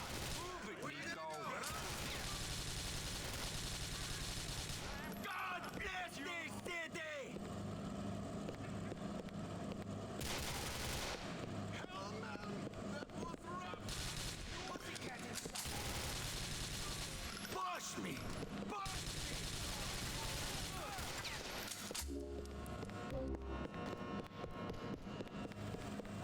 that it? Oh my god.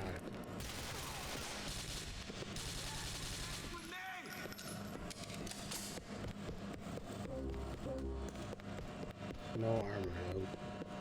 Piece of shit, motherfucker!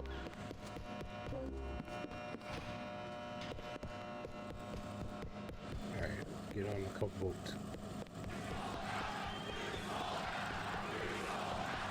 Look at God.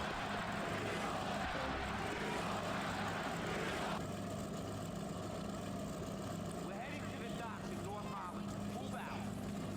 That's some classic action.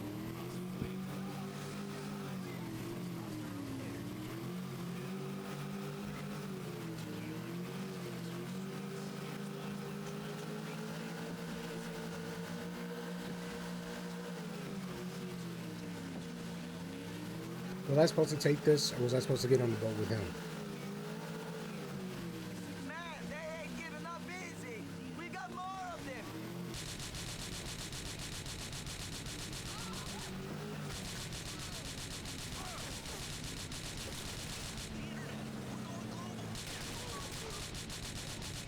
I think we got the cocaine to ourselves now, Phil. He's gone.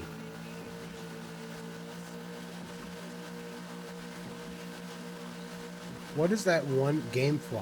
Does Gamefly still exist?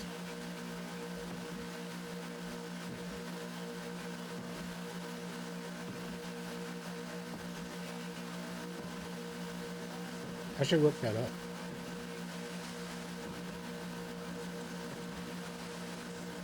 But there's that one guy who learned how to put all his games on one. But we could watch it. He's actually a really dope builder.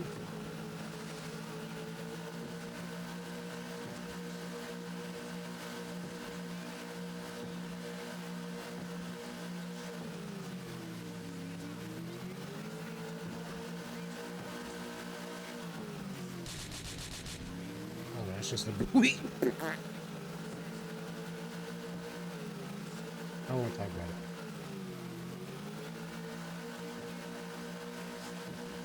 We got the coke to ourselves now, Phil. Bah! We shoot him. Blow him up. Take his coke. It better be Coke Zero. So regular coke will put me in a coma.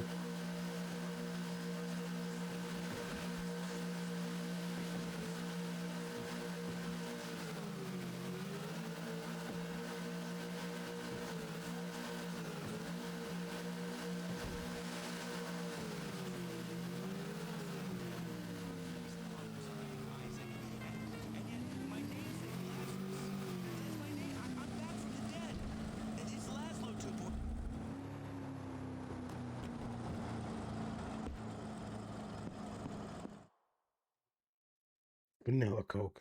Hell yeah.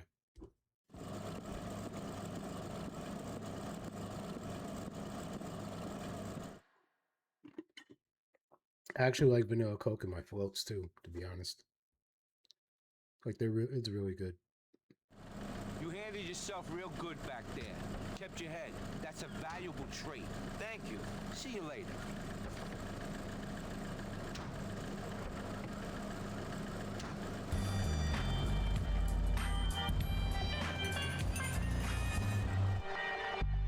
It is good.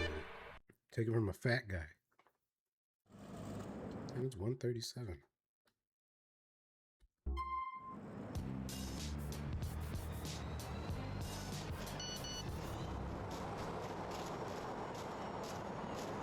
Brucey, check your emails. Suck my nuts.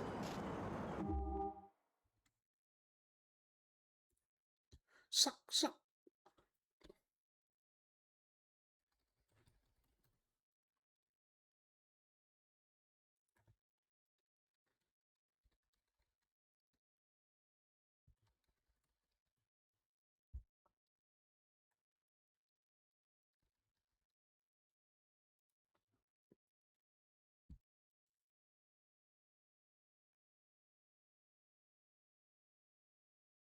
It's neither of these people.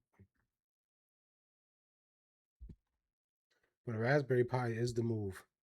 Like, if I can get one of these and put it in one of my PCI slots, like, that will work. Yeah, this motherfucker. Zach Builds.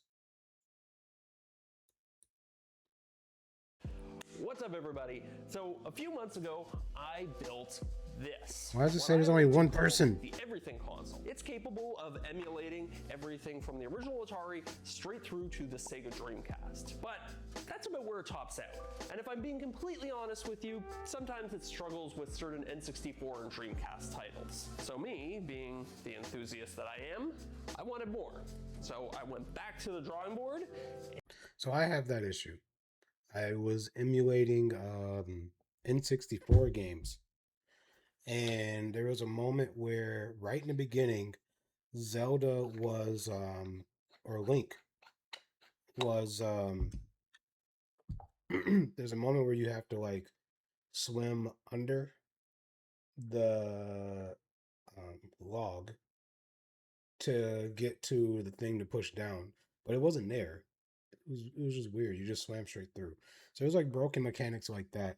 Or I had a PlayStation 2 game where it just played the menu music over and over and over. It didn't play anything else because it was missing the files, I think, for all the other music. So it just played the menu music on repeat for everything. Was that on PC? Yes. Yep. It was PSX, I think it was called. And I just had a SmackDown 2 Know Your Role. Yeah. And I came up with this, the Everything Console Mark II. That looks sick. This one has way more computational horsepower and is able to emulate even modern day video game consoles like the GameCube, Wii, PlayStation 2, and maybe even a bit more than that. Basically, if you have any childhood memories at all that are associated with video games, this thing right here will let you relive them. But I think we're getting a bit ahead of ourselves here, so let's rewind the clock and I will show you exactly how I made this thing. Oh boy, I might just be the luckiest SOB in town. So, the other day, I got a message from my friend and he said, "Hey Zach, there's a pile of laptops sitting in the corner of my office and I think my work is just gonna throw them." First thing I want to say, I don't know, are you guys familiar with Raspberry Pi at all? And like its capabilities? Other than just displaying fucking, or like, what he's using it for, which is retro gaming. Like, there's people that make smart mirrors out of Raspberry Pi, and they set up widgets and shit like that. And I want to show you that too. Do you want one? And of course, I said yes. So he came over the other day and he gave me this, which is an Asus Strix GL753VE. This might just be the perfect starting off point for the Everything Console V2. No. But it's looking what he's gonna right use to so have his main let's console. open this guy up and see if we can maybe trim some fat on this and get it down to a little bit more of a reasonable size. The Raspberry Pi was kind of like jailbreaking the Google sticks, or the was because there were quite a few things wrong with Fire it. sticks Wi-Fi back in the barely day. worked, battery was on its last legs, and the thermals were pretty crap. Once I had the case cracked open, I started removing all the components that I wasn't going to need anymore. But the you'll battery see. was already on its way out the door, so that had to go. Hard disk, gone. Blu-ray player, gone. Finally, I was left with just the motherboard, which had the CPU, a Core i7-7700 HQ, a GeForce 1050 Ti, 16 gigabytes of single-channel RAM, and a teeny tiny NVMe drive. Hopefully, with some tweaks, we can squeeze enough performance out of it to get the job done. Okay, now this That should is still a be much fine. more reasonable size for an Everything console. And there's one other little thing I want to see if I can extract from this chassis. I didn't see that one coming. So here's the problem. The power switch is integrated into the keyboard of the laptop. It's right here. But this keyboard is bonded to the chassis, so I think I'm going to destroy it if I try to remove it. The real question right now is whether or not we can get this computer to boot outside of its case. I think I might have found a workaround on the internet. Yeah, he's just gonna have to. Oh, okay. Apparently, if I bridge pins 1 and 2 on the old keyboard connector, I should be able to make the machine boot. Oh, did I get it? Lights are coming on. Oh. And what he did by bridge was he took a screwdriver, turned it turned it sideways so it became like flat like this, and then he put it on top of the pins. And he used the screwdriver as a conductor, and then he made a circuit basically out of pins 4 and 5. Oh, that doesn't look good. What's going on here? Or not a circuit, but like I want to say a transistor, I think, or like, you know what I mean? Like he basically what he did was he took pins, these 2 pins, and then they're separate. So then he put something on top of them, like a screwdriver, and then made them fuse, like weld almost. The cable? Oh, there we go. Well, we got a little bit of repair to do. We have some upgrading to do, but we are functional. I think we better continue the rest of this video over in the shop. All right, so obviously we still have some stuff left to figure out with the actual computer part of the Cheers console. if you guys are However, smoking. I'm in a mood I know to Logan build doesn't smoke something. anymore, so we're gonna get started on so the case Logan's for the sobriety. Everything Console V2, and in order to do that, we're gonna use a new toy that I just got. Let me show you guys. This is the X-Carve Pro. And if you watched the last video where I made the first Everything console, I did that on the regular X-Carve. This one is bigger, badder, and better in pretty much every way, and I'm really gonna need some of that added horsepower in order to carve some of these big chunks of wood. One of the biggest reasons that I wanted to upgrade to the X-Carve Pro is because it's so much faster than the regular X-Carve. Milling big blocks of wood like this is surprisingly time consuming, and when you're in a production setting, that really matters. The less time I spend carving, the faster I can create my projects and videos, which... I bet you we built this fucking house with that shit. Look at the doors. The doors look even fucking custom made. At the end of the day is what makes me money. So I am very excited about this upgrade and all the efficiency that it's going to bring to my shop. While the CNC is busy over there doing that, we are going to get started on upgrading this computer with some more performance parts and also upgrading the cooling a little bit so we can squeeze every last little bit of performance out of this thing that we can. Obviously, the first thing that had to go was the old Wi-Fi card. This new one supports Wi-Fi 6E, which should be faster, have lower latency, and, you know, actually work. Then I replaced the old single channel RAM kit with a new dual channel kit. Theoretically, this should double our memory bandwidth, which should really help with performance and emulation. Next, I swapped the old 128GB NVMe drive for a much larger 1TB model. Look at all this floor space. So many aerobics in here. So many activities. And then, just for fun, I threw on this big copper heatsink, which I don't really think it needs, but come on, it looks pretty sweet.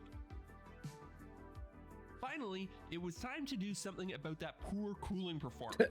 So I popped off the heatsink, used some rubbing alcohol to remove the old dried out thermal paste, and then laid down some fresh high performance stuff. I also replaced all the thermal pads with this thermal putty that should perform a lot better. All of these little tweaks should help us to wring every last little bit of performance that we can out of this machine. I've never seen anybody use which we're gonna putty. need when it comes to some of the more advanced emulation. Once Holy all shit. that stuff was done, I went over to check on the CNC's progress. There, we're getting real close to being done. This might be the last pass right now. Let's see. Oh, that's it. We're done. So let's take a look at this. That took a little while to do. I think it was carving for about an hour and a half, which seems like a long time, but this is a really time-intensive carve to do. I actually timed it out on my old X-Carve, and it would have taken 8 hours to do that. So definitely a big step up in the speed. How long did it take? Sorry, I'm yelling because I have these headphones on. So those first 2 pieces that we cut are going to be the top and the bottom of our case, and this piece right here is eventually going to be the midsection. It's not nearly as thick, so it won't take nearly as long to cut, which is good because I would like to get this thing assembled pretty soon. While I know I'm not really utilizing it here, another reason that I wanted to upgrade to the X-Carve Pro is its bigger work area. I now have a 4-foot by 4-foot bed to play with, so keep your eyes peeled for I some like how larger this is an carves in ad the within future. a fucking ad. Jeez. There we go. We got our midsection here. Now, I want to actually modify one of those pieces that we cut a few minutes ago.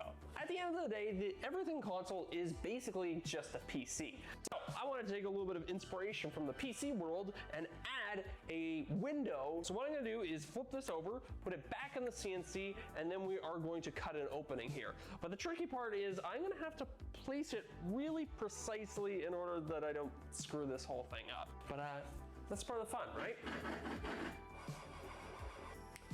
Okay, I think that's good. Wish me luck, everybody. Breaks it.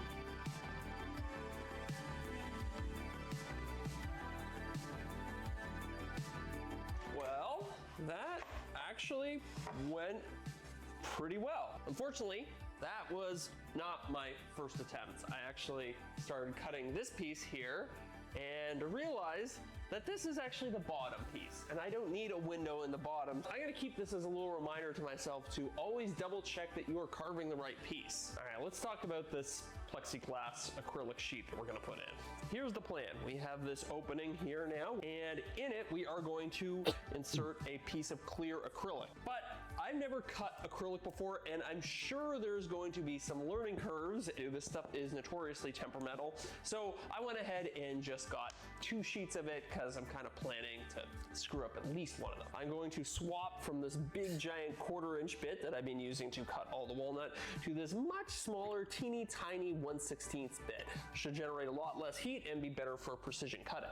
I've also taken the liberty of adding a bunch of double-sided tape to the back of the acrylic. Not only am I going to be cutting out the general shape, but there's also some cutouts in the interior of the piece. I don't want those to go flying once they're free, which is a genuine concern even with this double-sided tape. So we'll see how that goes. Wish me luck. It's really annoying. The bit is so small and the dust shield is so close I can't actually see whether or not the carve is going well. A few minutes later though, I could see the first signs of my pattern starting to peek out, and it looked like it was going pretty well. That smaller bit allowed me to carve these precise little hexagons that we'll talk more about in a second. But before we do that, one important thing that I forgot to mention earlier is that I was using cast acrylic sheets, which are supposed to carve a lot better than the cheaper extruded acrylic sheets that you get at most big box stores. Moment of truth, let's see. Can we get this thing out of here? Yeah, okay. Good little peel action. No residue on the bed. Perfect. Look at that. I feel like this is gonna be pretty far up the list of satisfying peels. Oh yeah. Look at that. That is so cool. Damn, I was hoping like some would have stayed. Love how this turned out. There's a couple little things we have left to do with this piece and putting it all together. But before we do that, we still have to cut the front grille. You know, in my head, I was kind of thinking of this piece as the front air intake, but in point of fact, it doesn't really function that way. This grille will be more like those decorative vents that you see on car hoods. Mostly just there to look cool, and at best, it'll provide a little bit of passive cooling. Okay, let's see how that went. I think I might have made my lines a little too dainty and some of them might have broken. Well, I don't know. Let's see. You know what? It's pretty delicate, but I think if I paint it and I'm very careful with it, this will work just fine. Just can't drop it. Easier said than done. One of the interesting things about MDF is that it actually gets a lot stronger once you paint it. All the small gaps in its porous surface get filled in by the paint, and what you end up with is a much denser material. So I was pretty liberal with the paint and applied a lot of coats. All right, while we wait for the paint to dry outside, we are going to continue by drilling some holes in our acrylic. This cutout here isn't just for fun. This is actually the functional air intake. That's right. My plan here was to mount a fan just under the cutout and have it blast cool air directly onto the CPU and GPU. This should give us some additional thermal headroom that will allow us to overclock the GPU. But only the GPU, because unfortunately the CPU, being a mobile part, is locked from the factory. Also, shout out to Noctua, the company that makes this fan, for including these flexible rubber mounts that are perfectly color matched to my case. That was really nice of them. That on there like so, And there you go. We have the fan mounted to the top of the case. The plexi is in the top of the case. I think we're ready to move on to the bottom half of the chassis. Here's the deal over here. We have to find a way to mount this motherboard to the bottom of the case. So what I'm gonna do is take some of these little brass standoffs here and mount them to the bottom of the case wherever there was a mounting point in the original laptop's hardware. Should be pretty easy. As per usual, I use the motherboard itself as a template to mark out all of these holes. This method always drives the comment section crazy, so I was sure to use my wobbliest drill bit just to make it extra cringe for you guys at home. Once all the holes were drilled, I was ready to move on. So I think the next thing we should do is start because it keeps assembling our sliding. case. Before we do that, we're going to do a little bit of finishing in all the hard to reach areas. I think that this is good advice for any project you're building in multiple pieces. Finish all the hard to reach places while you still have good access to them, and then you can worry about doing a final finish later to tie everything together. Just make sure that you don't seal any of the surfaces you intend to glue together, because that's the next step on this build. First, I glued the midsection to the bottom. Then I applied some glue into my channel and carefully seated the front grille into that. And finally, I glued the top piece in place. I clamped it all together and I let it sit for about an hour. Once I was confident that the glue was dry, it was time to stylize my fake front intake a little bit. I set up a chamfer bit on my router and carved away at the inside edge of the intake. Again, not really functional, but I do think it looks pretty sweet. Now that is starting to look a little bit more like What's up, a Rex? case. So I think we're just gonna move right on to finishing this thing. Since I had already done all the hard bits earlier, this step was really quick. I just rolled on a couple of quick coats and then touched up the front grille area.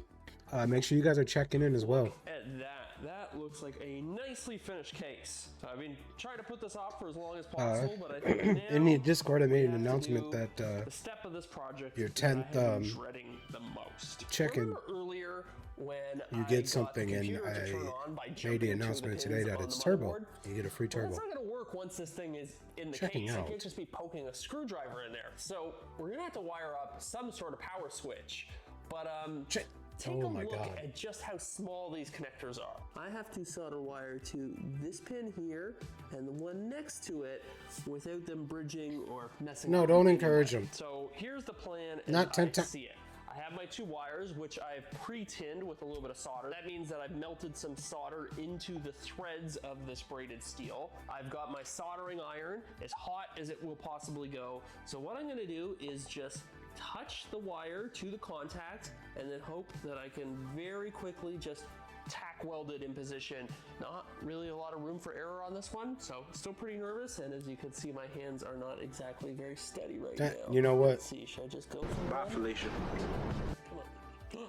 Oh, it was on for a second. Okay, one's on there. Okay, they're both on there. Okay, I don't want to celebrate just yet because who knows if that actually even worked yet. So let's plug our power in. We're gonna do 120. it works. Check this out. So obviously Not I'm not funny, gonna win didn't any laugh. awards for best soldering job of the year, but this is what it looks like and it works. So you know what? I'll take it. As a last little step here, I installed some heat shrink tubing on both of the wires to keep them from shorting out against each other. Oh man, what a Uh-oh. done. Okay, so now we Oh, great heavens. carefully take this and mount it inside the chassis with the new standoffs. And after that, we can take this thing home and see what games it'll run. I mean, that's the biggest question on this entire project, because it's going to be kind of interesting to see where this actually kind of stops being able to perform. But I'm getting a bit ahead of myself. Let's get this thing mounted inside the chassis. In order to improve the Wi-Fi and Bluetooth reception, I ordered a couple of replacement laptop antennas and then CA glued them discreetly inside the case. Then it was time to install all of the standoffs and actually mount the motherboard.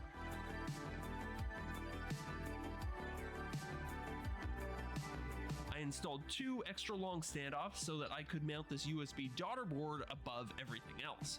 This gave me 2 internal USB headers that I could use for accessories. One will power the main case fan, but the second one will still be open if I decide I want to add some lighting or another fan or something like that later on. Oh, I see. Finally, once everything was That's buttoned cool. up, I prepared to take the Everything console on its very first test run. It's all assembled.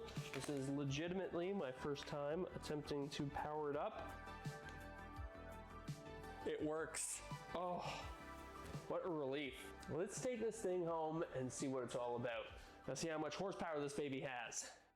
All right, it is a few days later. I spent some time getting all the software set up and integrating the console into my home theater setup here. And you know what? I think I even exceeded my own expectations on this build. Let me show you what I'm talking about. Spoiled ass bitch. Everything from Atari, Hunger Games for straight through to Turbo. Nintendo 64 and Dreamcast run flawlessly. But that was pretty much a given from the start of this video. Everything gets upscaled to beautiful 4K. You have multiplayer support, rumble functionality. It's pretty much the ultimate retro gaming experience. But what about some of those more modern day consoles? Well, I'm glad you asked, because both PlayStation 1 and PlayStation 2 run flawlessly. Ditto for the original Xbox.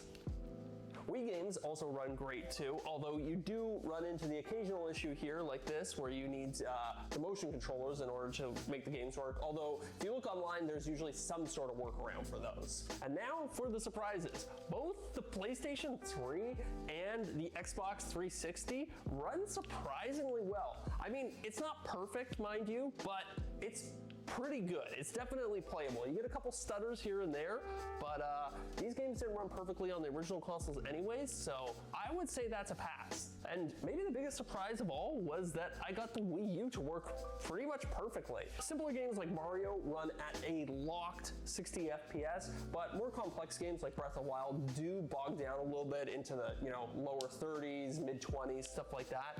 But again, still very playable for these types of games. And of course, because this thing is just a PC at the end of the day, it'll also run every PC game. I mean, sure, it's not gonna run the latest AAA games at full 4K resolution, or will it?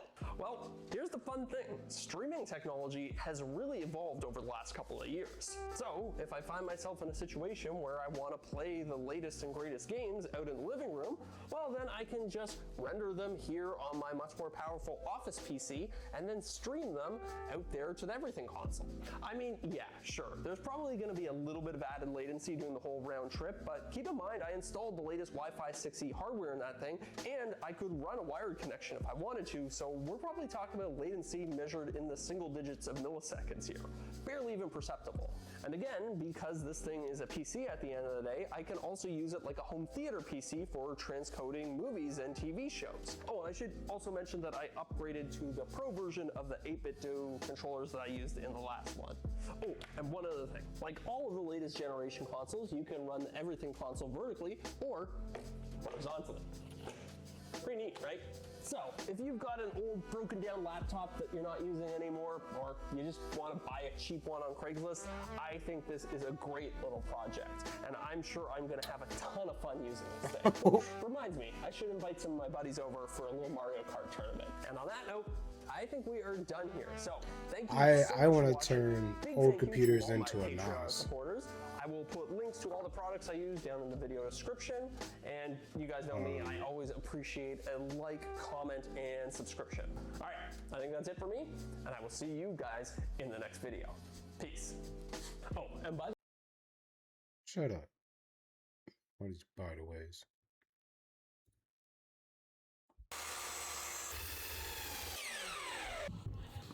A year later, I finally got around to making my custom size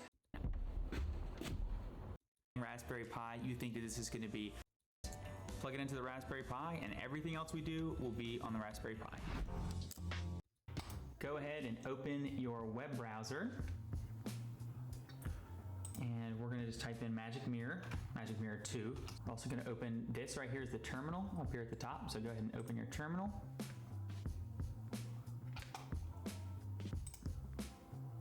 All right, scroll to the bottom. Want to install Magic Mirror on your freshly installed Raspberry Pi? Yes. And and that's going to get you into the modules. So the first thing that you're going to need to do is configure your location so that you can get weather data and the correct time of your magic mirror. And this is the perfect time to segue into modules. So to get out of this, you're going to hit Control Q to quit. Why are they zooming in? And then if you go to the files here, make the video. connection being dumb, today's count a little bit pool, not actually end of really to look quick. It did not giving you a ton of magic to consider doing. So the island lights in my kitchen actually also control the magic mirror. So when we get up in the morning, turn the lights on, the TV comes on, and then in the evening when we go to bed, or if we leave and we turn the lights off, then the TV will also turn off. A couple things that you should also consider doing. One would be setting a schedule. My magic mirror is to watch break stress. Oh, you son of a bitch. Today we're taking. I set out on this. The weather, your family calendar, the current price of Bitcoin, or the wait times at your favorite theme park. Well, if you have, then today we're taking a look at smart displays. See, that's fucking cool. The time and whatnot. I mean, I don't have like all that shit to do, I guess.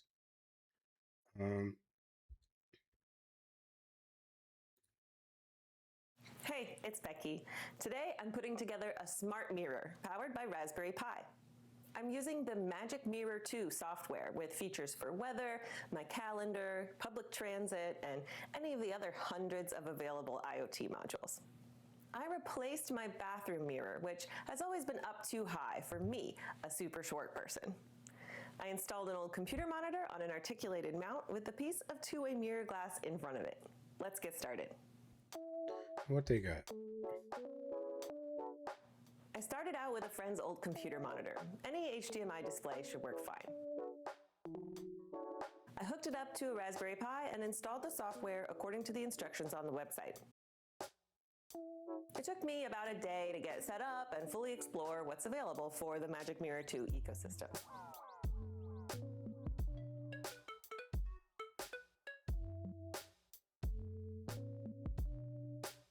So that's basically the build. I based my of the project mirror. dimensions on the size of my previous bathroom mirror and ordered a frame online and a piece of that special glass from a local supplier.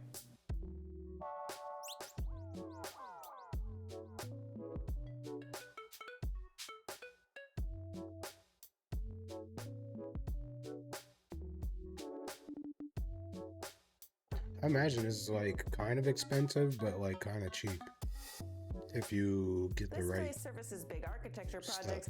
It was clear my order was much smaller than what's typical for them.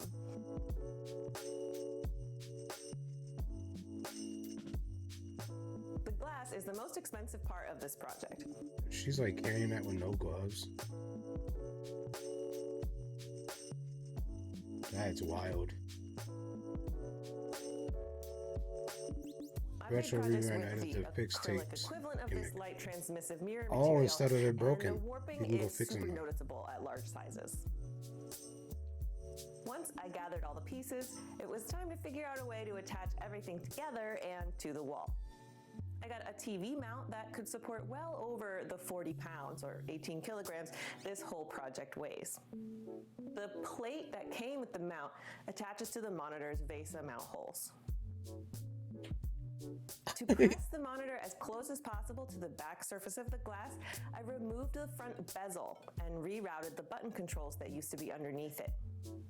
I left the back case intact since it helps create the expected thickness for the TV mount. Wait, what?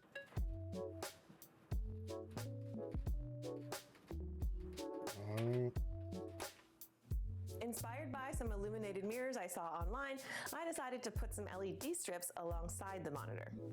The strip came as one continuous piece with a controller circuit. Well, no. So basically, what it is, it's like it's glass, but she's putting the monitor inside the glass, so it's not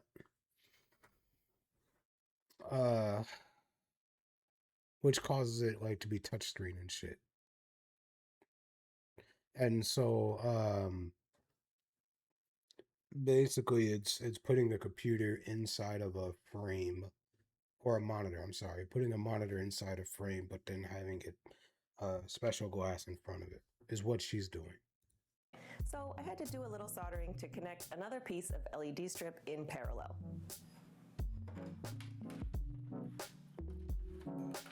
And right now she's putting LED lights inside the mirror. To situate the monitor in the frame, I used strips of plywood to fill in the empty space around the edges.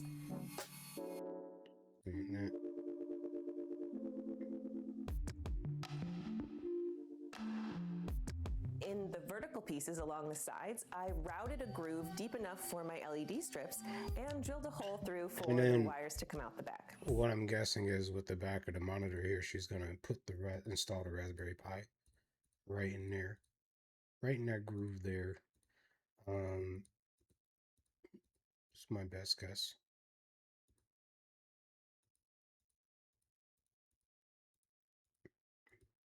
She's just reinsuring the monitor. There's the whole thing right there. In the bathroom.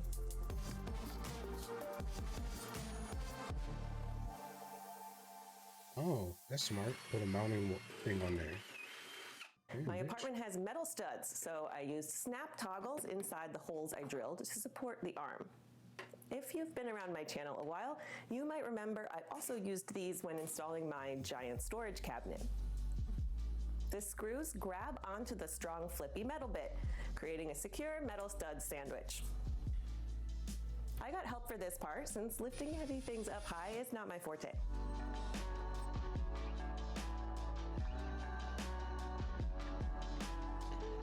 So yeah, see, I think it's there, but if not, you're gonna put it somewhere close by.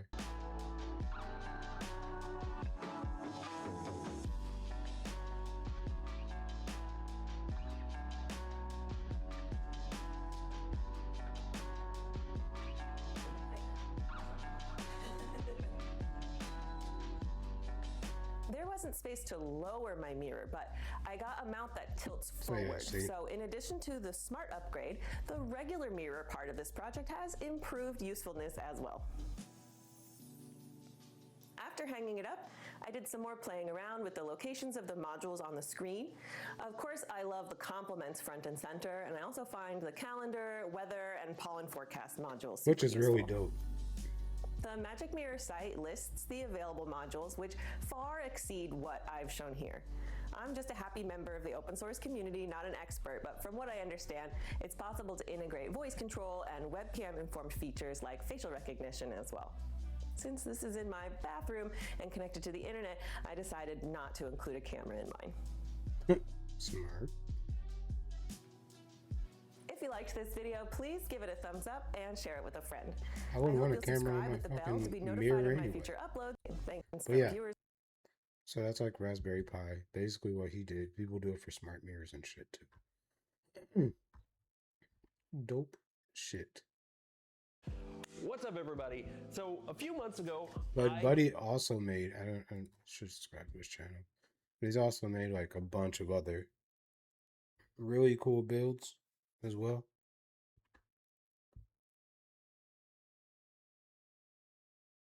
I cooled my PC with outside air. That's smart.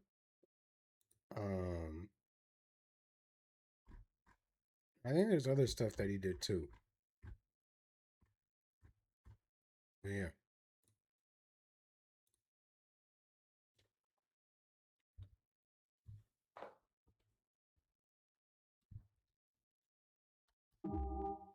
There's some in my eye.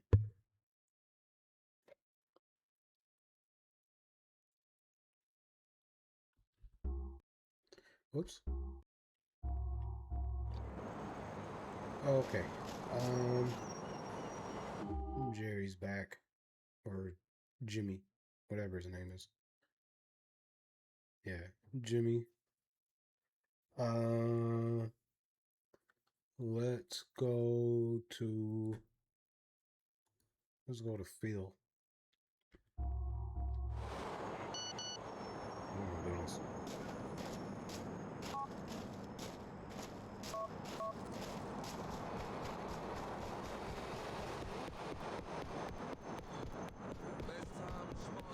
What?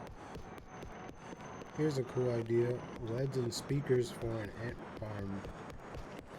Rave? Well, like people raving off the alien ant farm?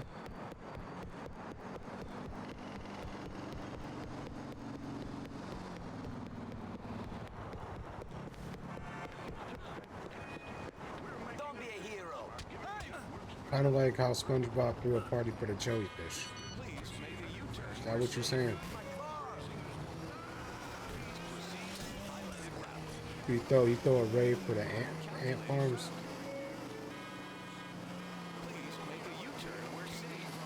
Dog, you put like you fucking pump it up for the ants, dude.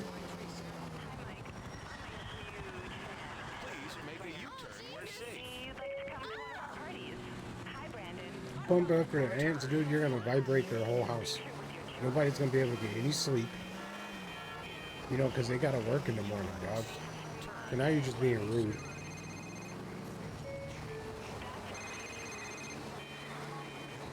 Nico, I've been invited to your cousin's wedding. I didn't think you guys knew each other. Nor did I. He called me up and said that you really liked me and wanted me to be there. Is that true, Nico? I guess it is. I'll see you at the wedding then.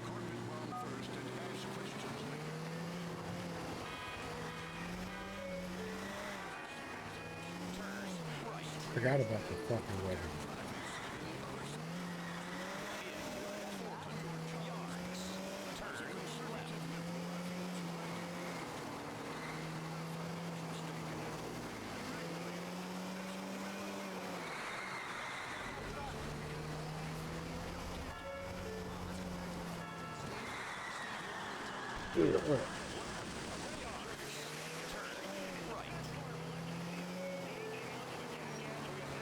Farm with two speakers like the old computers.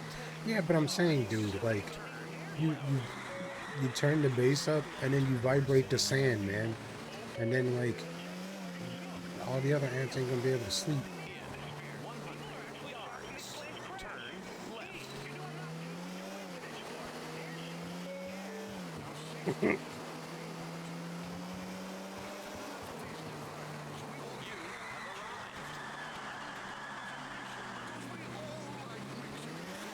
Yeah, man, you can't be fucking playing do-hosh with the fucking ants trying to sleep. Did you see a fucking helicopter on your way here?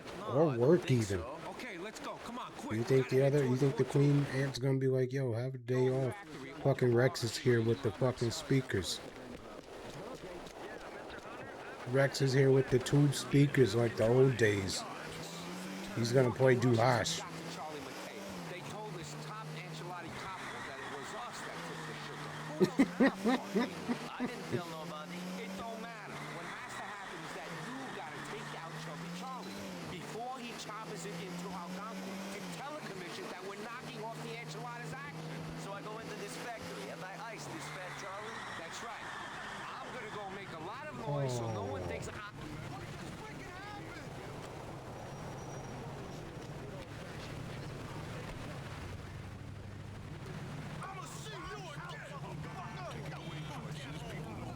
I had to take the Banshee. I think it's the Banshee, ain't it?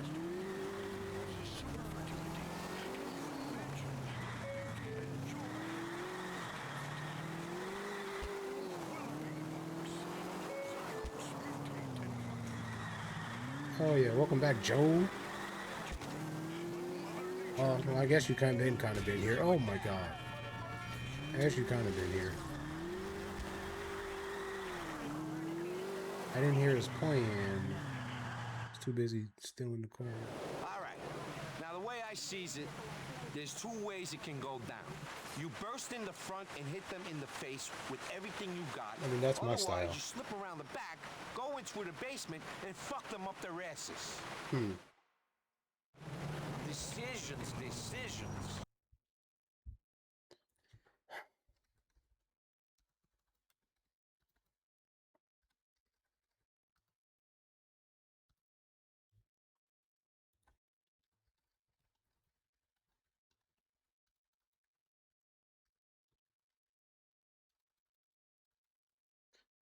Big pause. Oh, I can only have it for a minute.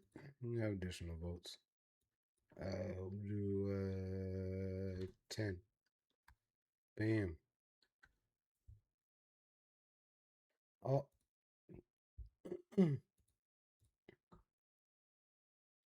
Where are you? Browser.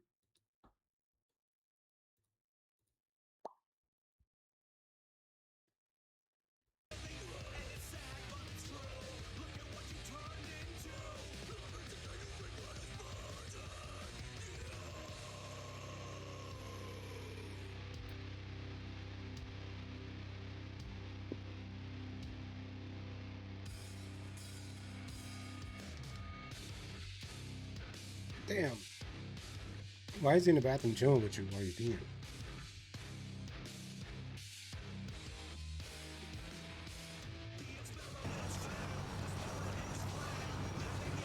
I'll leave it up to you. See you later. Don't take my banshee.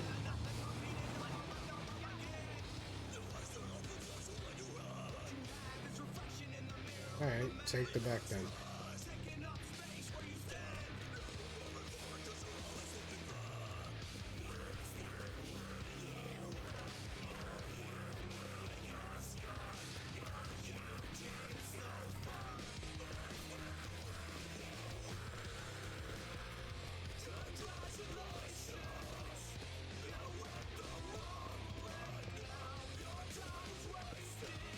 What?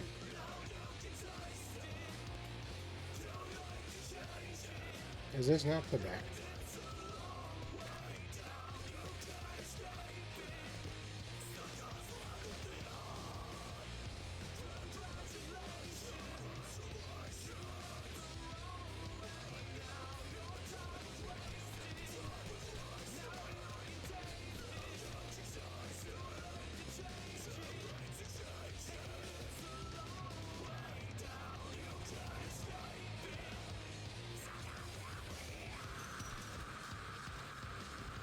Excuse me, looking for a basement?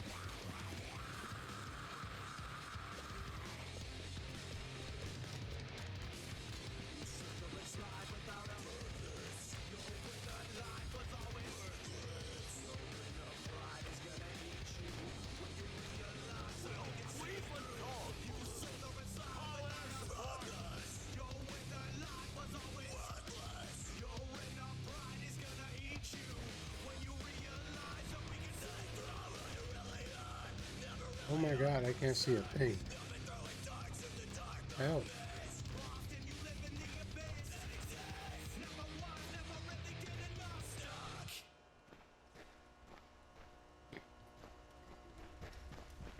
Oh. Say, why can't you use the flashlight on your phone?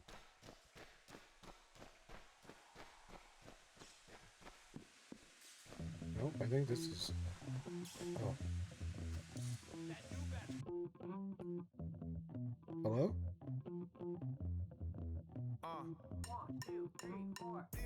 Why did you do that?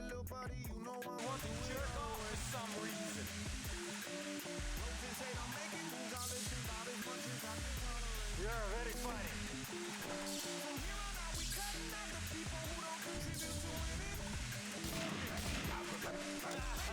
You are not like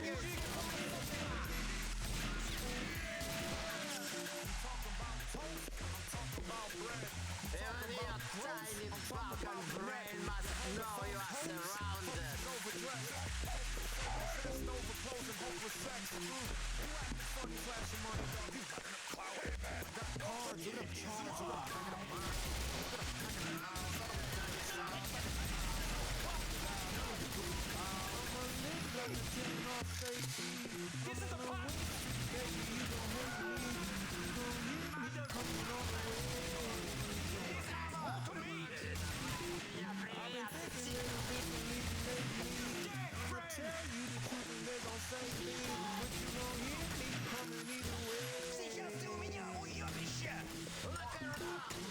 Man, what the crap?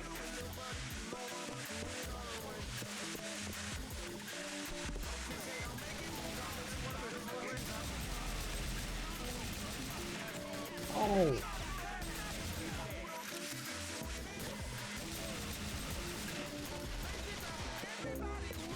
Chubby Charlie.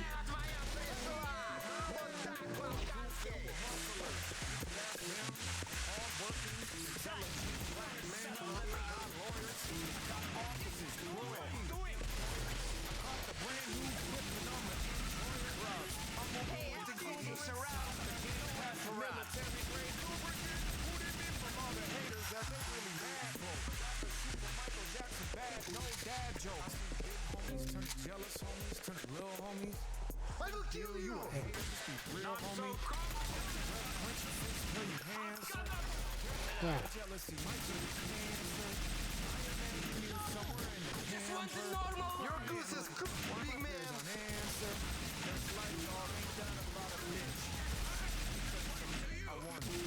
I'ma live like a tenant on safety.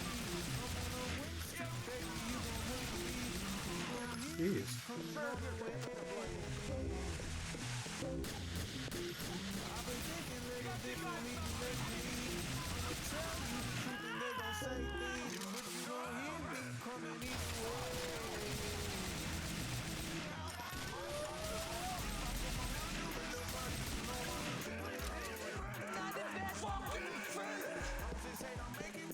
Oh.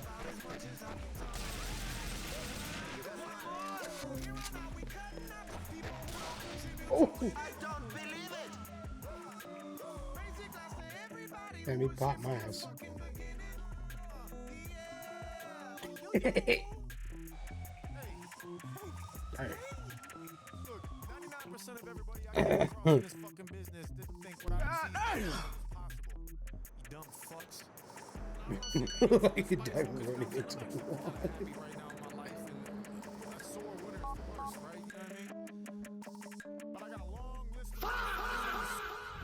Old factory off of August Street.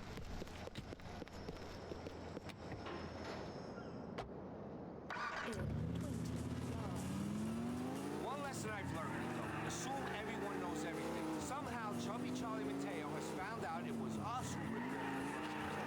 He is about to take a chopper into Algonquin to share that knowledge with the commission. You want me to take this fat man out before that happens? If you don't, then it'll be the Peccarinos going to the mattresses with every one of the Liberty City families. Not only is we going to be looking over our shoulders every 2 seconds, but we ain't going to be able to... Hey, oh, damn. To shut him up then. That's slime. I gotta go get noticed, so I ain't a suspect.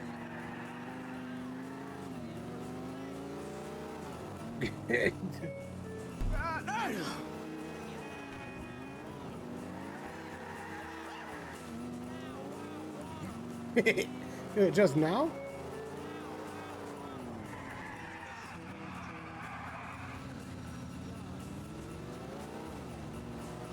Oh.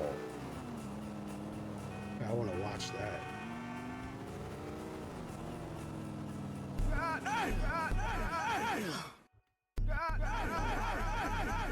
Season.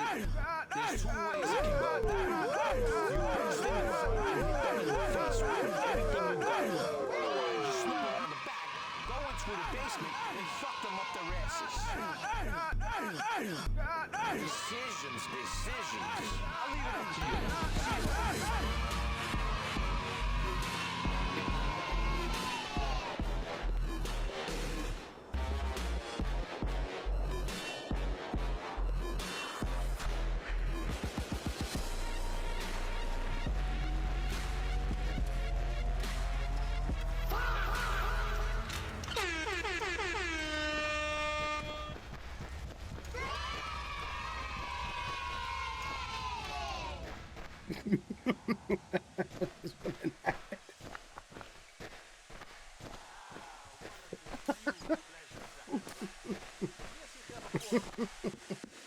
Now it is.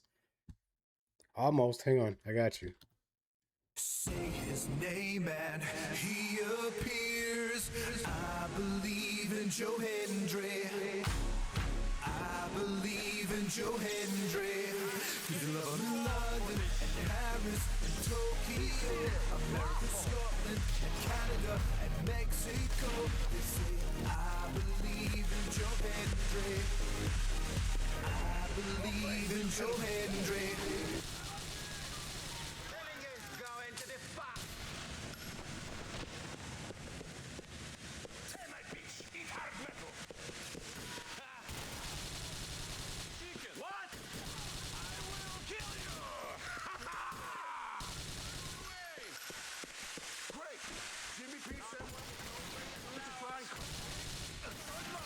Oh my god, oh my god. Was I supposed to fall or am I just goofy? Oh shit.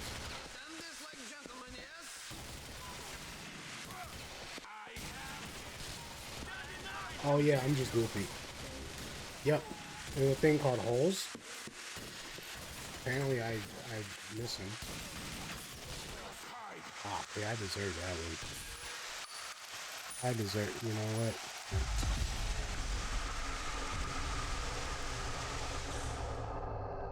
Joe.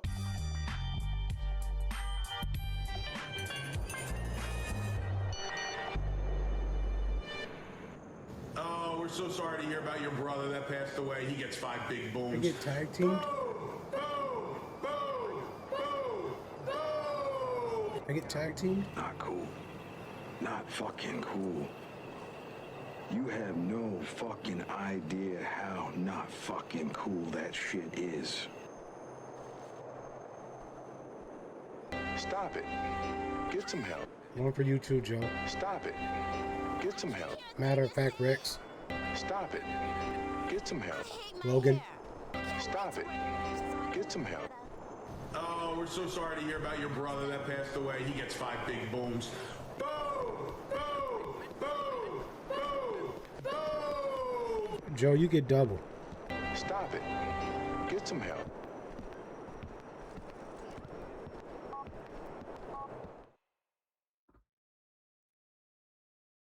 Old factory off of August Street. Where's my douchebag Italian booms? Right fucking here. What do you think you are? I am. Hey, how about we just listen to the radio? Clips and most You know what's cool? like a lightning bolt, landing strip, or danger. I'm using the shot.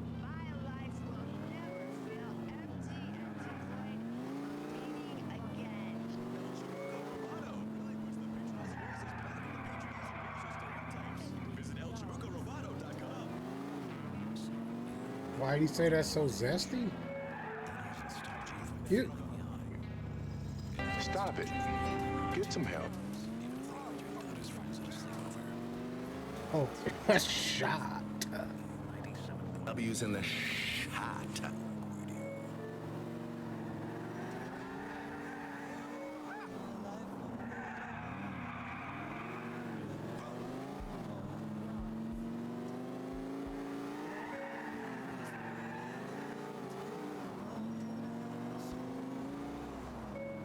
Oh, yeah, Peter. Oh, God. Oh, great heavens.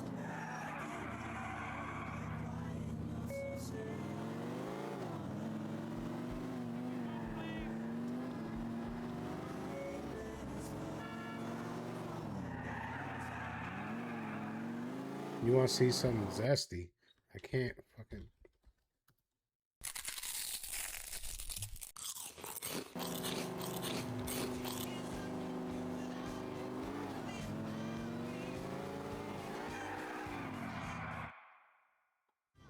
All right.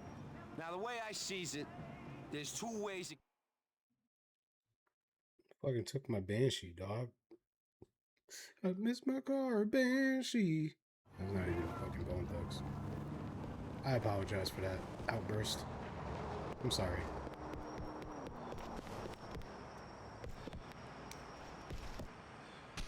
Alright, Rex, I'm sorry.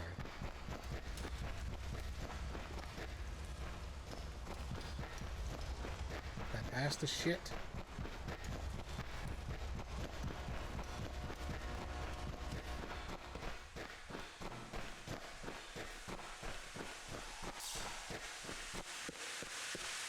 I'm always surprised by how much blood Ah. You okay, man? You glad you passed with me? Where you gonna go, huh? I have you in my sight, asshole. Oh, God. Be afraid, Fred. Yeah.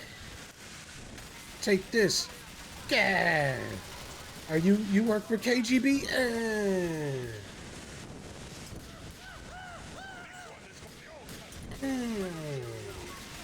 You too.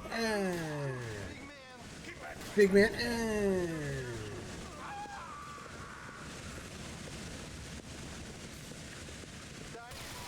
Oh God. I'm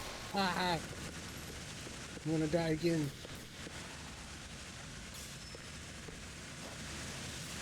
This has gone far enough. Yeah, y'all leave me alone.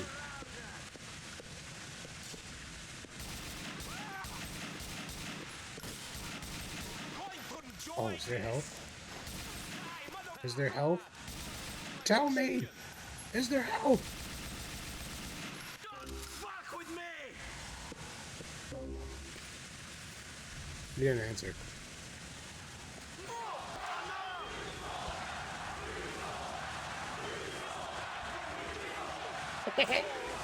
I've had it! Where did I go? Oh, I go all the way down here. Okay. Alright. Excuse me, might y'all have any health? No? Okay.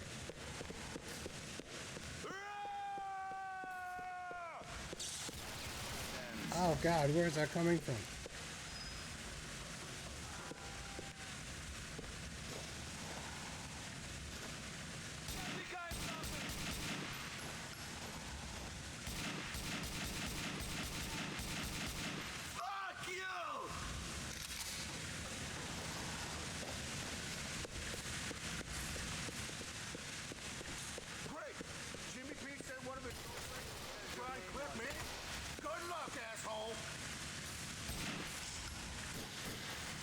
Hey, I'm gonna get shot.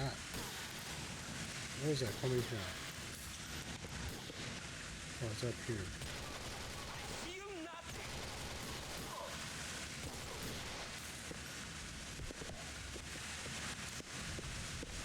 Help!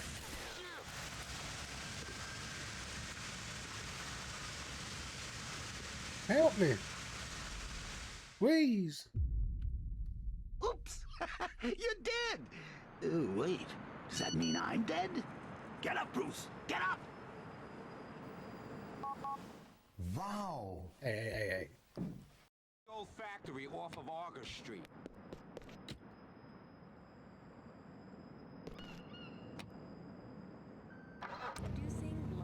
Hey, how about we just listen to the radio? Hey, how about you shut up? Okay. I know I died a bunch. We need to hear from you.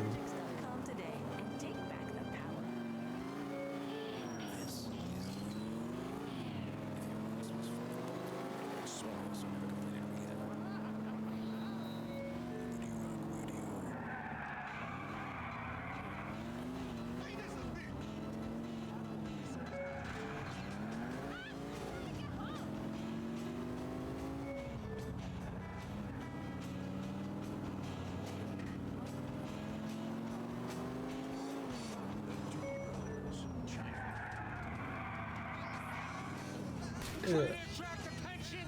Oh my God.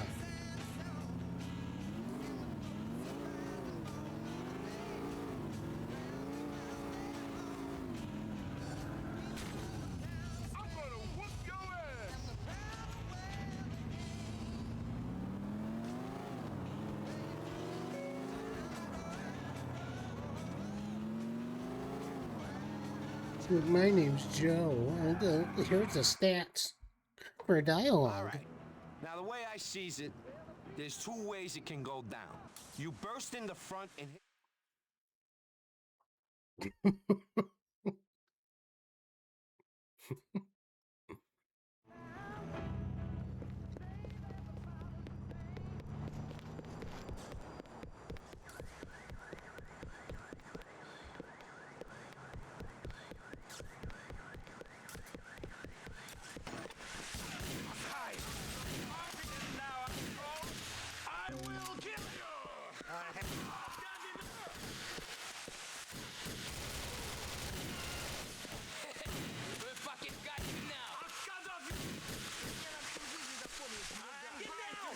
Oh, fuck!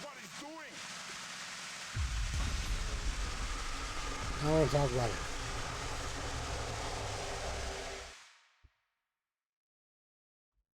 The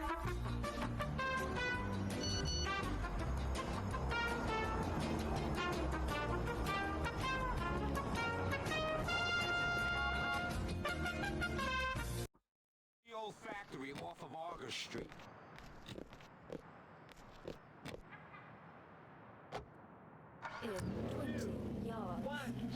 You mind if we just listen to this? Shut up. I got to think about something. Now watch him proceed to talk to me.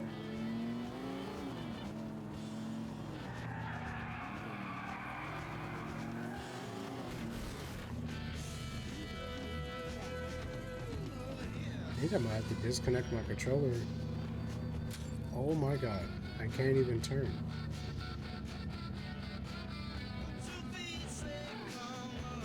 Jesus.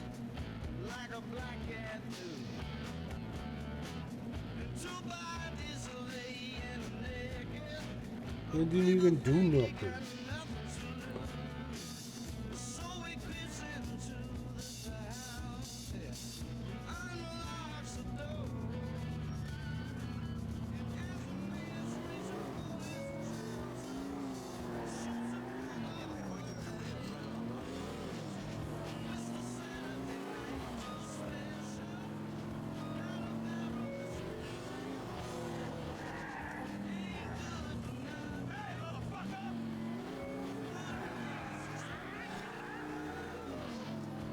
That's weird that it does that for your Xbox plug-in.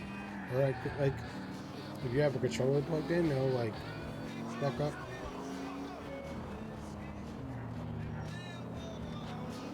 I never did that before though.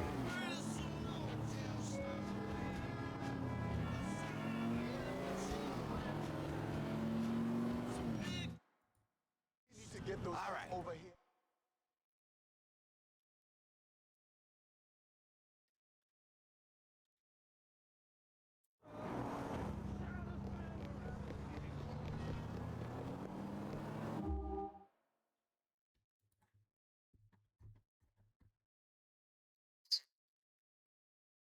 I'm a few blocks away. I got this. Don't you got a home to go to? Shut up.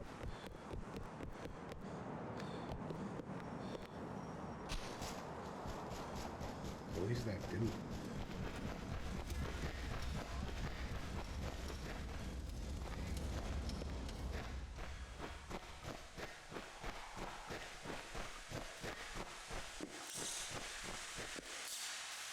I'm the poster child for a 2-pack a day.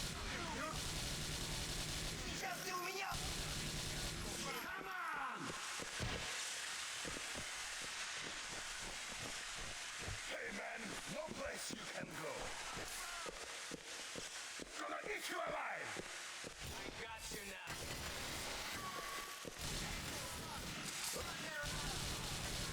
You're going to die, friend.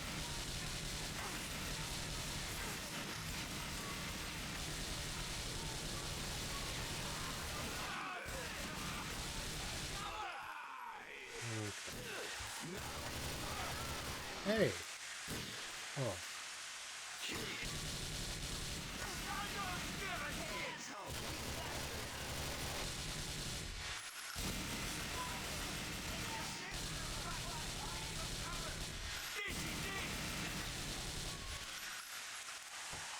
It's over, yes?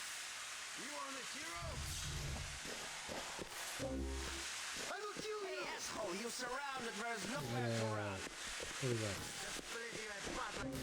Eight.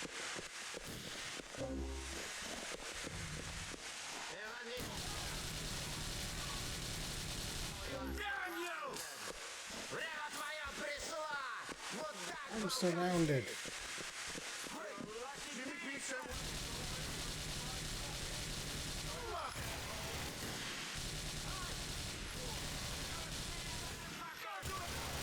Come on. Oh my god.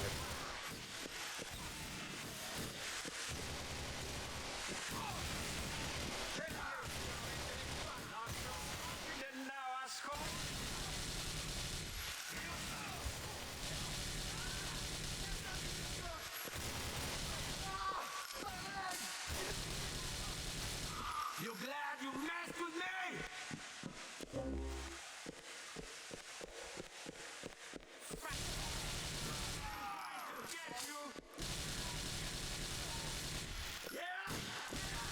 The fuck? Dude's invincible.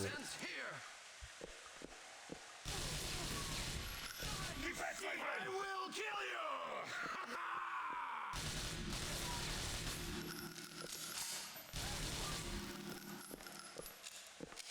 Where you gonna go, huh?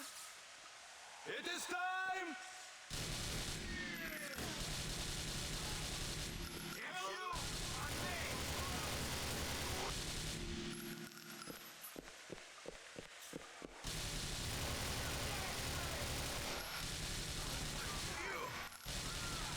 You bastard! You!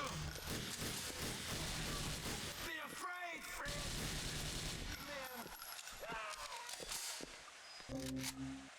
Fuck you! Fuck you! Take the message straight to the commission. Jimmy P is finished. I have you in my sight, asshole.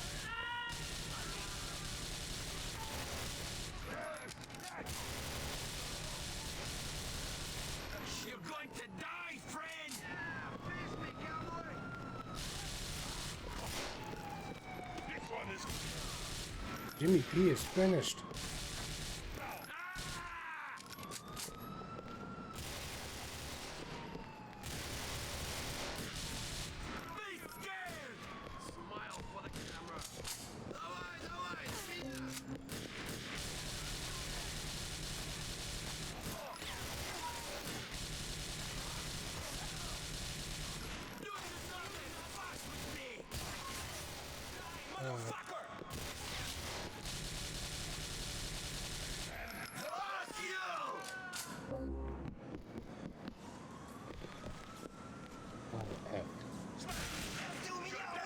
So dumb. If I get shot climbing this ladder and die, I'm gonna be so pissed. Damn you! Oh god.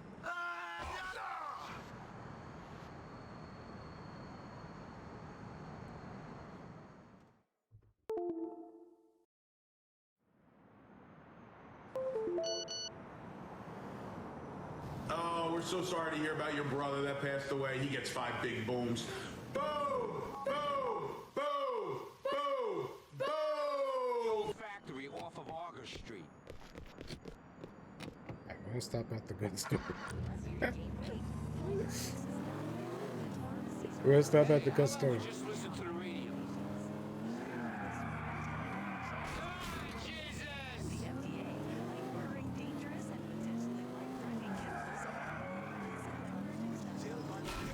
Oh my god.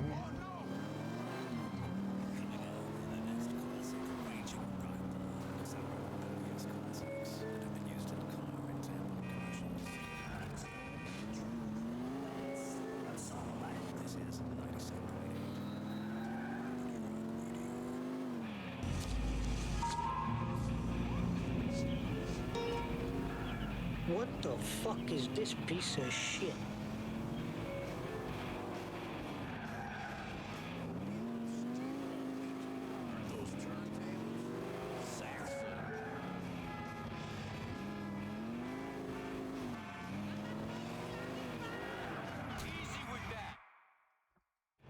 All right. I was supposed to go to the place. I'm gonna still go. No!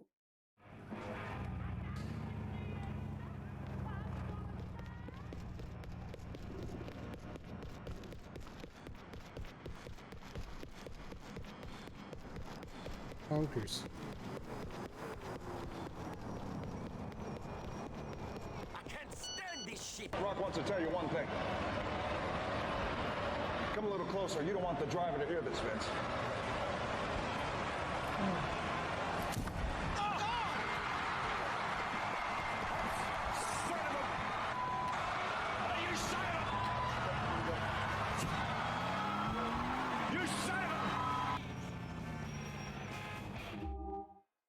I go the wrong way.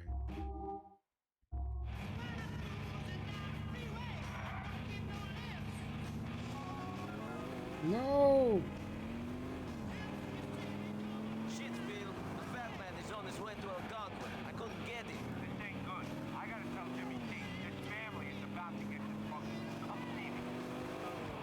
No, no.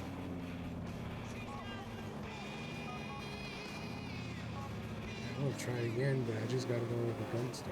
Please. 50, please.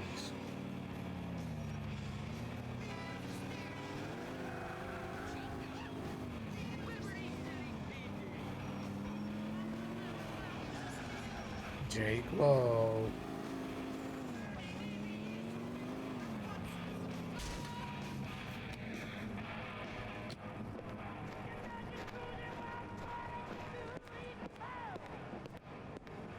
We're all about conflict resolution in here, pal.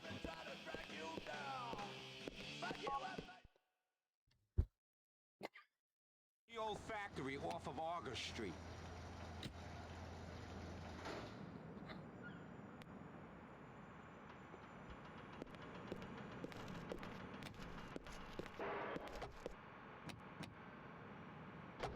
You mind if we just listen to this?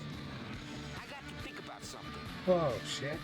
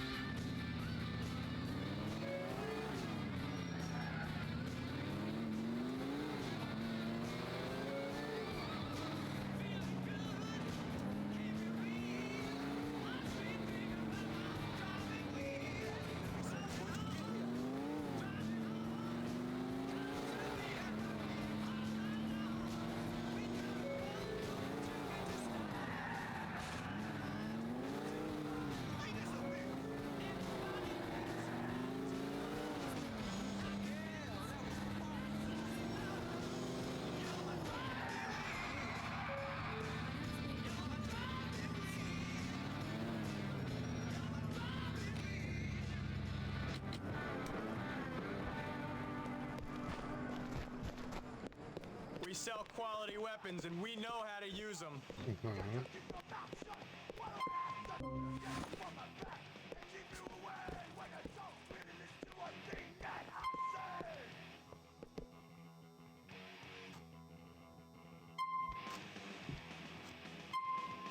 You treat her right, she'll see you through a shitstorm.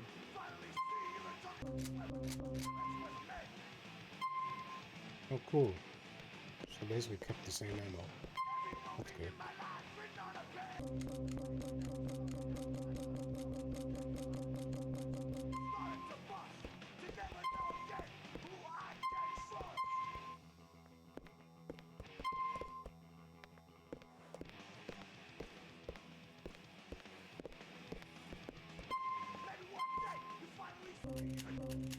Oh no, this is the one I want.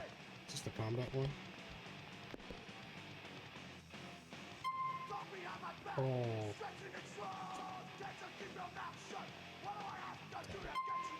Nice choice. Classic, reliable, and attractive to the eye.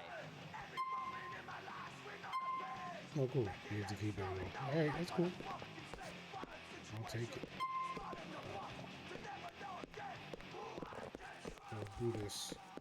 See you again, shooter.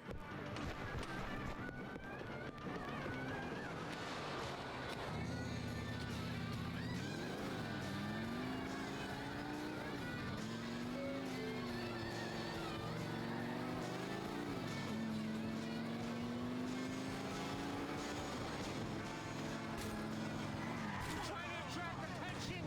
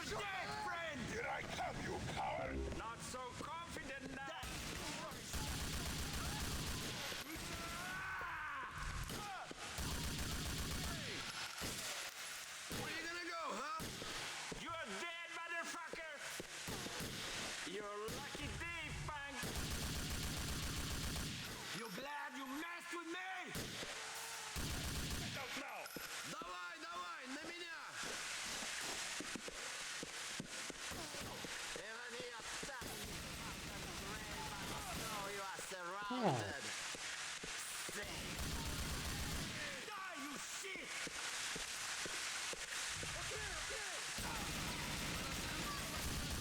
The fuck are we doing?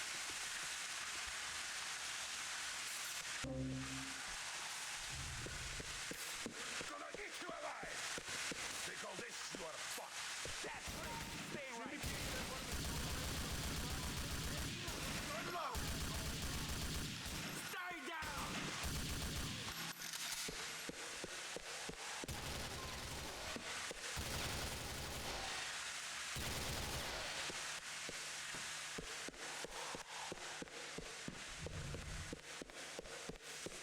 You're a goose. Find some cover.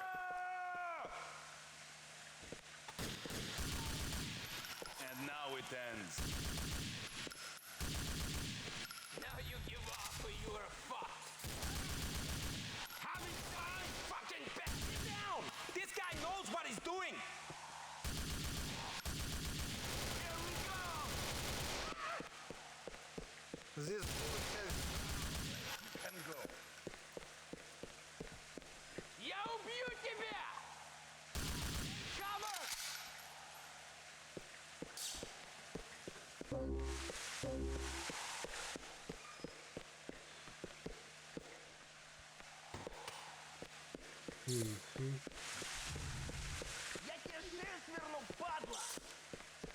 Fuck you! Hey, asshole! Yeah.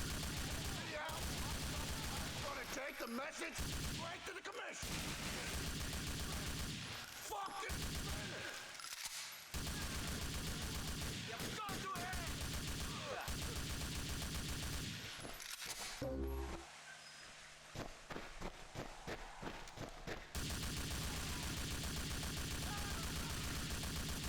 Screw you!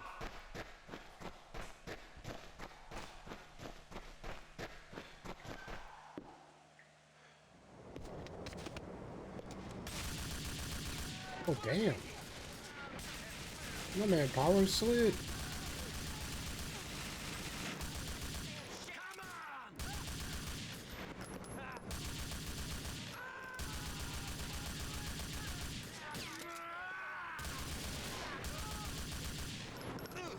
Okay, I give. So confident now, asshole. You lucky deep, but I'm good. Something. Oh shit, oh shit.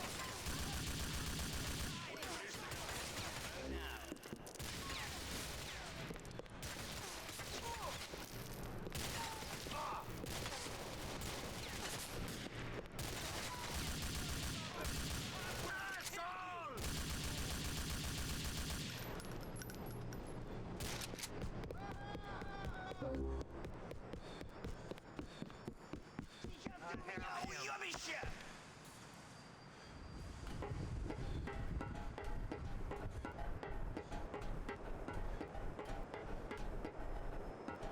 I will kill you! Wow. Asshole, you are dead! This is it.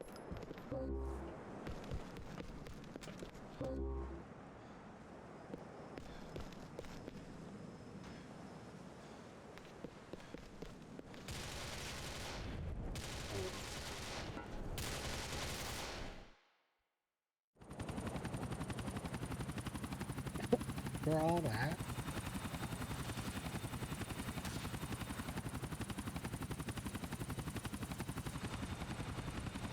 Next time I see the man, he'll be wearing some bad boots!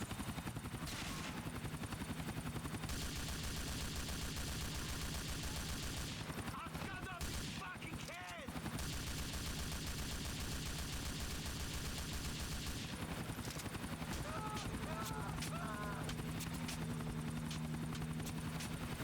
Oh yeah, man.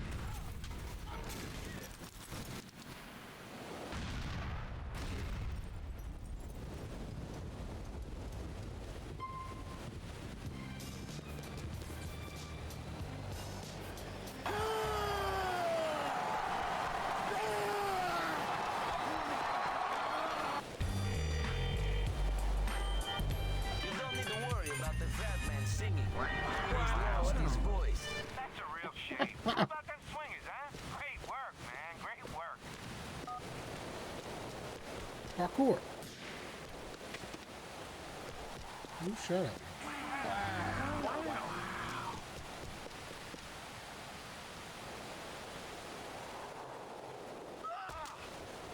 Bitch.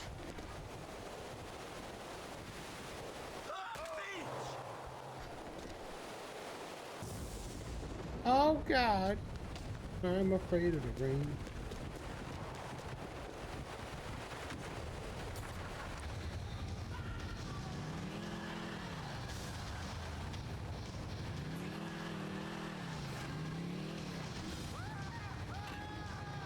Oh, I knew that.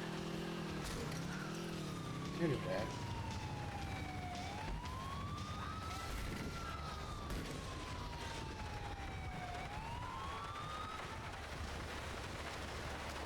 Did he set on fire like in the old game, like in the other? I don't think so.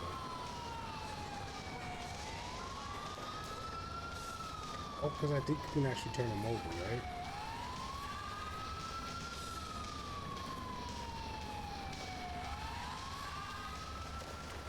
Well, you worry a bit too. I hope you didn't get out the car.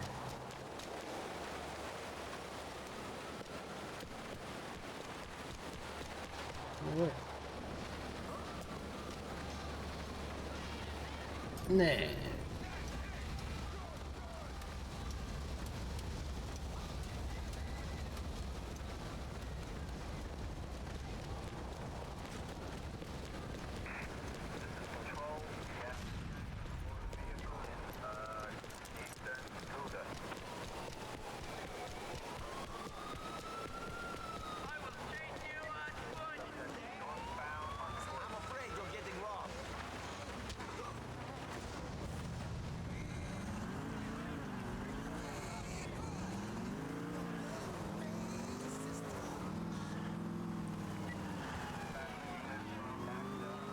I read I was being chased by the cops. Didn't know what to do next.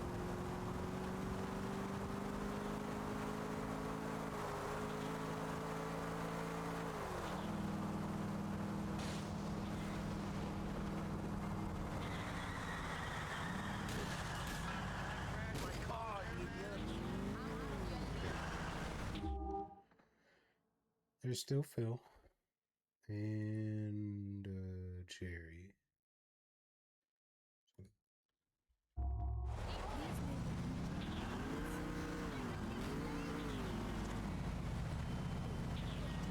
And I should call it here soon because I got a busy day.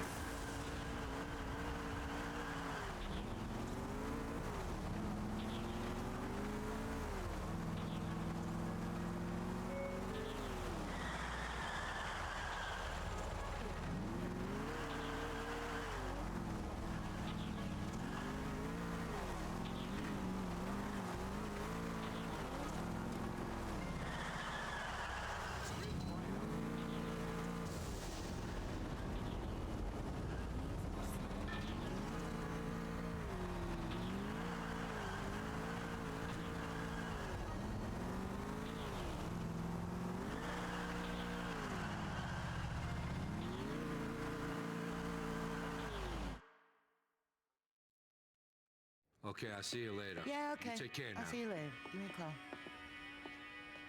Hey. It's not what it looks like. Okay. It's not like that. We talk.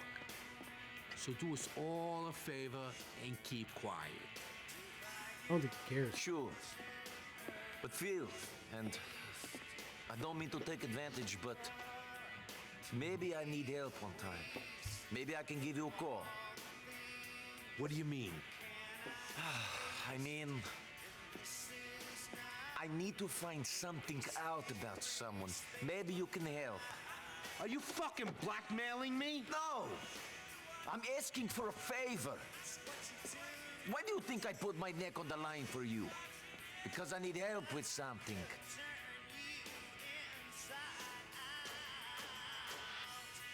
You know, since you don't look like you're full of crap, How could I say no? Enough of this chit-chat. Come on, let's go. Yeah, he was very about to cry, or he's stressed out. We're heading back up to that old house off Beaverhead Avenue in West Dyke. Oh, No, what we're are you not. doing?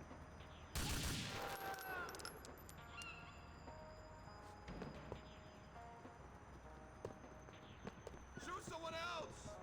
Okay. Real impressive, jerk off.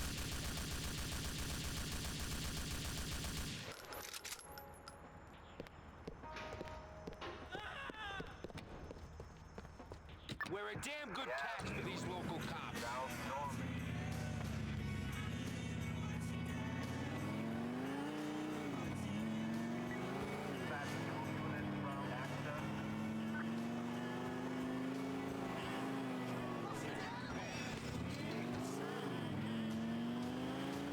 He told me to. He said shoot someone else. Jesus, sometimes I wish I could just go inside and forget about all this. It's about time to pick up that ace that my nephew's been sitting. He's just been sitting there? Yeah, call it a cooling off period. We took it, but we don't know who was watching it beforehand. So you just left it with Frankie? Yeah, we put it in an isolated place. Hopefully any attention it was getting would be noticed. Frankie's one guy who can disappear real easy to fetch. Plus, he's a smart kid. He's related to my ex-wife, and she was smart enough to ruin my life with one lawsuit. So it's been long enough. You think we're going to be okay to pick it up? No trouble? Look, I don't ever assume something's gonna go down without any trouble. That's what keeps me alive and out of the pen. We'll see when we get there. As long as we don't see any helicopters, vans, suspicious gardeners talking into earpieces, if none of that's going on, then we're okay. Yeah, you fucking laugh. Laugh all you want.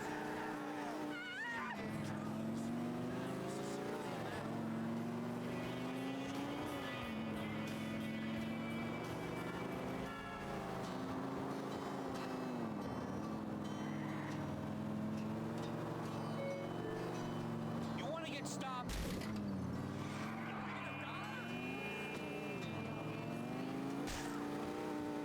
Stugart! You ain't impressing nobody! You dumb shit! You flashy idiot! That's asshole driving! Turn over at any point. Feel free to. What'd you do that for?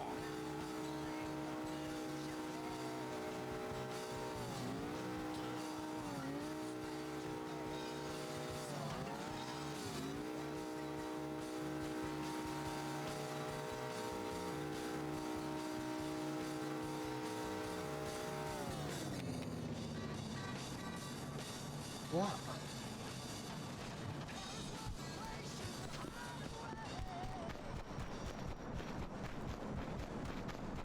Look out for murder kitties.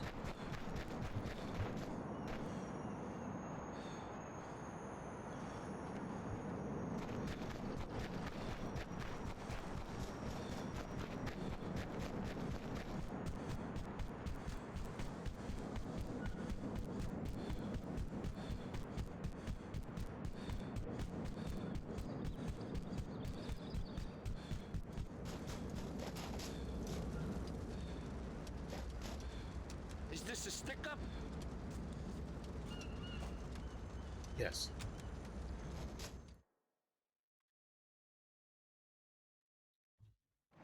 There you are.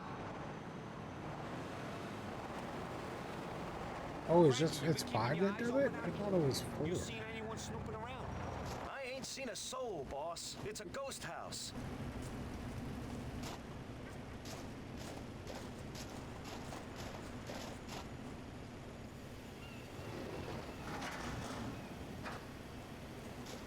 I got the horse loaded into 2 cars for you. I don't know, this don't feel right. That fucking. Dumb fuck! The feds have been watching us all along. Nico, get in that car and follow me.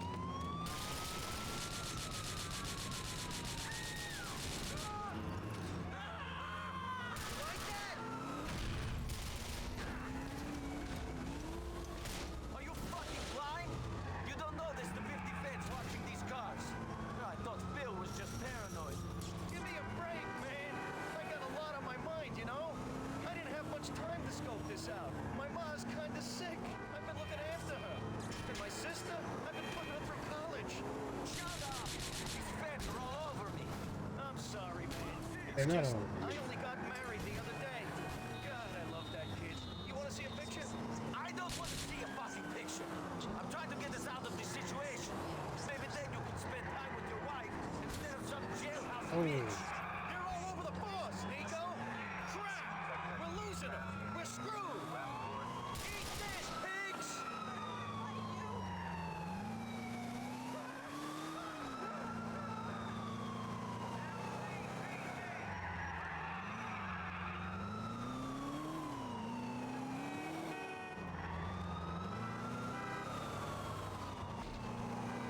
Fucking cops! He's losing them boys though. She didn't even need me. Oh shit. Deal with the feds, Nico! Shit! I think we're losing him!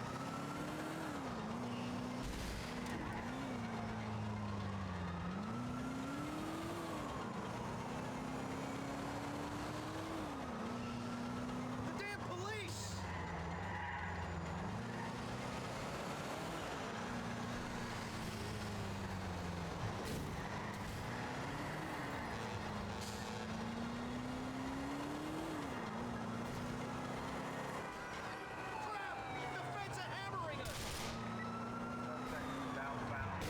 Oh fuck me. The feds don't fuck with the boss and get away with it. Get close to them.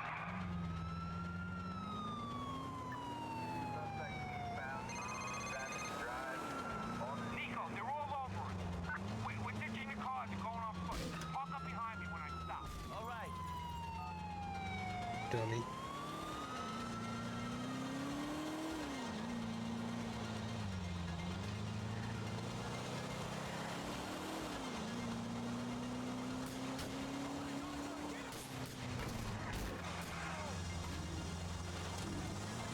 Of course. I'd have heard me and I just go flying.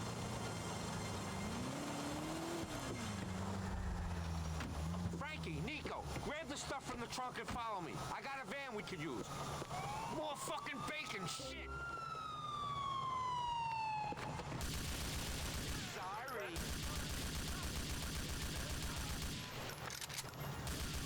Move back! Pick up the pace, Bellick. Come on, move it!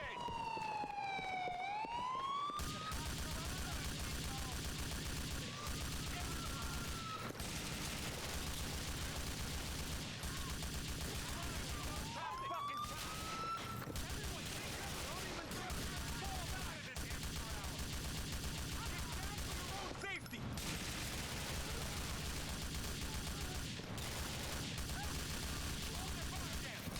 You're in an impossible situation. Fall back and regroup. You're mine.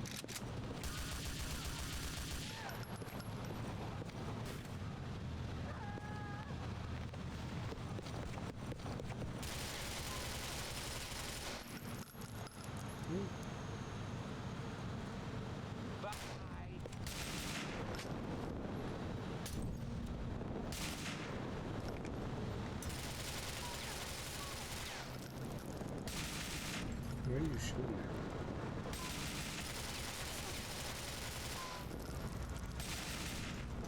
I see one.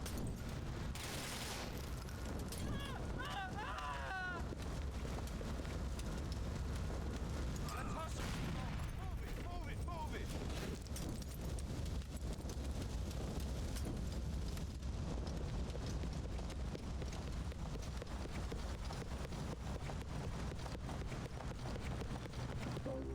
Up the fucking pace, moron!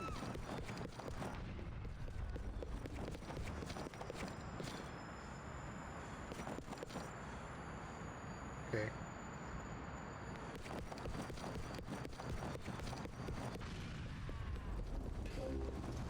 Might as well take this car.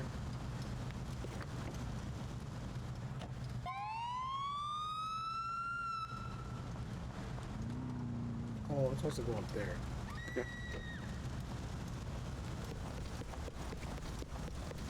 Get a move on. We ain't sightseeing over here. Yeah. Stay close to print.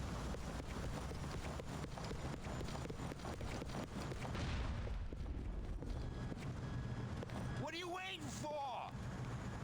What am I doing?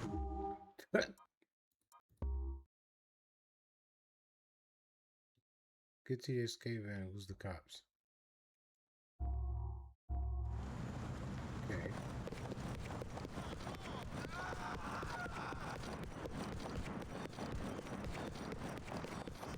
Stop breathing on me, Tony. Stick close, Nico.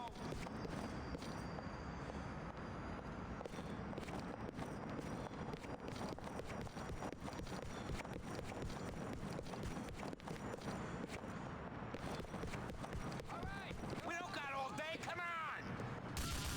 So is he stuck?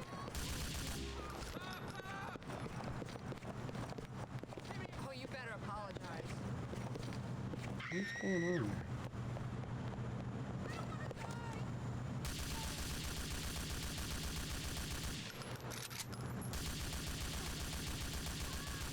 There.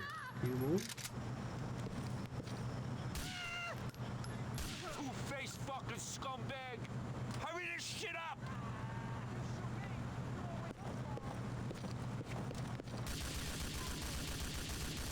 Oh, okay.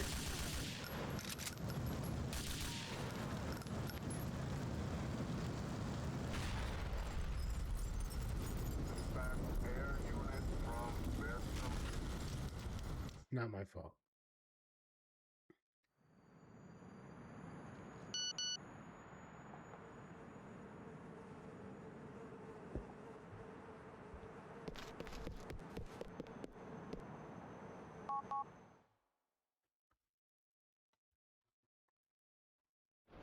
We're heading back up to that old house off Beaverhead Avenue in West Dyke.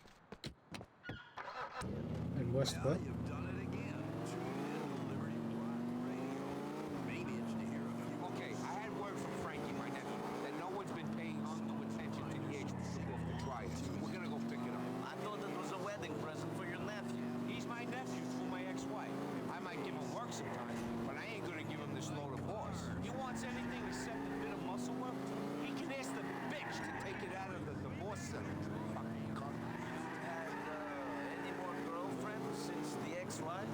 If you're getting smart about seeing Angie at my place, then you can butt. The two of us is just friends. Come on, we both gotta take a lot of shit from Jimmy, and it helps to speak about it. I wasn't making no accusations. Yeah?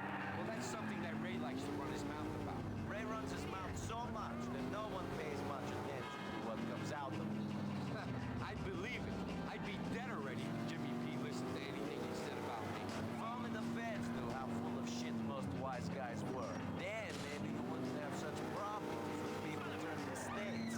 The feds know that wise guys run their mouths. They love it. The feds don't care if he's taking someone down on a legitimate beat or if it's total bullshit. As long as he can get his face in the newspaper and a blowjob from his wife, he's happy. Fuck what he said.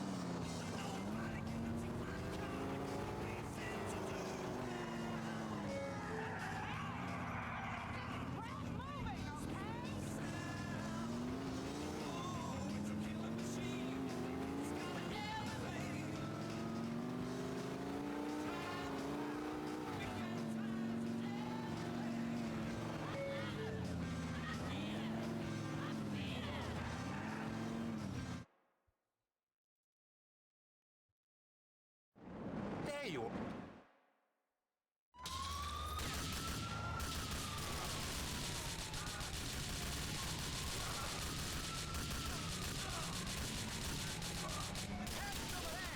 The feds don't fuck with the force. Just get away with it.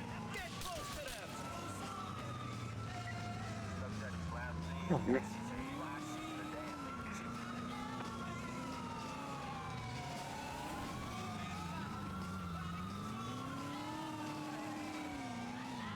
Are you fucking blind? A little bit. You don't know there's the 50 feds watching these cars. I thought Bill was just paranoid. Give me a break, man. I got a lot on my mind, you know? I didn't have much time to scope this out. My mom's kind of Oh sick. my I've God. been looking after her. Whoa. I think I got mild brain trauma. And my sister, I've been putting her through college. Oh.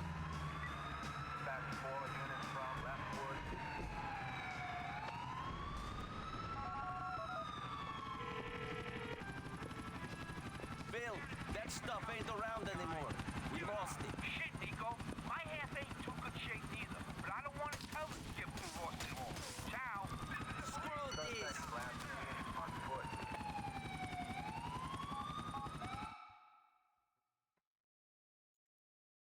Oh boy. We're heading back up to that old house off Beaverhead Avenue in West Dyke. When does technology go too far? After the announcement years ago by scientists. You mind if we just listen to this? I got to think about something.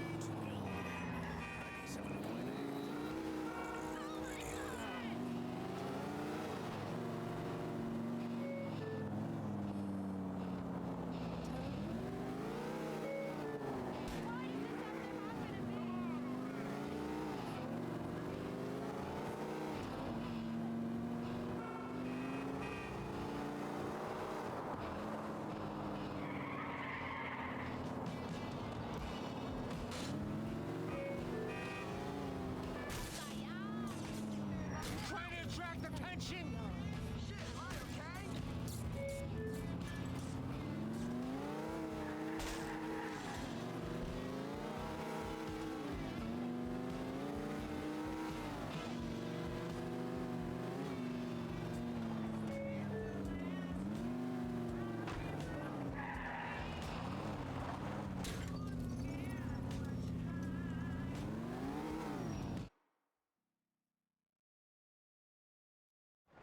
There you are. Is the intruder like the Buick Intrepid? Frankie, you've I been think keeping that's the your eyes car. open out here.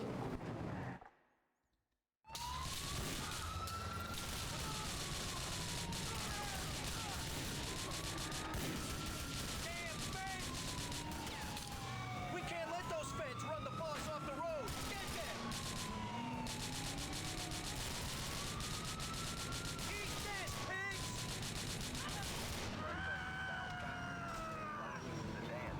Drive, boss. Oh no, no, no. Oh my god. Are you fucking blind? You don't know there's the 50 feds watching these cars. I thought Phil was just paranoid. Give me a break, man. I got a lot on my mind, you know? I didn't have much time to scope this out. My mom's kinda sick. I've been looking after her. And my sister, I've been putting her through college. Shut up! These feds are all over me. I'm sorry, man. It's just, I only got married the other day. God, I love that kid. You wanna see a picture? I don't want to see a fucking picture. I'm trying to get us out of this situation. Maybe then you can spend time with your wife instead of some jailhouse bitch. Get me close to the boss, and I'll take out that fed car.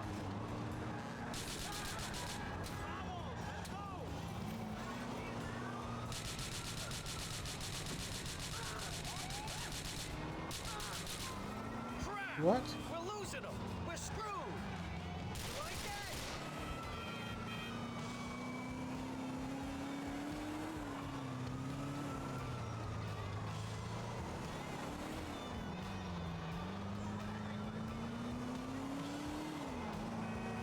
Damn police! Have some of that. I have some of that. Boss, Nico.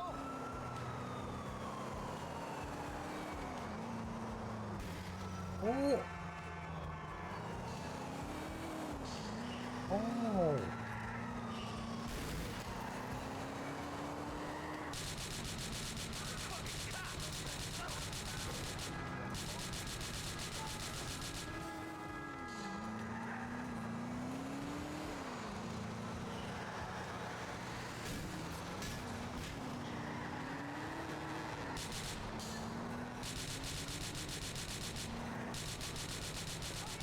Feds are all over Oh my god. Scumbags!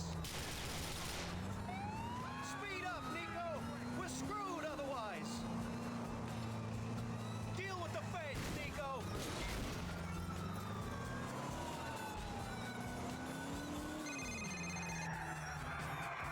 Oh shit. We're ditching the cars and going on foot. Park up behind me when I stop. All right.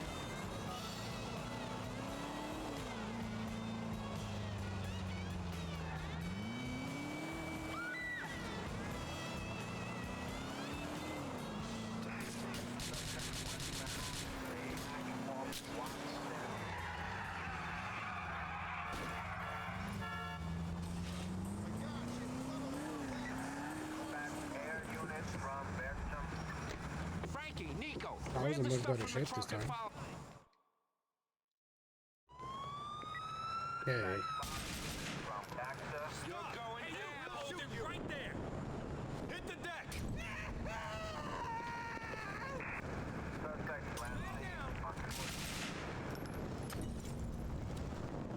Can't handle this. Send it.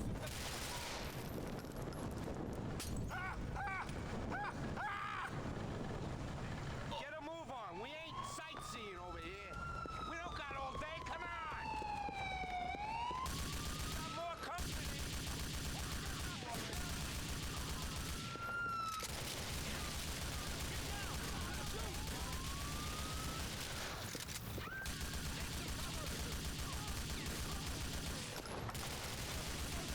Shit!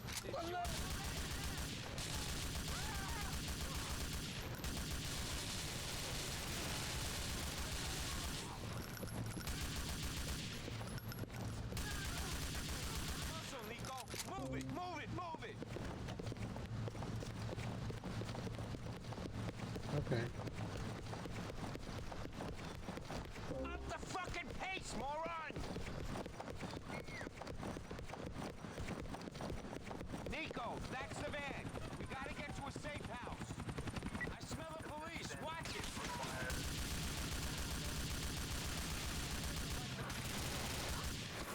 Ooh.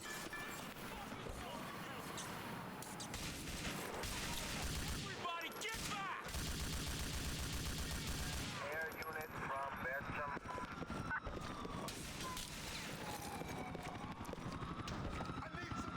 Can you get these cops off of us?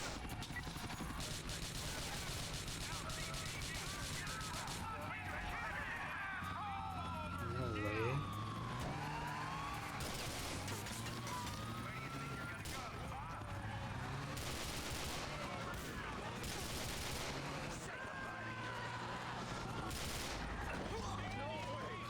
Damn, this is a wild ride.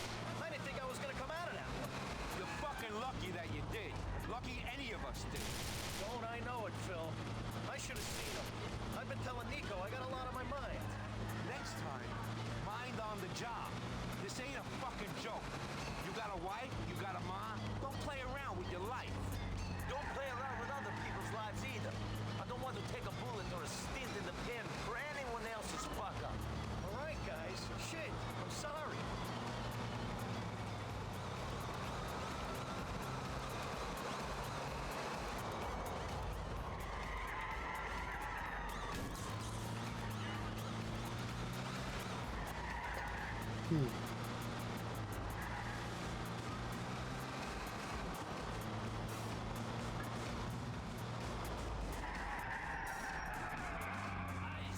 Fucking cop!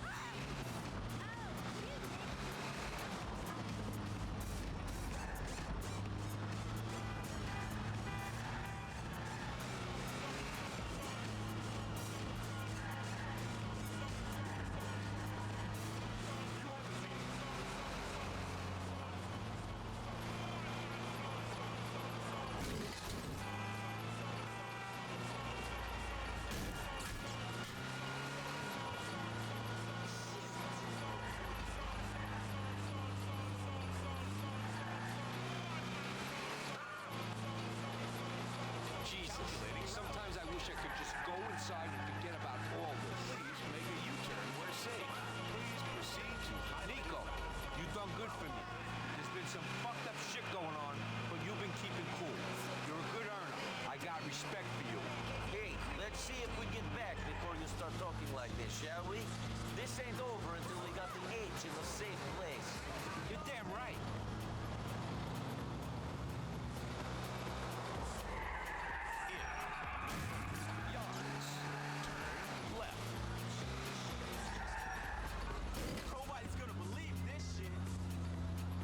this song is that old.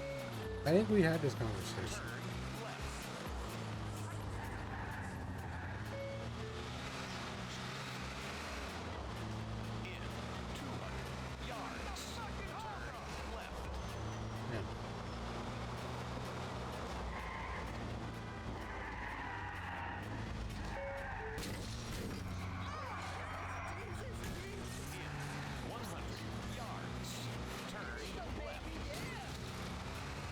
Help Nico baby.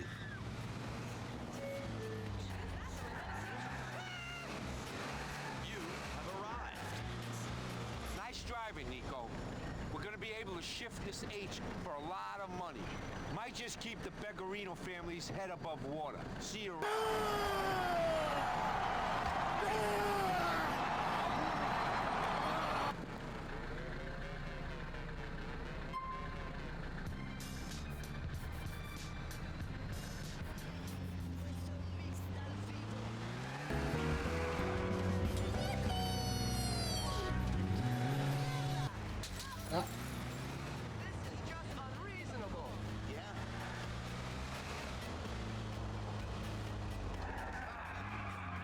Okay, let's do Jerry and then we'll call it a night.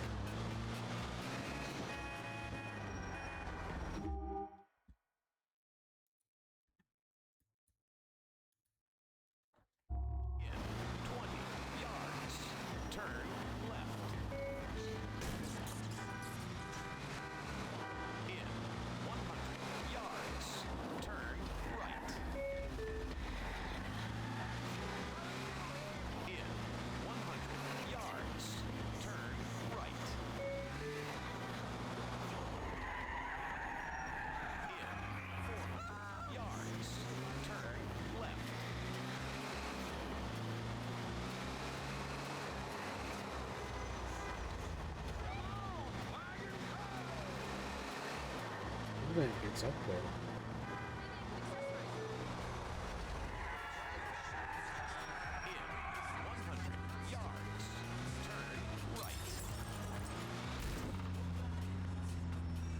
Oh, what are you gonna put in the air fryer?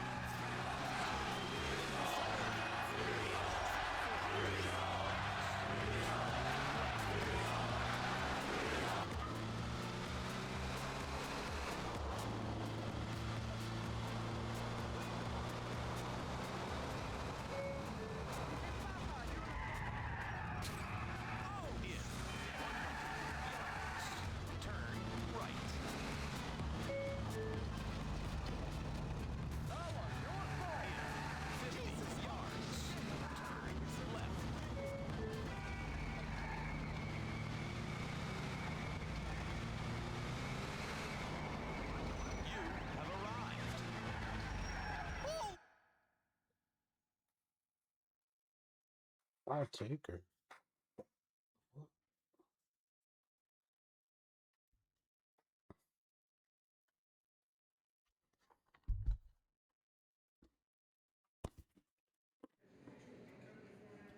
Welcome back from night.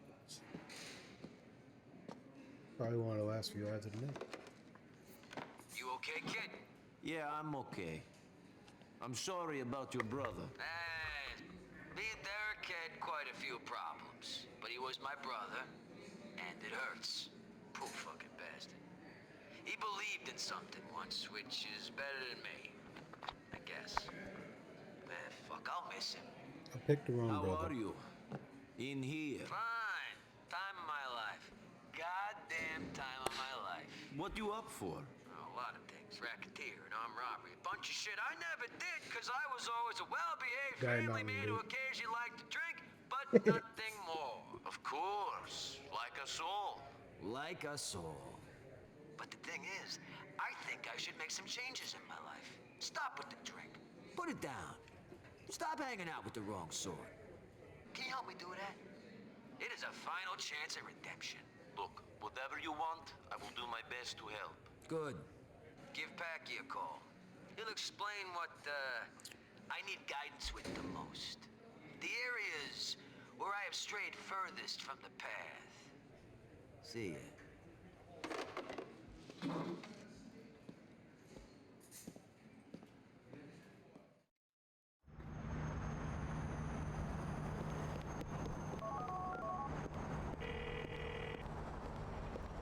Your brother told me to call you. Jerry wants us to kidnap old man Ancelotti's daughter. Some fake tan, dyed-haired, Guido-loving slut by the name of Grace. She's selling her tasteful pink felter on autoerotica at the moment. Get online, organize a viewing, and snatch that bitch. When you got her, bring her to a place we got on an alleyway off Sacramento. I can do that. You can do anything, Nico. Don't let her on that you're kidnapping her near her place, though. Play along with a test drive for a while to get her out of there. It's a real mobbed-up area, and they'll come down on you damn heavy. Aren't you going to help? One of my fucking brothers just got shot, and another one's in the pen. Someone's got to be with my mom.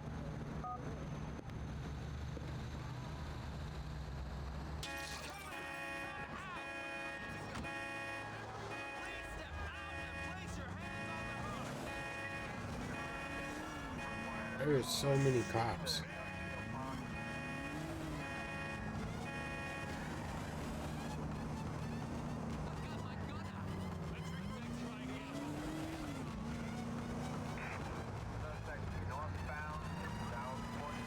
There are so many cops.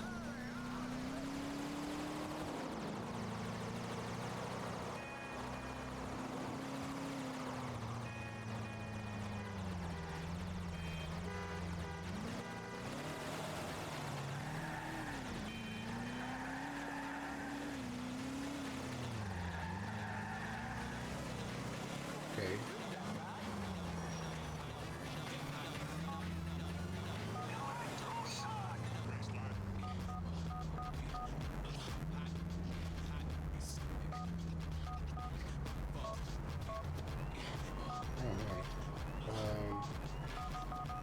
Oh, I have to do it with the computer. Okay.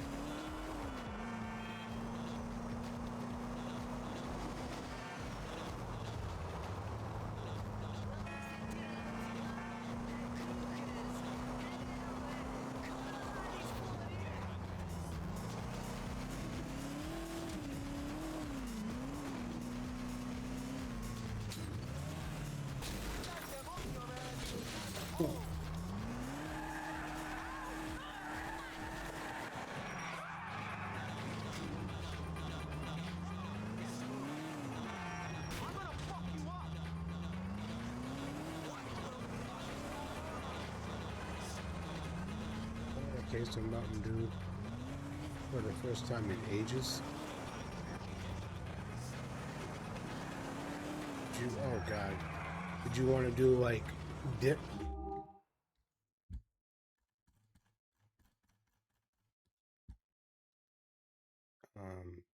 What was I gonna do? Oh, mark where I need to go.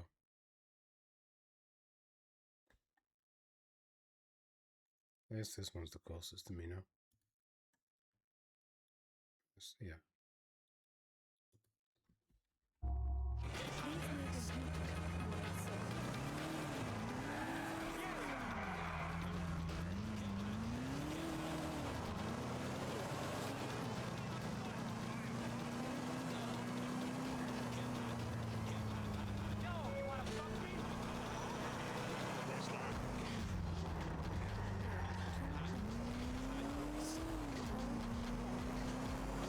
Oh, it's not.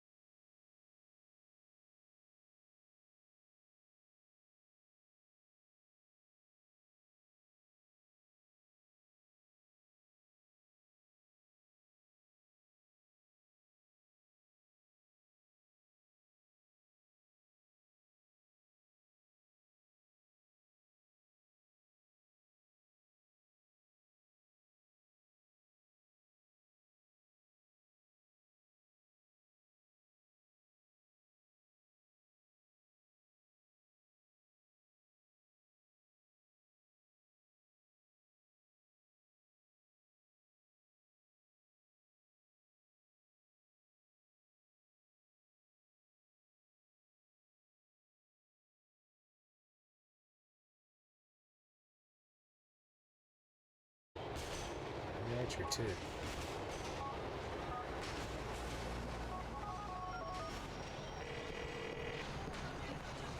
I'm calling about the car. Come to my place on Babbage Drive. You don't sound like the sort of man who's driving a pink convertible. Well, I can't resist a bargain.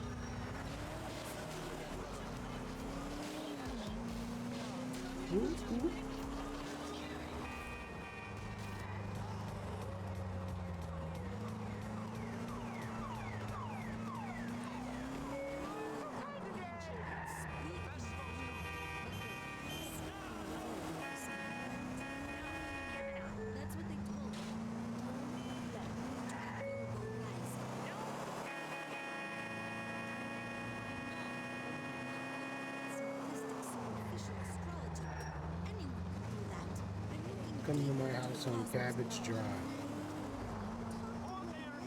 Binging with Babbage Drive.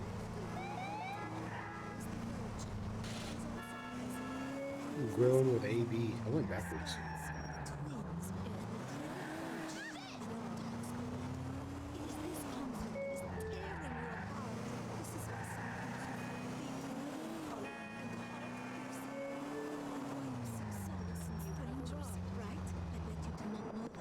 You're the guy who calls about the car, the one Your with the mother's sexy a Babbage accent. You mind if I take a test drive? You can test drive whatever you want. I love riding in cars with you European types. My family's from Italia, you know, somewhere in the south. Why don't you drive towards the south coast? We can enjoy the day. Calculating route.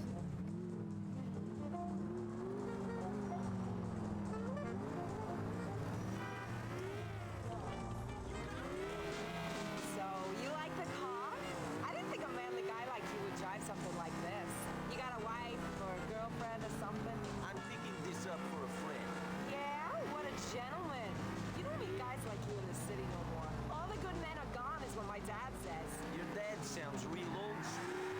You and him close? Nah, not really. You a fucking retard? I only hang out with gay guys, you know? At least they won't try and get in your pants every 10 seconds. Not that I don't like guys trying to get in my pants. I appreciate fun as much as the next girl. Maybe even more than the next girl. You having fun at the moment? Push it to the limit. Maybe too much fun. Call me Gracie, by the way. Sure thing, Gracie.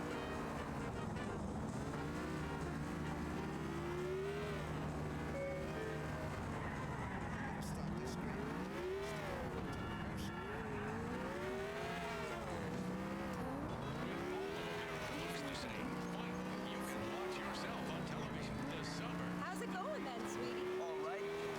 What I'm here for hasn't really started yet. You've been test driving for a while, so I can only guess that you're interested in something other than the car. I am. I'm here to kidnap you, Grace Ancelotti.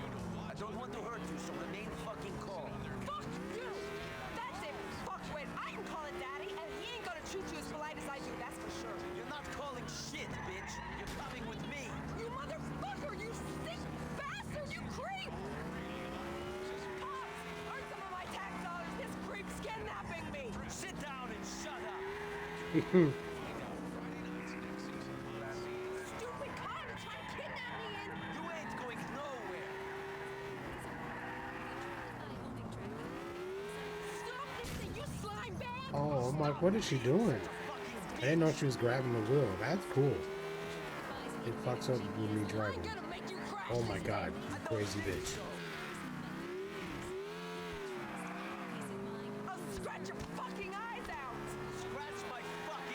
Oh, fuck.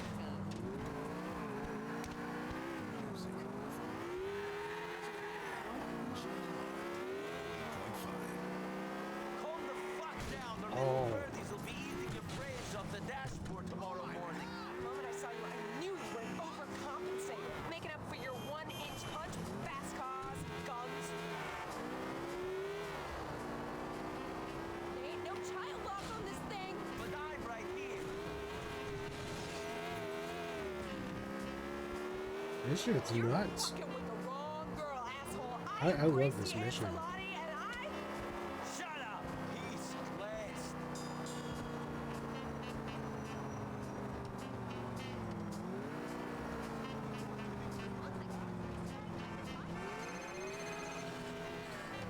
Where's not the time, man? No can do, Jacob. Oh, if they would have asked me, I would have said yes. I don't think it would be appropriate. But let's speak soon, though, huh?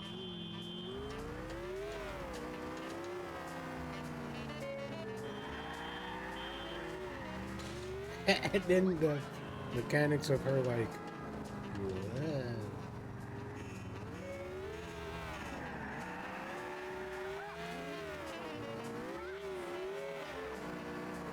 Yeah, really good game.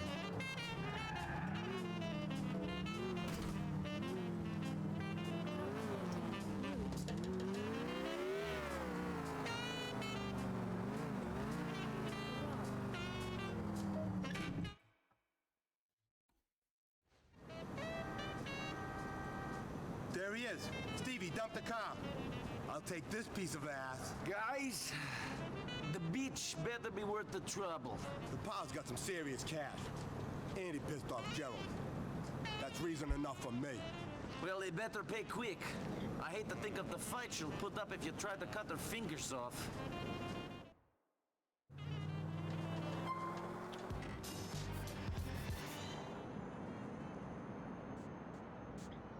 Oakley dokley.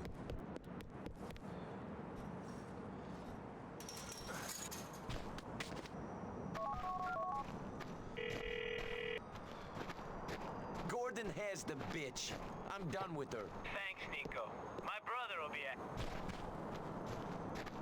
Okay.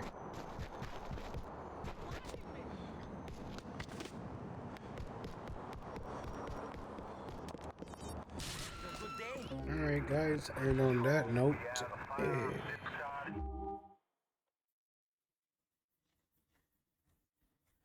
are they getting closer while on pause?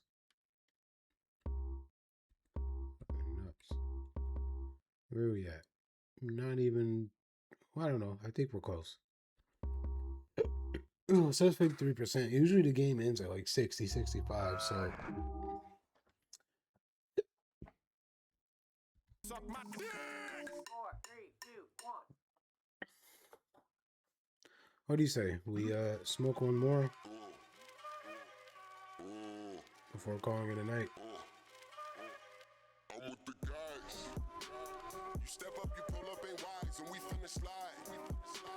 Like butter on souls on the ice, is you willing to die? I'm in the Hemi, I fly, sipping on Remy and Tide, hitting the sky like I'm surrounded by flies, like I've already just died. I'm with the guys, not in Dubai, drug in the blood, a bloodshot in my eye. I'm with the dudes, y'all is just fools. Y'all got a problem, us nothing to lose. I'm in the booth, y'all in the grave, copy and paste, I got nothing to say.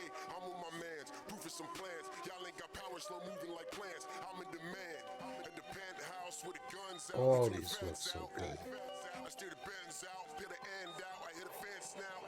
Having a baji with a hottie, then we hit another party. When I hit it in the lobby, had a stripping. Those don't look like burritos, look like taquitos. As Americans, what if got an ass all sweaty? Panties at the house, got an ass already. She a the way we think about burritos is all wrong? Fat, overstuffed burritos with rice, beans, cheese, meats, condiments, salsas. But what if instead of a fat, oversized burrito, you made a skinny long one with maybe 2 or 3 ingredients? Then you would have the original burrito, the burrito that started it all and paved the way for the California Mission-style burrito that we all know and love. Thick, pillowy tortillas, perfectly stewed meat with a smear of rich and creamy pinto beans, rolled long and skinny. This is Burritos Juarez. Now, with only a few ingredients, the quality of those ingredients matter. So when I got up this morning, I just took some pinto beans, dried, so we can ensure the highest quality of refried bean that we can achieve at home. Get them into a bowl, cover them with water, and then add some salt. And then we're gonna allow that water to rehydrate. Samson? This is Samson. I have been waiting for this game ever since it was announced. What is not long ago. this? This is probably going to be one of my favorite car-based games. Driver, open world-esque game this year. I don't know how to describe it, because quite frankly, all I've seen is the trailers and the gameplay. Oh yeah, I've seen quite a lot. But we're going to check it out today. This has the potential, friends. It is cheap, $25 or like £21. An open world action game that I'm just going to jump in. This game I've was set all my horrible. settings. I've put Oh, on no. maximum on my 4080. Let's see if this thing struggles. You know, ETA because of their phone. It's not a huge map, so deliveries are going to be decently fine. Yeah, look at that. I'm at like 97% GPU usage. Forza 6 comes out in like 4 days. Generation. I'm gonna need a new GPU, and the GPU I need doesn't exist. Alright. And then do I have to go back? That was a rubbish hit. His car looks clean though for what it was. That's a bummer if it sucks. I'll take your word for it. I'm even gonna watch it. I'm even gonna watch it. I built a modern PlayStation.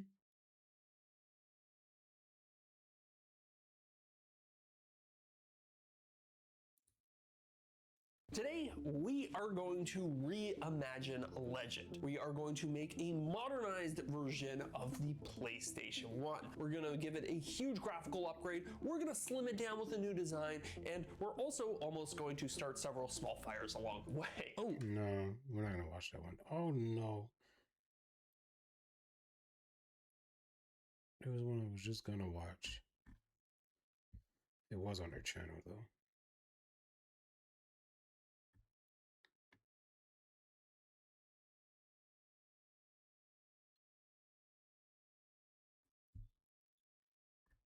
Remake doesn't exist.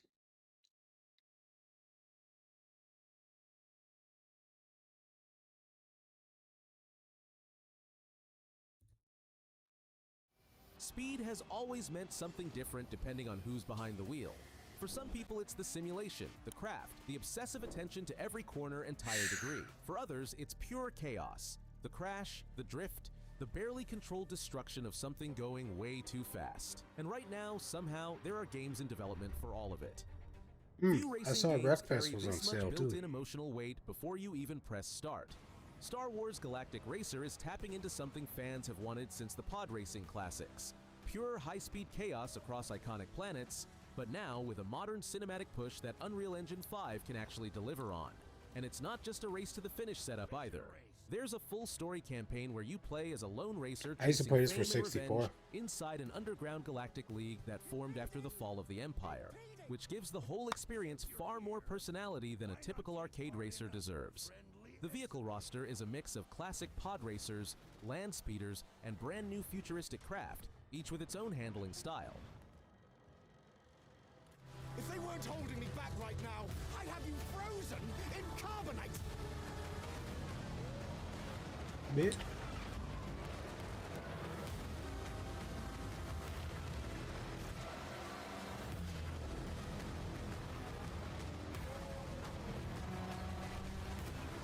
Scale is the word that defines Bus Simulator 27, and it changes everything about how the game feels compared to its predecessors. You're not just driving a route anymore, you're building an entire transport company from the ground up, planning routes, hiring drivers, and turning a small operation into a full public transit empire. That management layer sits at the heart of the experience, and if it's executed well, it could be genuinely addictive in the way good business sims always are. The map is a large fictional region inspired by Southern Europe, split across 2 major cities and around 20 distinct districts, from quiet residential streets to heavy industrial zones. Real-world complications show up constantly. Traffic accidents, roadworks, tight schedules, and unpredictable passenger situations Keep every route feeling dynamic rather than scripted. That's cool. Ryan gifted me a trucking simulator, so I have that. Which I wouldn't mind playing this. Nobody saw a vending machine empire simulator coming, and yet here we are, and it actually looks fascinating. Honcho drops you into 1980s Japan as a young woman whose grandfather has just passed away, leaving behind secrets and a surprisingly ruthless business world built around vending machine territory. Your vehicle isn't anything glamorous. It's a small, beat-up hay truck. Mechanic mama. And that little machine becomes your lifeline as you try to rebuild your family's legacy from scratch. The driving itself takes you through mountain roads, city streets, and rural countryside. But movement is only part of the picture. You're scouting locations, buying vending machine spots, investing in real estate, and slowly growing from a total nobody into a genuine economic competitor.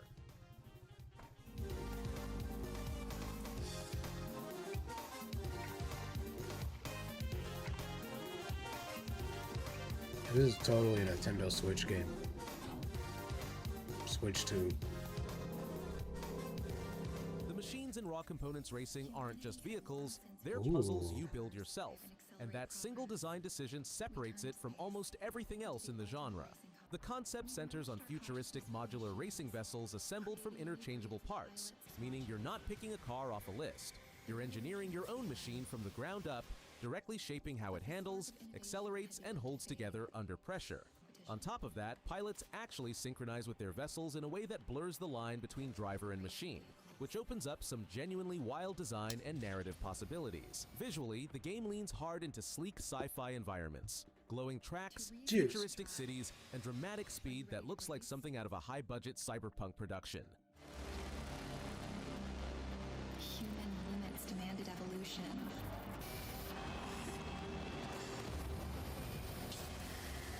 Repetition. And accelerate progress. We turn space. The original CarX Drift Racing Online built a real community around sideways driving, and this sequel isn't just trying to keep that audience happy, it's trying to earn a completely new level of respect. The physics system and tire model have been rebuilt from scratch in collaboration with actual motorsport specialists, which is not a detail developers throw around casually. That kind of partnership signals serious ambitions toward authentic competition rather than flashy arcade chaos. The structure reflects that ambition too. You begin as a beginner, move through drift school to build real fundamentals, and work your way toward professional-level online events built around authentic formats, including tandem duels and tournament brackets modeled on real-world championships.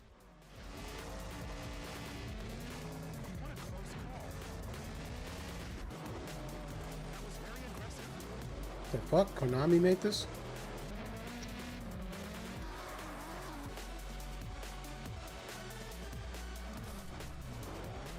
Survival horror on a bicycle sounds like a joke until you hear how Or it Sega? actually works. And then it That's a sounds Sega genuinely game. terrifying. Quite a ride throws you into a thick, unnatural fog that slowly this looks swallows the cool. world around you. And the only rule keeping you alive is simple. Keep moving. Stop pedaling for too long, and whatever is hiding in the mist starts closing in. That constant need for momentum transforms the bicycle from a humble vehicle into a desperate survival tool, and the tension it creates feels brutal in a way that most horror games struggle to achieve. The environment you're riding through is an eerie rural zone filled with abandoned towns, strange laboratories, and supernatural anomalies that don't follow any logical rules.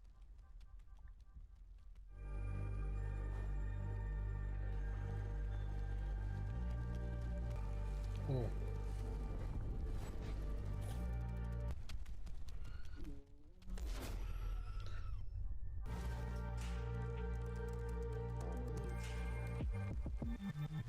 Truck simulators usually ask you to be anonymous, just a driver doing a job. Road Kings isn't interested in that. From the very beginning, this game frames your journey as a story worth telling, putting you behind the wheel of a massive 40-ton semi as a rookie with something to prove, working your way up through bigger contracts and harder routes in a world that doesn't make anything easy. I would want this. The setting draws heavily from the American South. Wide open highways, coastal plains, busy towns, and rough rural roads that feel lived in and unpredictable. Weather isn't just visual scenery here. Storms, slippery roads, and sudden hazards genuinely affect how you drive, and how dangerous each delivery becomes, which keeps every haul from feeling routine.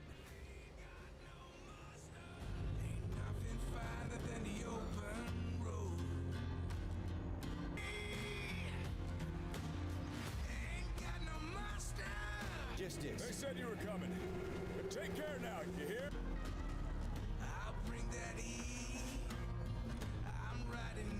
After a catastrophic disaster poisoned the planet with radiation, humanity is barely surviving. And somehow, delivering energy technology across hostile wastelands falls on you. Fatal Run 2089 is unapologetically old school in its DNA. Aggressive, high speed, and constantly trying to kill you. But wrapped in modern visuals that give the chaos a real sense of scale.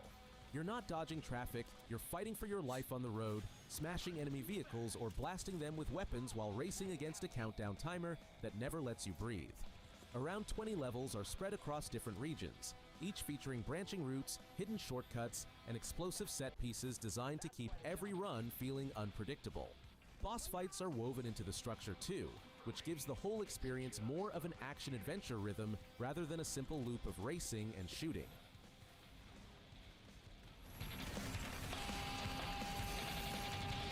We are still at 75%.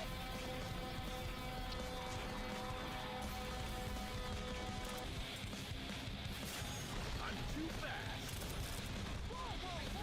Years have passed since the last mainline entry, and the weight of that weight is something Ace Combat 8 seems fully aware of.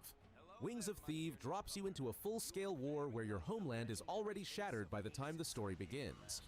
You're pulled from the sea and placed inside an elite squadron carrying the legendary name Wings of Thieves, a unit that exists less as a military asset and more as a symbol of hope for people who have almost nothing left to believe in. The campaign is built as a deep, story-driven experience with strong squad relationships and emotional decisions that actually shape how the conflict unfolds around you. This isn't just missions and explosion sequences strung together. The focus on characters, loyalty, and the psychological weight of fighting a losing war is clearly central to what the developers are building.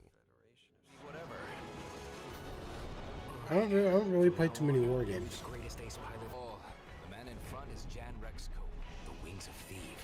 You're riding shotgun. Just keep at it, Rex. Ray, heads up! On your orders, Rex. To keep hope alive. All dogs fire. Time to pull out, 22. Roger that. God damn it. Star Wrath is built on that brutal starting point, and it shapes everything about how the game feels. You're not a hero on a mission. You're a survivor in a lawless void, surrounded by raiders and scavengers who want what you're carrying. The modular ship system is what makes the gameplay genuinely interesting. You don't pick a spacecraft, you build one, assembling engines, armor, weapons, and structural components that each directly affect speed, maneuverability, and durability in ways that actually matter during combat. Every module can be damaged or destroyed mid-fight, which means battles aren't just about shooting first, they're about protecting your weak points and staying mobile while everything around you tries to fall apart.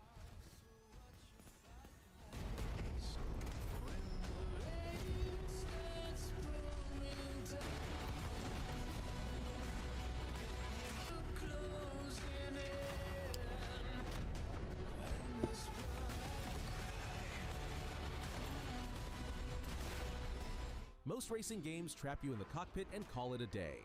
Endurance Motorsport Series thinks that's only half the story. The central idea here is that you can actually switch roles during a race. One moment you're pushing hard on the track fighting for position, and the next you're sitting in the pits making strategy calls like a real race engineer. That constant shift between action and decision making is what separates this from every other simulator on the market. Endurance racing is about teamwork above everything else, and the game leans fully into that reality. You're managing multiple drivers, planning pit stops, reacting to weather changes on the fly, and adjusting your entire strategy when accidents or mechanical failures force your hand. This looks like it bucks.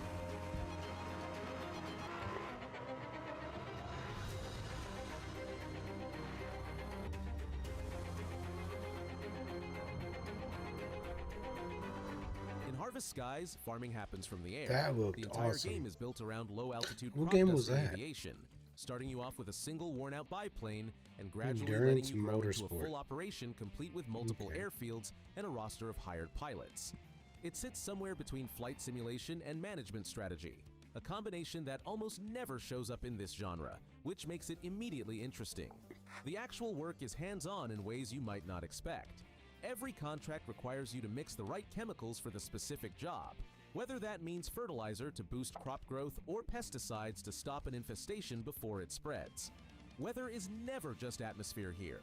Wind pushes your aircraft off course, fog grounds entire fleets, and storms can shut down whole regions without warning, turning what looked like a routine job into a real tactical problem.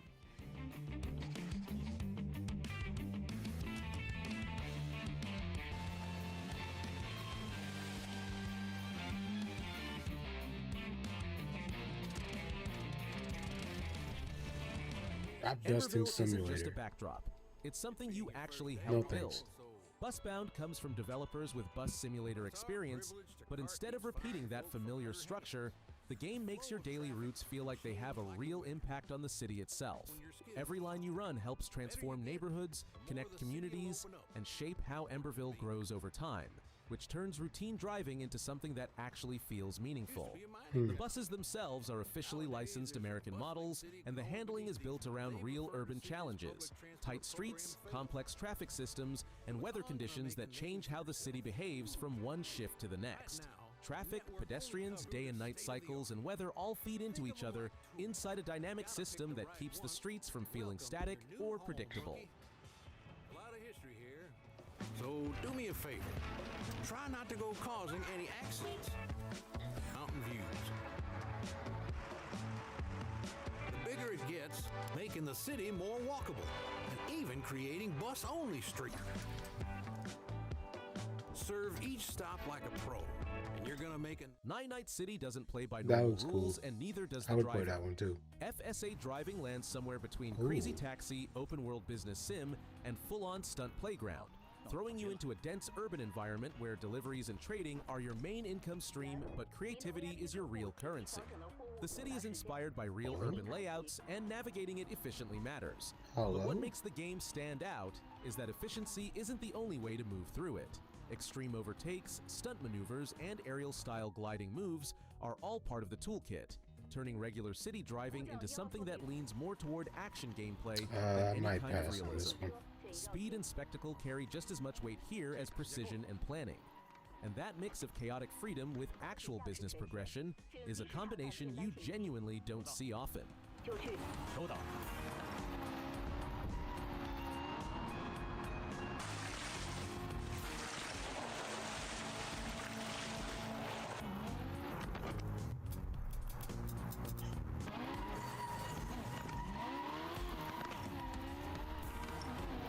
This one Well, is I don't built know. as a direct love letter to the arcade Let's rally go. games of the 1990s, and it doesn't pretend Yes. otherwise for a single second. Overjump Rally isn't chasing simulation credentials or realistic physics models. It's going straight for that fast, colorful, pick-up-and-play feeling that made those old-school rally machines so impossibly addictive Hell back in the yes. day. The entire project is framed as a modern tribute to the legendary titles of that era, rebuilt from scratch on Unreal Engine 5 while keeping the simple, satisfying driving style that made the originals I was behind at unforgettable. times, but Forest Initial D stages, was a dusty big gravel game roads, and tight in my corners local that arcade. reward both precision and bravery make up the track design, all wrapped in modern lighting and visual detail that makes it feel like you're playing the idealized memory of a classic. Not a cheap imitation, but the version you always imagined it could look like.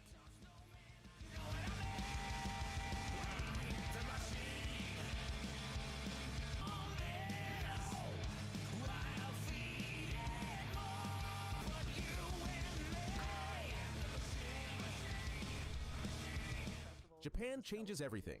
For the first time in the series, the Horizon Festival lands in Japan, and that setting immediately repositions this as something more than just another sequel. You're not cruising generic highways. You're tearing through neon-soaked Tokyo streets, drifting mountain passes built on real Touge road culture, and racing past landmarks that feel pulled straight from automotive history. The world being promised is the largest Horizon Overjump map ever Rally. built, stretching across cities, countryside, snowy So, mountain ranges, and coastal endurance. highways that all feel distinct from each other. The launch car count sits above Motorsport 550 vehicles, which is an almost absurd number even by this series' generous standards. New event types including obstacle challenges, redesigned car meet systems, and customizable personal garages add layers of content beyond simple racing. Districts, each with a unique identity. A festival or a racing champion or even a rookie, you'll start out as... Damn. When you finally earn your gold wristband, you get access. For this game, we've built our biggest urban area yet. A Tokyo City. Tindleston is broken, and so is the man coming back to it. Samson McRae is a tough, battle-worn fighter returning to a city overrun by gangs and debt collectors. People who remember exactly who he is and exactly what he owes. The situation is immediately brutal. A massive debt hangs over him, and his enemies are using his sister as leverage to make sure he never forgets it. What makes the structure of this game genuinely compelling is how deliberately constrained it is. Every single day starts with a financial target that must be reached, and you choose how to get there. Street fights, car chases, or high-risk jobs, all while staying alive long enough for the number to move in the right direction. Failing to hit that target doesn't just feel bad, it actively makes things worse because the debt grows and the pressure compounds into the next day.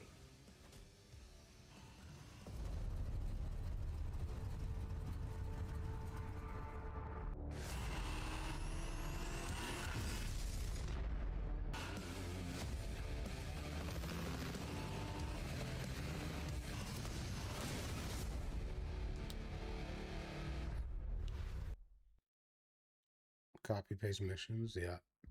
Sounds like GTA RP.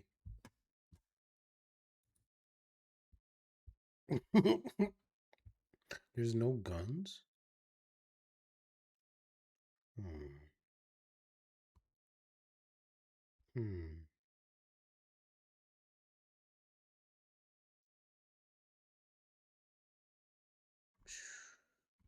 Ooh. Did you play Initial D 18 years later test drive and movie that still dominates? That looks clean. Freedom is arguably the biggest buzzword throughout racing game design in the past few decades. The earliest innovators in open worlds were the first to expand upon this idealization of freedom in driving games. And yet, if you ask me, there's one game that took this hypothetical concept through its largest virtual jump, and that's Test Drive Unlimited. You see, in 2006, when Unlimited released, Test Drive wasn't exactly synonymous with the 6th generation consoles and the technology that they brought forward. The games preceding Unlimited were far more linear in scope, whether that be on-road, off-road, or on the track. TDU, though, would be the breaker of these limits. I think I played Test Drive. Newly acquired Eden Games, who had previously had development on the PlayStation version of Need for Speed Porsche Unleashed and the V-Rally games. TDU would switch the course of Test Drive Unlimited for good, accomplishing the Herculean feat of recreating Hawaii's stunning Oahu Island at a 1-to-1 scale, a task the scope of which would be lunacy a generation beforehand. Freedom would be the core selling point of TDU. This wasn't for the racing and tuner crowd who flocked to Need for Speed or Juiced, and would be far less exuberant than the burnouts of this era. Test Drive Unlimited was a lifestyle experience mixed with a driving game, something that no other game at that time could provide, and that's why this series has gained such reverence over the years. And years it's been. Nearly 2 decades separate the original Test Drive Unlimited and the modern day, and so the question is then raised, how have those nearly 20 years treated it? I hope to answer that very question as I welcome you to my Test Drive Unlimited retrospective.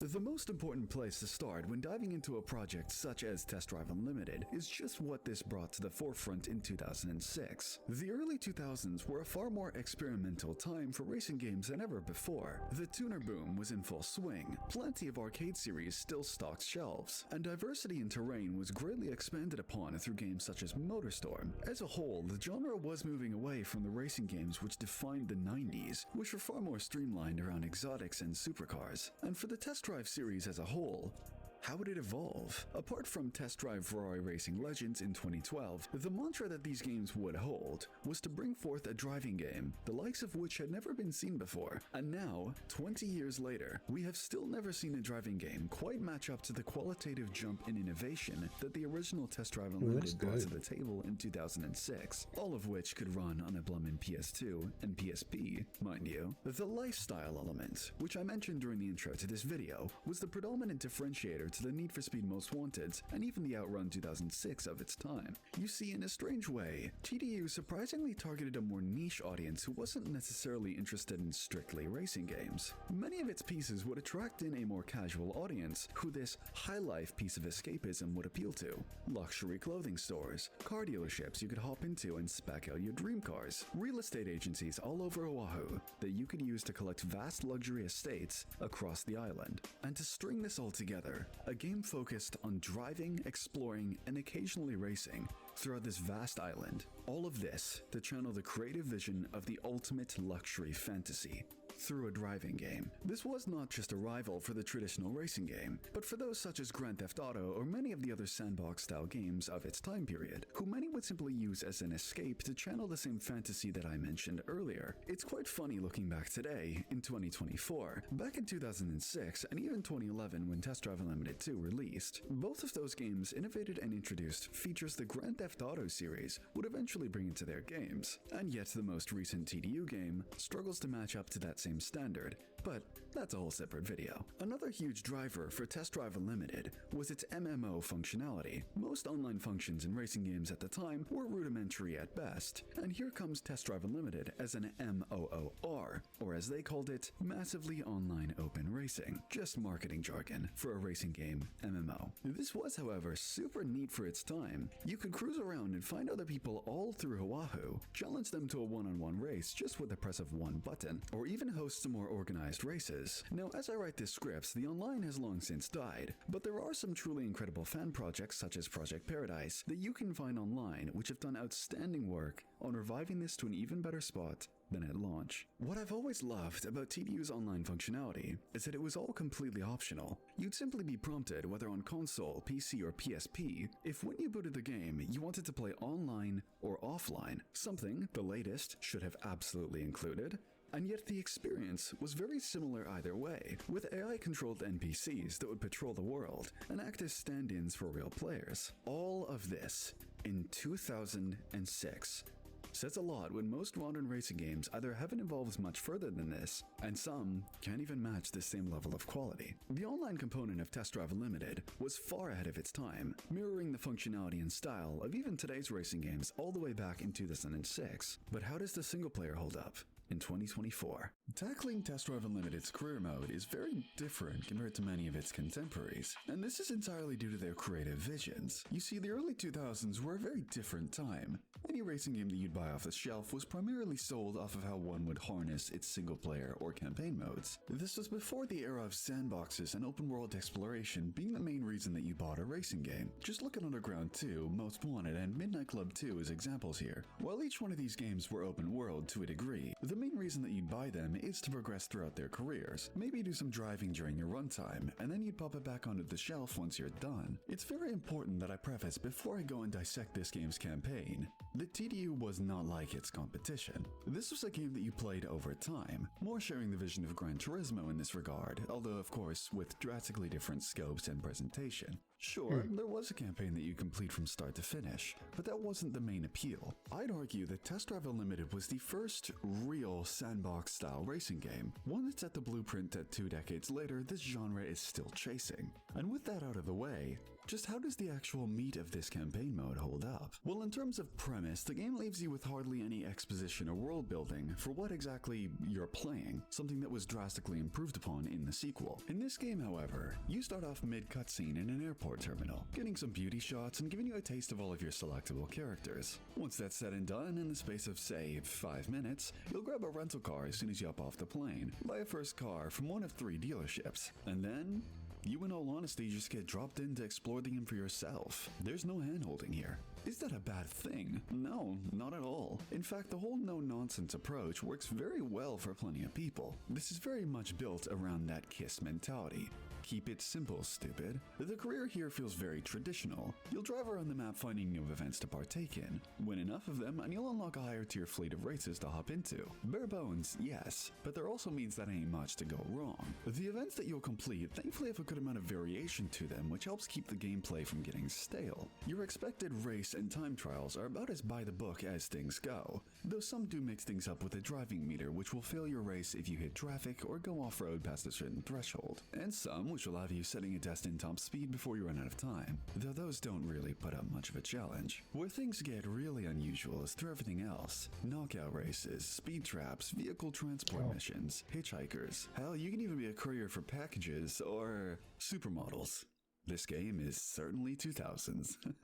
For a game so simple on paper, it really does try its best to always have you doing something new. Whether that's driving a new car for a courier mission, unlocking motorcycles late game, which I'll touch on later, or even just telling you where the next event is on your agenda, and then sending you on a 30-kilometer road trip past islands or forests to get there. This is absolutely a brilliant game if you just want no nonsense, no fluff, driving game fun. What's actually quite funny is that on a methodical level, this game's campaign functions very similar to this year's Solar Crown. Complete a free-flowing group of events, explore, and eventually unlock higher tier cars and racing. The template is very much the same, but because this template is the same, it's honestly quite laughable to see how this game still handles a career better than its 2024 brother. Something quite neat for a game of this vintage is the custom route creator. You can set checkpoint-based time attacks or speed traps with fully customizable regulations. All of this in 2006 is wildly impressive, with games like Forza Horizon only introducing custom blueprints, which function as an evolution of this same concept, in 2016, 10 years later. Without a doubt, something that I feel TDU does exceptionally well is the sense of accomplishment. Earning money for upgrades and vehicles takes quite a bit of time, continuing into the late game. However, it's not artificially inflated either. This is such a great sweet spot where you can spend a whole afternoon grinding, exploring, and getting some career progression in, Open world feeling like pimp making simulator. money is a chore in order to enjoy the game. The TDU tradition of exuberantly long That's races Saints Row 1 and originated 2. from Unlimited, with both the Island Tour and Millionaire's Challenge each being over 100 miles long, and will take at least 45 to 50 minutes of your time to complete, yet rewarding you with voracious amounts of cash. And hell, if you want to bait the system without spending tons of money on cars, you can use the rental cars feature for a specified period of time, which is a great way to mix things up and try new cars without, of course, the large upfront investment. Now, is TDU all that challenging?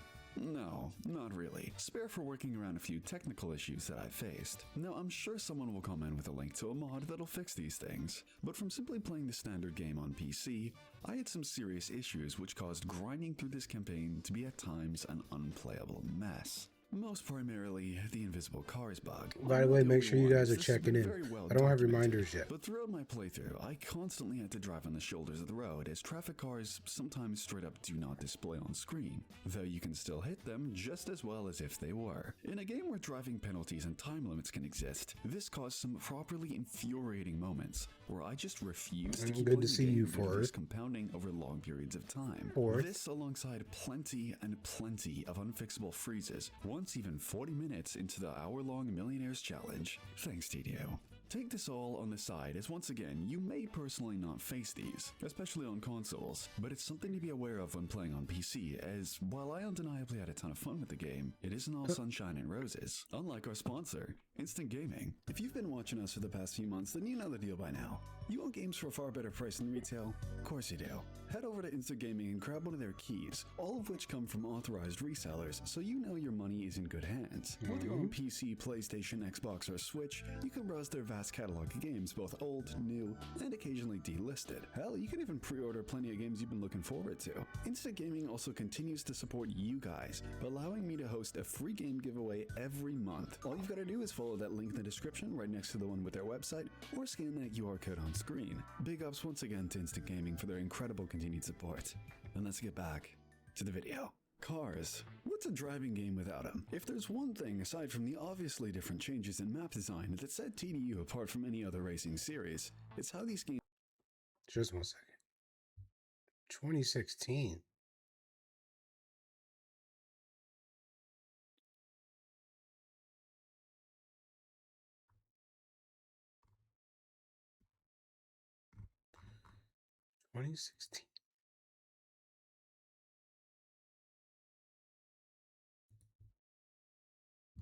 Oh yeah, feel it. Oh, Rocky Rocket Fingers presents Get the Fuck Out of My Way, starring Pippy the Pimp. Hey guys, I'm Cinnamon Toast Ken, and we're here with this fantastic looking game.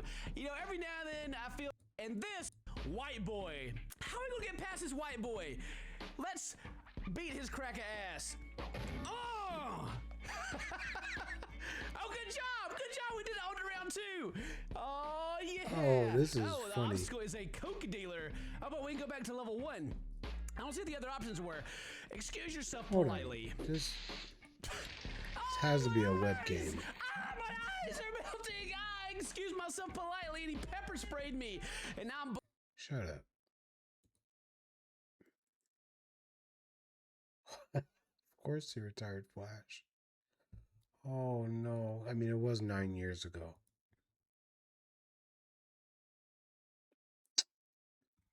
Jam.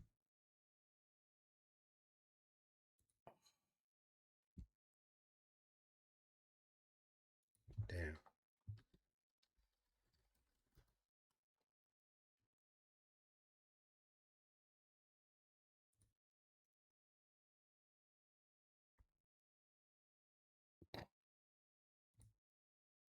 It's how these games tackled their vehicles. Test Drive Unlimited didn't just have a far larger list than its contemporary Need for Speed rivals, with its over 100-strong list. In comparison to the paltry 36 in Most Wanted and 57 in Carbon, but showed a far different style of presentation and attention to detail than any game beforehand. First off, first-person cameras. Far from the first game to include a first-person camera, but for an open-world game, let alone one that had this level of fidelity, and included the ability to customize your field of view, height, and driving position, unheard of apart from sim racers in 2006. The tachometer for each vehicle in third person as well wasn't just another piece of the UI, it was an exact replica of every single one of over the 100 cars' gauges. Damn, that's cool. You can even start and stop your engines, and even this detail was spared some love, with older classic cars having a prolonged startup in comparison to more modern vehicles. And these are just the itty-bitty details. There's so much more when we look at the package as a whole. I'm sure most of you are familiar with dealerships as well. At least for me, this was the one thing that seduced me into falling in love with this franchise.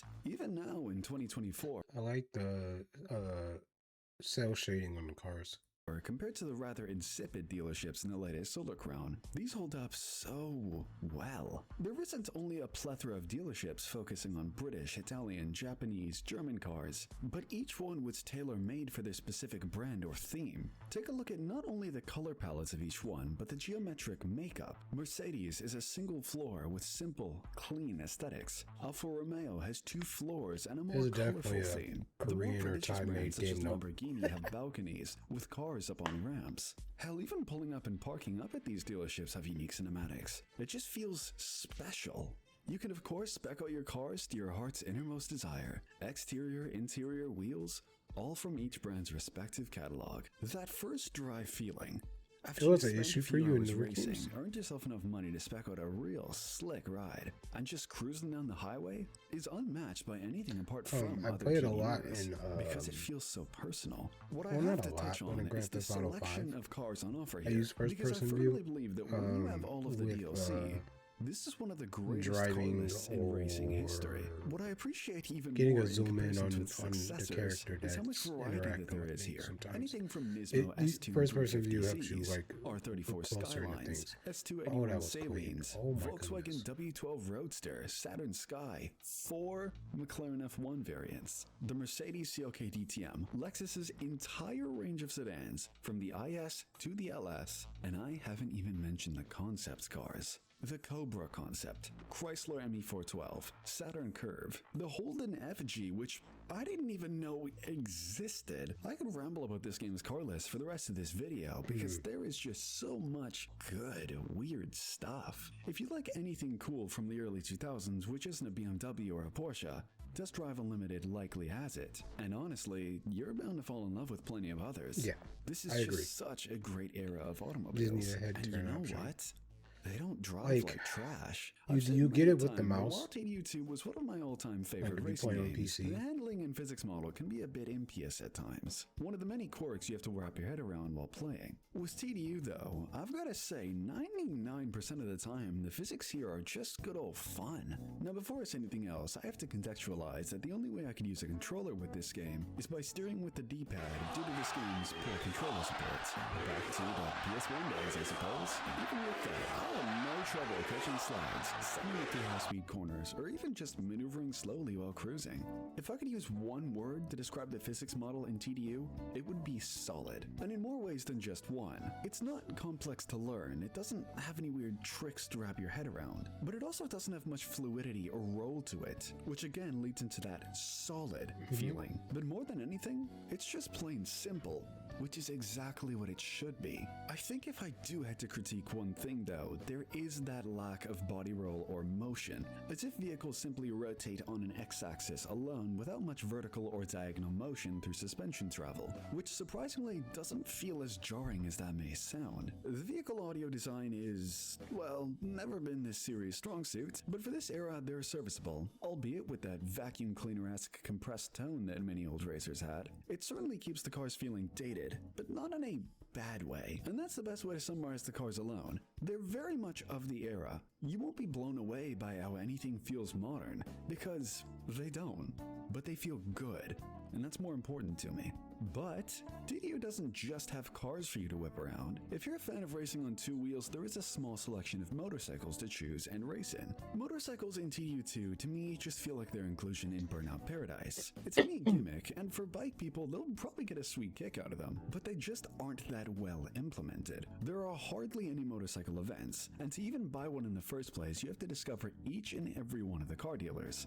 Then you can buy a first bike. The motorcycle physics as well. It feels absolutely criminal to ride a motorcycle and not feel any semblance of roll, as that's quite literally how these things corner. It isn't just side-to-side weight transfer, but front to back. You just don't feel that full sense of motion you would on a real motorcycle. They're cool, don't get me wrong, but mediocre in implementation, which for me just isn't enough to truly enjoy them. TDU's vehicles provided something far different to its competition. It wasn't focused on the most in-depth upgrade system or giving you the most ostentatious selection of body kits and wings. It was far more down to earth, putting the millionaire's dreams in the palm of your hands and letting you cruise endlessly across the largest map this genre was yet to see. You've likely heard the buzzwords by now. Over 1,000 kilometers of drivable roads, a one-to-one virtual recreation of Oahu, Hawaii. The scale of this map, not only by the standards in 2006, but in the modern day, trounces every other game, spare for few exceptions such as fuel. The question that I then want to answer is if this game's map is actually any good. Now, spoiler alert, I certainly think that it is. There are a few caveats that I want to bring up for the sake of viewing all sides. It's very reasonable to expect that a recreation of such a large scape of land will not be able to match up to the level of detail that you'd find in other racing games with a more compact map design philosophy. That's just a given. And this is certainly something that you notice, especially when looking at this game in comparison to TDU2. Unlimited has plentiful roads, yes, but diversity in viewpoints, terrain, and even just colors hardly changes throughout the vast network of roads. I for one believe, especially for a game of this vintage, that this simply is not a big deal to me. Sure, I love a great view, and it's always fun exploring a more artistically comprehensive racing game world for the first time. But for me, I didn't know it was that bad. I usually play in this over and over again. I want to always be discovering. It's something that, in Forza Horizon for example, always happens after a month or two. I've driven past each and every road many a time, seen all that there is to see. So if I want to buy a new car, go for a fun drive, I'll just be repeating one of a few set routes I've been down before ad nauseum. This of course should go without saying. It's heavily down to personal preference, and I'm in that camp of size over quality in most regards. With the philosophical side out of the way, what about the actual land makeup of Oahu? What I've really grown to love about Unlimited's map is its road design. Sure, while looking at how much of the actual mass here is, well, actually road, is a bit disappointing, they're undeniably fun to drive on. Some portions of the map are flat, but balance that out with long sweepers alongside beaches. Some combine both steep changes in elevation and sharp corners, and those That's are real cool. tests. And some spots, just straight, endless freeway to cruise at 200 miles an hour forever. Has Oahu aged particularly well? It's tricky. Comparing this even to TDU2, if you ask me, it really does struggle to match the diversity and quality that its younger brother provides. And not just that, I find that even though there are a lot of roads to drive on here, most of them lack branching paths and stick towards maintaining one giant path. There's also a heavy lack of an off-road presence, which is tricky, as for some, this is a huge plus. But I disagree on this. TDO2 strikes a brilliant balance of having its huge network of roadways, and then using the empty space to create their own little dirt paths and rally trails. So then, ambitious this map certainly was, but I'd be dead lying to your face if I said that this map and the philosophy surrounding it didn't have any flaws. And with that, I want to move on to some of my final thoughts on Test Drive Unlimited. So to answer the question from the beginning of the video, how have the almost 2 decades treated Test Drive Unlimited? And how well does it hold up in 2024? Does this feel like a timeless masterpiece? No. Absolutely not. But that actually plays into its favor. You see, embracing the time period of when a product releases can often actually be a great thing. It's why Black Box's Need for Speeds hold such reverence. They are still enjoyable experiences, but have reached a point in time where experiencing them is like activating a time capsule to a different point in time. Test Drive Unlimited is almost on that level. For its time, this game was absolutely mega, and when you look back today, you truly do see the bones of which many a modern racer built upon. And sure, while in some ways, we haven't come that much further, going back to Test Drive Unlimited, you start to realize the little things. TDU has so many neat features, gimmicks, and creative choices that still set it apart, but I struggle to find reasons why I would play this over its sequel, which took the concepts that this game started and truly ran with them. As today, Test Drive Unlimited is very simple. The career mode doesn't have a structure, prominent characters, or cutscenes apart from the NPCs that you'll pick up. The map, while huge, is the one source of appeal, as these roads aren't utilized all that well, and interactivity within this world isn't all that strong. Its wacky features, such as houses, simply are done better and are fully modeled, traversable, customizable units in its sequel. Hell, even the police that appear, which I haven't even mentioned in this video, because they are some of the most poorly implemented in the genre, but that's the price that you pay for ambition sometimes. I don't mean to say any of this as a dig on TDU. This game was, and still is, pretty damn fantastic. And for its era, it truly was fighting the Goliaths of this industry. But yet today, it's best to be appreciated as a marking point, a remnant of a very different era of racing games, as an innovator in this genre. The best way that I've found to analogize TDU1 is that these days, it feels like a vacation. On first impressions, and for a while, it's comforting, it's fun, but as time goes on and that initial wave wears off, you start to miss the little things, the quality of life, and you start to wonder, would I truly want to stay here? It's a great game to come back to, but stick too long, and you'll realize just how far that we've come. Why are you in the video like that? Shit's cheeks. Alright, well, it looks like a fun game. Not gonna lie, Joe. Let's check this out one more time. And now I'm blind game, so let's just jump right into it and play. Oh yeah! Oh, get that pimp walk. Oh yeah! Oh, bus stop. Obstacle, white boy. You get to choose. Beat his crack ass. Excuse yourself politely, be scary. Obstacle, white boy. How are we gonna get past this white boy? Let's beat his cracker ass. Oh! Oh, good job! Good job! The way this looks, this is prime fucking... What was the damn game you played Nico on? Was it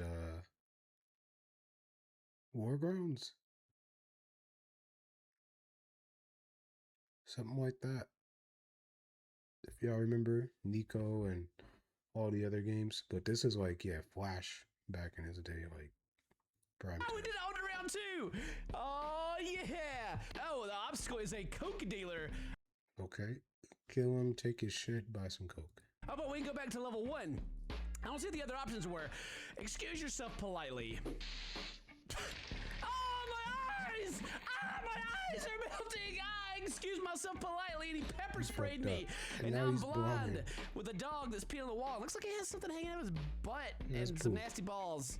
I can try again or I can pussy out. Let's pussy out. That's so disgusting. You lose at life. That's me. Oh, I got a hat though. That's a nice hat. All right. What happens if we just be scary? What's up, cracker? Get the fuck out of my way, motherfucker. Yes, sir. And then he pees himself.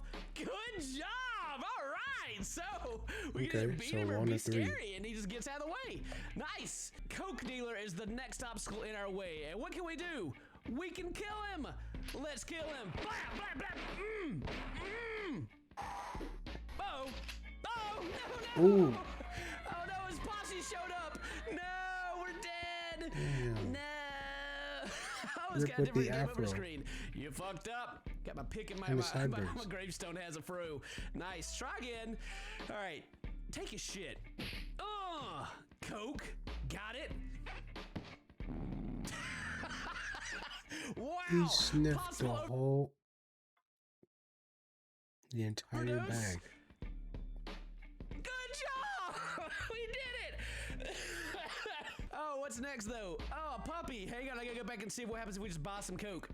Yo, man. Yeah, what's up? Here's some money. And I got... What the? Coca-Cola bottle! Let's go! We got some Coke! You can't snort that! We're trying real hard though. Damn. Ow, okay. So let's go back to, alright, the obstacle is a puppy. What are we gonna do to get past this puppy? Kick its ass! Oh, bam! Oh, no! Good job! Are you serious? That worked? Oh, my God. Oh, my God. My stomach. Oh, I was so tired from laughing. Oh, my God. A crack whore. 25-cent BJs. Nice. Hang on. I gotta go back and see. Let's pet the puppy. Hey, puppy. What are you doing? Bite you. Oh, no, puppy. No, puppy, no!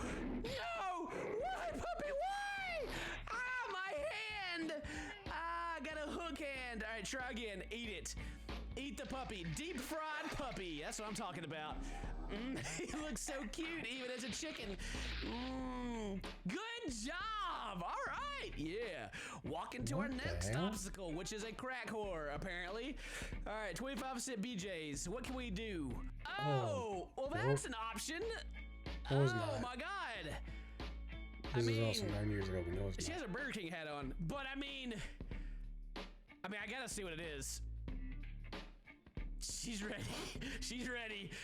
1 week later, I'm at the doctor's office. You got HIV. What? What? Ah, my throat. No way. That's an option. No way.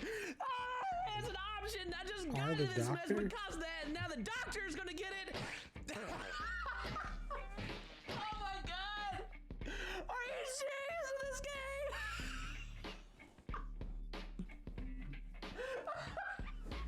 Yeah. It hurts. I'm still sick. Oh, I'm crying a little bit. Oh man, that's not funny, but that was pretty funny. 10 years. I gotta see what else happens. 2016. Oh, I can't breathe. Okay, let's give her some crack. Oh man. Oh, she likes that. She turned into a rocket ship and just went. I love crack. Oh man, I really can't breathe. You fucked up. News: crack whore blood rains from the sky, kills thousands. We all died because of crack whore blood. Wow. Try again. Get a 25-cent blowjob. Oh no! Oh no! Oh, he's like, are you serious? Oh, shrivel. Oh, gross. Oh, that's so nasty. Next morning. Oh, so gross. All right. I think it fell off. I had a bugs. It did. This is too crazy. Oh, fucked up. My dick rests here. All right, try again. I guess the only option is to do that. Oh, at number 5. That's how you get to number 5. Are you? I can't finish that. Boy, oh boy. I could not finish that.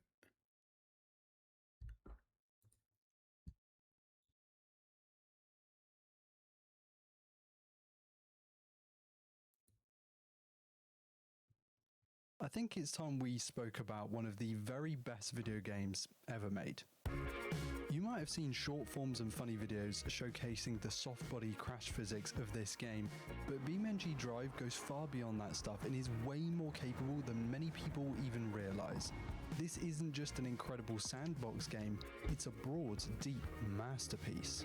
For the rest of this video to make any sort of sense, I have to confess something.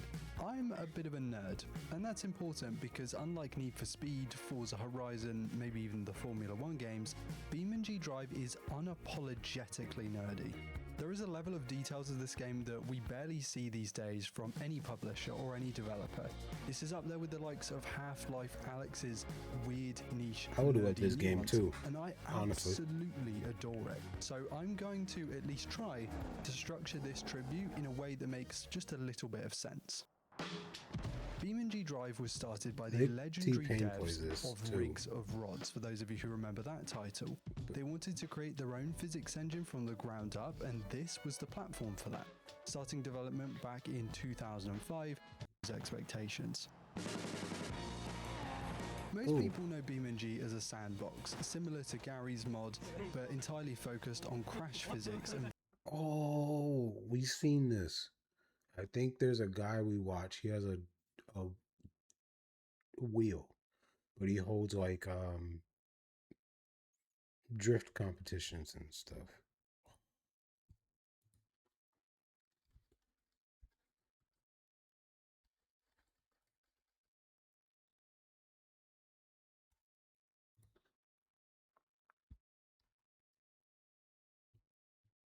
Is this? No, that might be him though, above. Never mind me, but. Or is it shifter?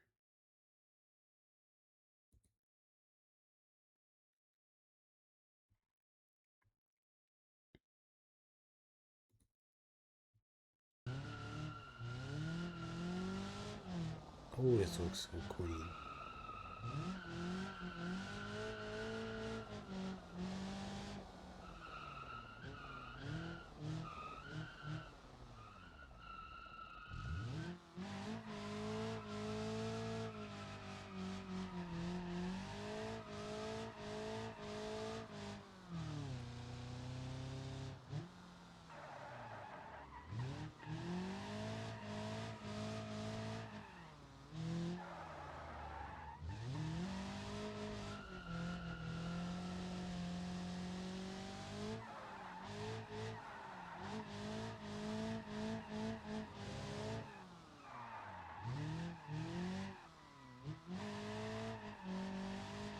Yeah, I would like this, even on stick.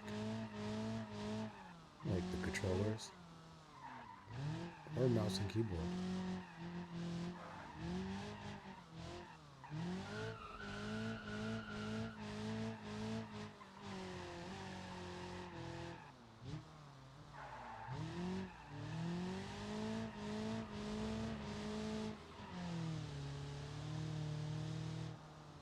You are no kin block. You have 18K hours in it? How much is it? Mods are probably super cool too.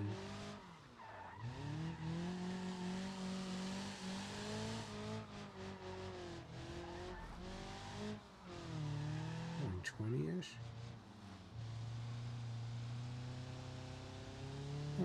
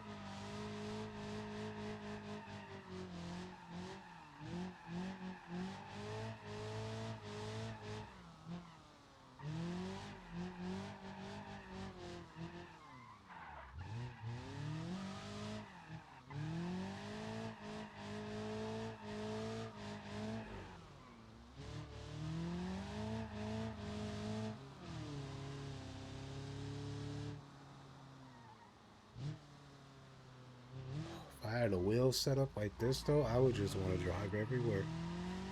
I already like driving a lot.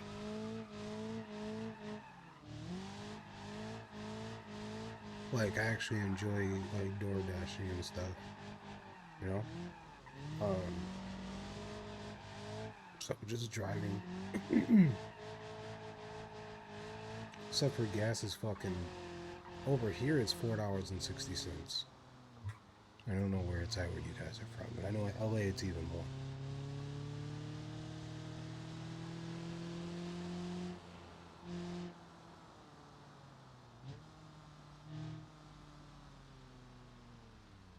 Oh, that's cool.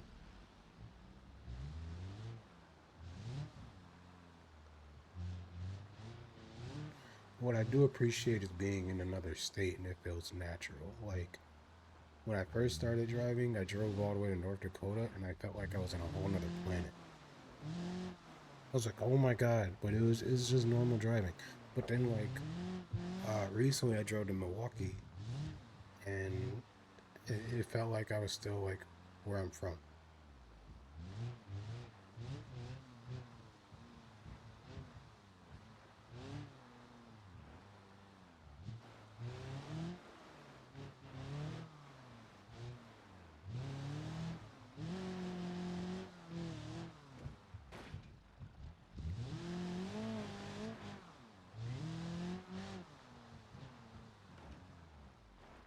What? You mean Gran Turismo don't?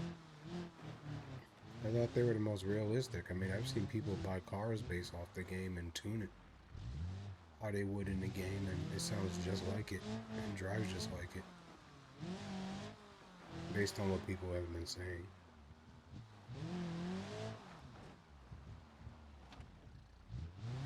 Nice.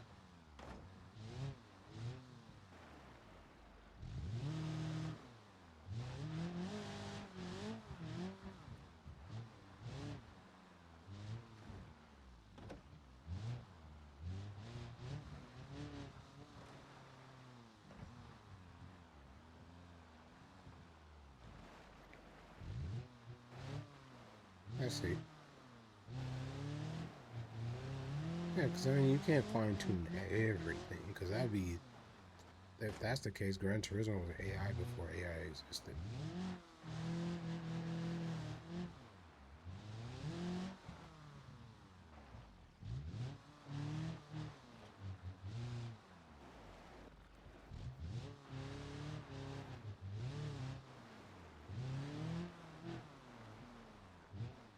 And like whoever like made that game for it to be as realistic like as that, they probably don't have to work another day in their life.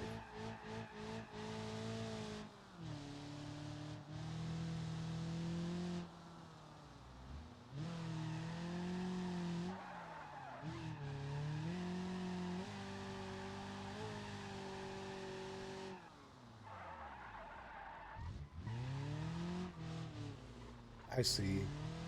Maybe because of the way the engine sounds.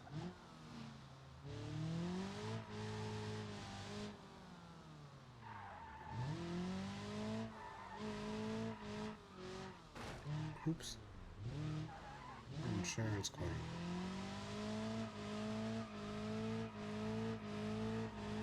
Why is there no one in the car?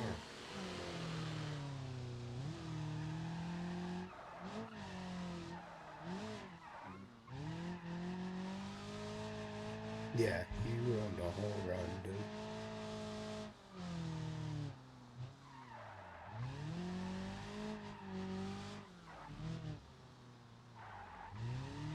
You have to produce in your ears like, hey, you got to start the run over. You can't be hitting another car.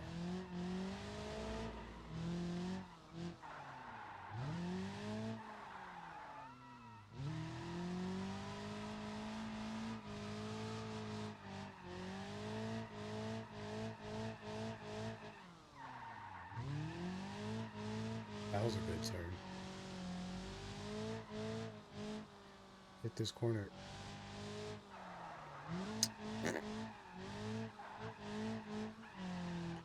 Oh, wait.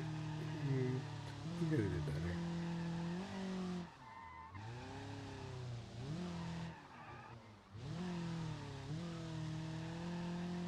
You could have went sideways on that whole corner. This one here too.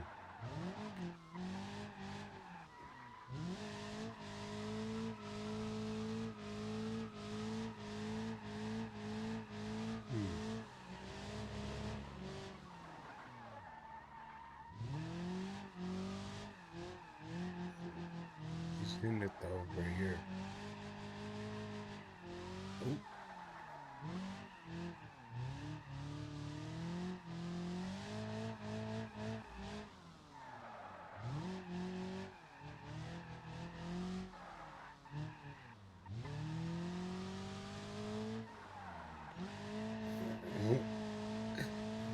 Who the fuck programmed this Waymo car? There's like no one in it. We got like 2 of those now. It sounds so small town when I say we got 2, but things are scary.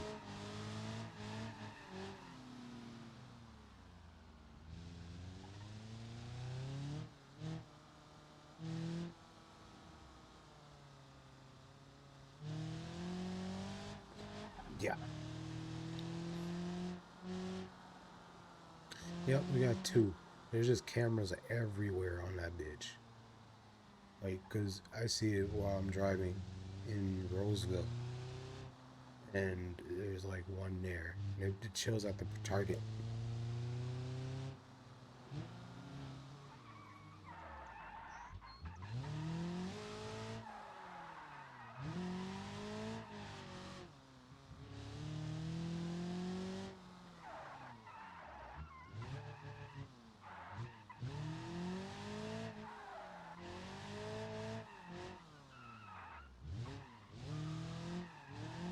I don't know. Whenever I hear double clutching, I always just think of Vin Diesel.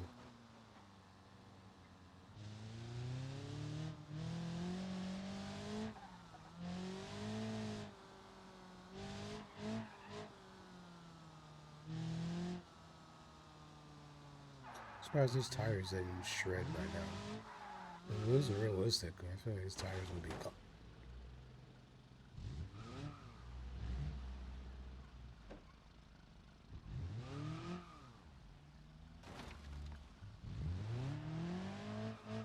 Oh, sir.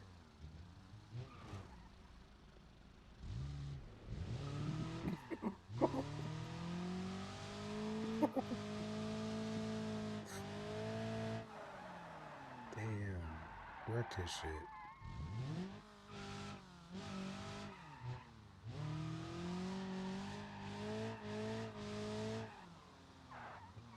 What?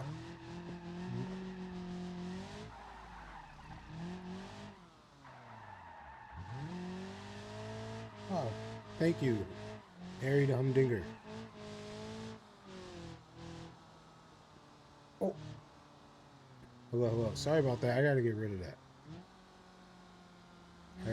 But welcome on in. Thanks for follow. Thanks for the follow. Jeez, I'm like half tired, half stoned, half tired. Where are you from? Because it is 5 in the morning here, as you see the clock up above there.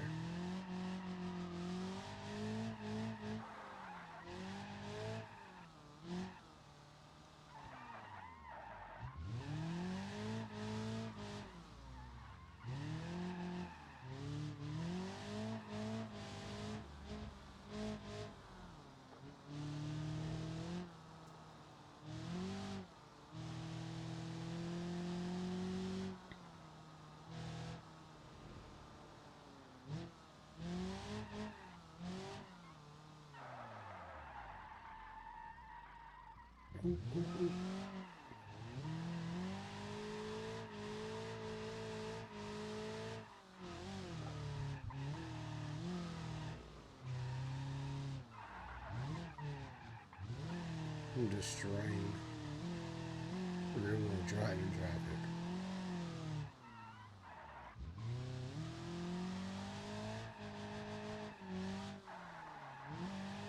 Oh. Those seem kind of fun.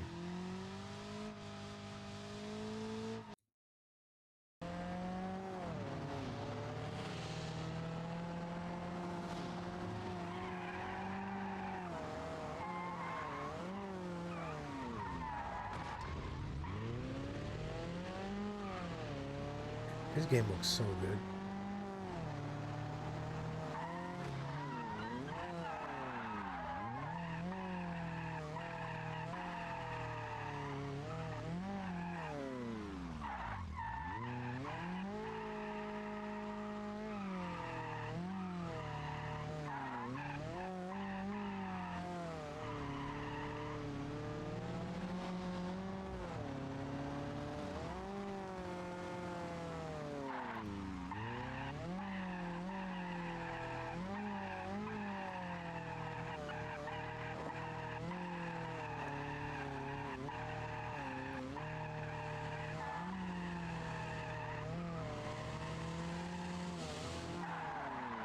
Give me a high five. You get a high five. And also one of these.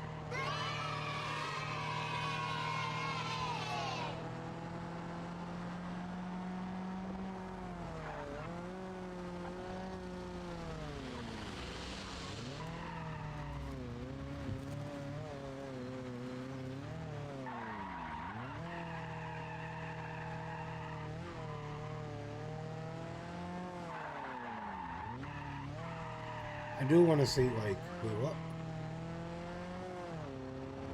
Can't just GT your way through rocks.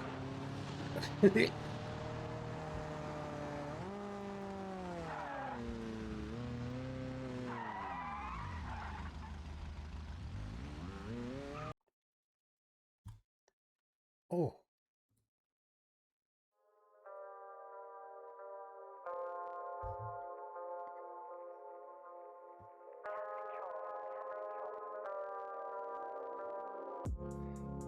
Oh my goodness.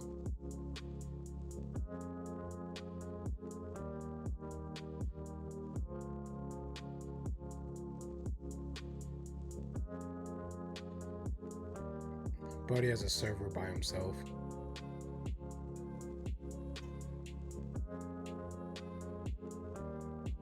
There's no one in the car. Oh no, there is someone. This is still tough.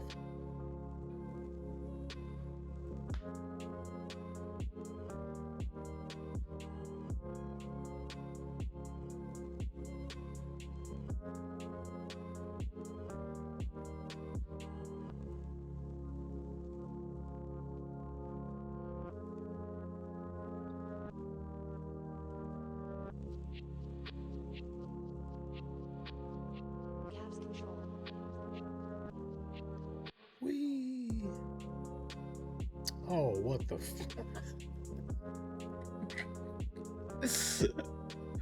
As long as it's not weird, we're link friendly here, so go ahead and throw it in the chat.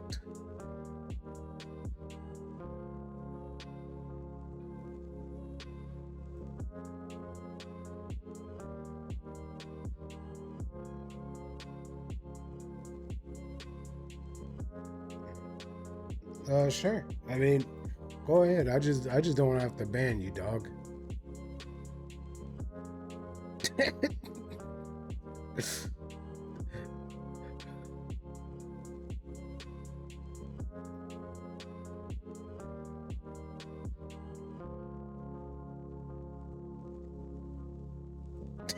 Okay, that's fine. I don't care.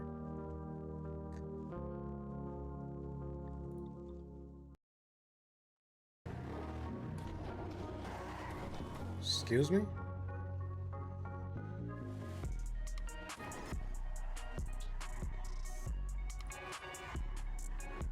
Get this shit out of here. 2025, a court in North Wales heard a woman called Rhiannon Evans admit to repeatedly filming herself farting and then sending the recordings to her partner's ex over WhatsApp. And despite separation, practical family obligations remained. Because the ex shared children with Rhiannon's partner, They shared history, which meant some degree of contact was still necessary. But instead of treating that fragile arrangement with delicacy, restraint, or respect, Rhiannon farted on it. She farted on what the family had built. She farted on the stability all children deserve. And she farted on the basic need to preserve a functioning relationship. Court proceedings stated that Rhiannon began sending the videos on the 22nd of December 2024 and continued until New Year's Day. At least 8 New Year's videos were Day. involved. The timing was particularly striking. Christmas in Britain is one of the heaviest annual periods of Right. food consumption, with many adults consuming around 6,000 calories or more on Christmas Day alone. Traditional festive meals often include large chunks of meat, stuffing, alcohol, gravy, and Brussels sprouts, which contain raffinose, a carbohydrate associated with increased intestinal gas. Inactivity caused by restrictive weather conditions and an exciting television schedule means late December can create ideal conditions for bloating, followed by loud bouts of flatulence. So this already volatile domestic conflict unfolded during one of the most digestive-heavy stretches of the British year. Prosecutors told the court Rhiannon repeatedly filmed herself farting and sent the clips directly to the victim. Some recordings reportedly showed her smiling. Farting in ordinary circumstances is biologically unremarkable. For the person producing the fart, it can be joyous. Just do it. Okay, certainly. A moment of relief, a sound that signals internal discomfort has passed. But while the relief belongs to the person responsible, the social burden usually falls on others, traditionally through smell. Here, that smell was absent. What remained was visual performance, a bodily function transformed into repeated digital contempt. This was not accidental. And really, although it helped fuel the initiative, the festive season can't take full blame. It's quite likely Rhiannon farts during the rest of the year as well. This was directed. The act became symbolic, a repeated assertion of disrespect within an already delicate family structure. Come on, get in line now for the Chamber of Farts. Dare you enter the Chamber of Farts? So, the Chamber of Farts has another victim, eh? Don't be afraid, there aren't any ghouls here, only farts! The victim told the court the videos caused anxiety and distress. She reportedly said she wanted to feel safe in her own home again. That statement established the legal seriousness of the case. Under British law, harassment doesn't require violence. Repeated unwanted conduct intended to alarm, humiliate, or distress can meet criminal thresholds. The unusual nature of the method didn't diminish its prosecutable significance. What amused Rhiannon at the time of farting had now become criminal evidence.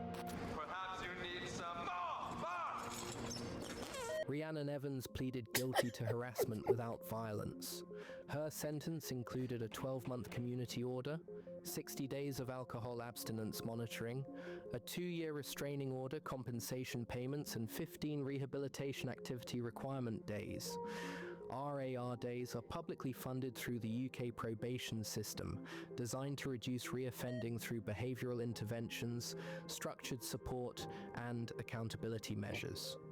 Following sentencing, Rhiannon reportedly stated, "I never thought farting would land me in court." She also criticised the severity of the outcome, framing it in terms of political correctness and snowflake culture. These remarks suggest she may still be coming to terms with the legal significance of her actions, which has left Britain's probation system with an unusually precise educational task to establish that repeatedly sending malicious farting videos to another person is not a good thing to do. And if 15 state-supervised rehabilitation sessions can successfully communicate that principle, taxpayer money will have helped manifest a tangibly positive outcome.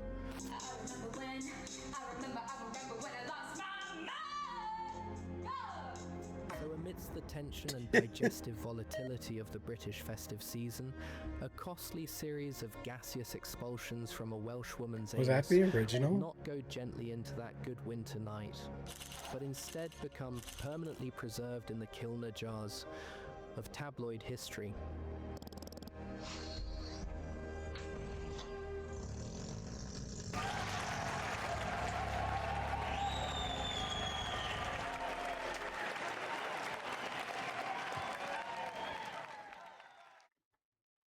Grammy got me hard like a cast already. Riding like a wave, make you blast already. That is it. You step up, you pull up, ain't wise, and we finna slide. I got you.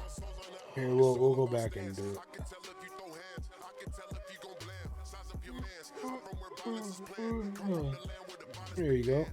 My vision enhanced. I can see phonies in industry plans. Paid in advance. Sprayed out the range and we dash. Aim out the frame and we blast. Moving too fast. Sand in my blood. But yeah, thank y'all for watching. We're almost done with GTA. I feel like I thought it was gonna be the end of it today. Totally not. Absolutely, man. You have a good one. Y'all know the rest. Normally we raid out, but I'm just gonna go ahead and get some sleep. Love you guys. Peace. And we will catch y'all tomorrow at 10 p.m. Central Time in the United States.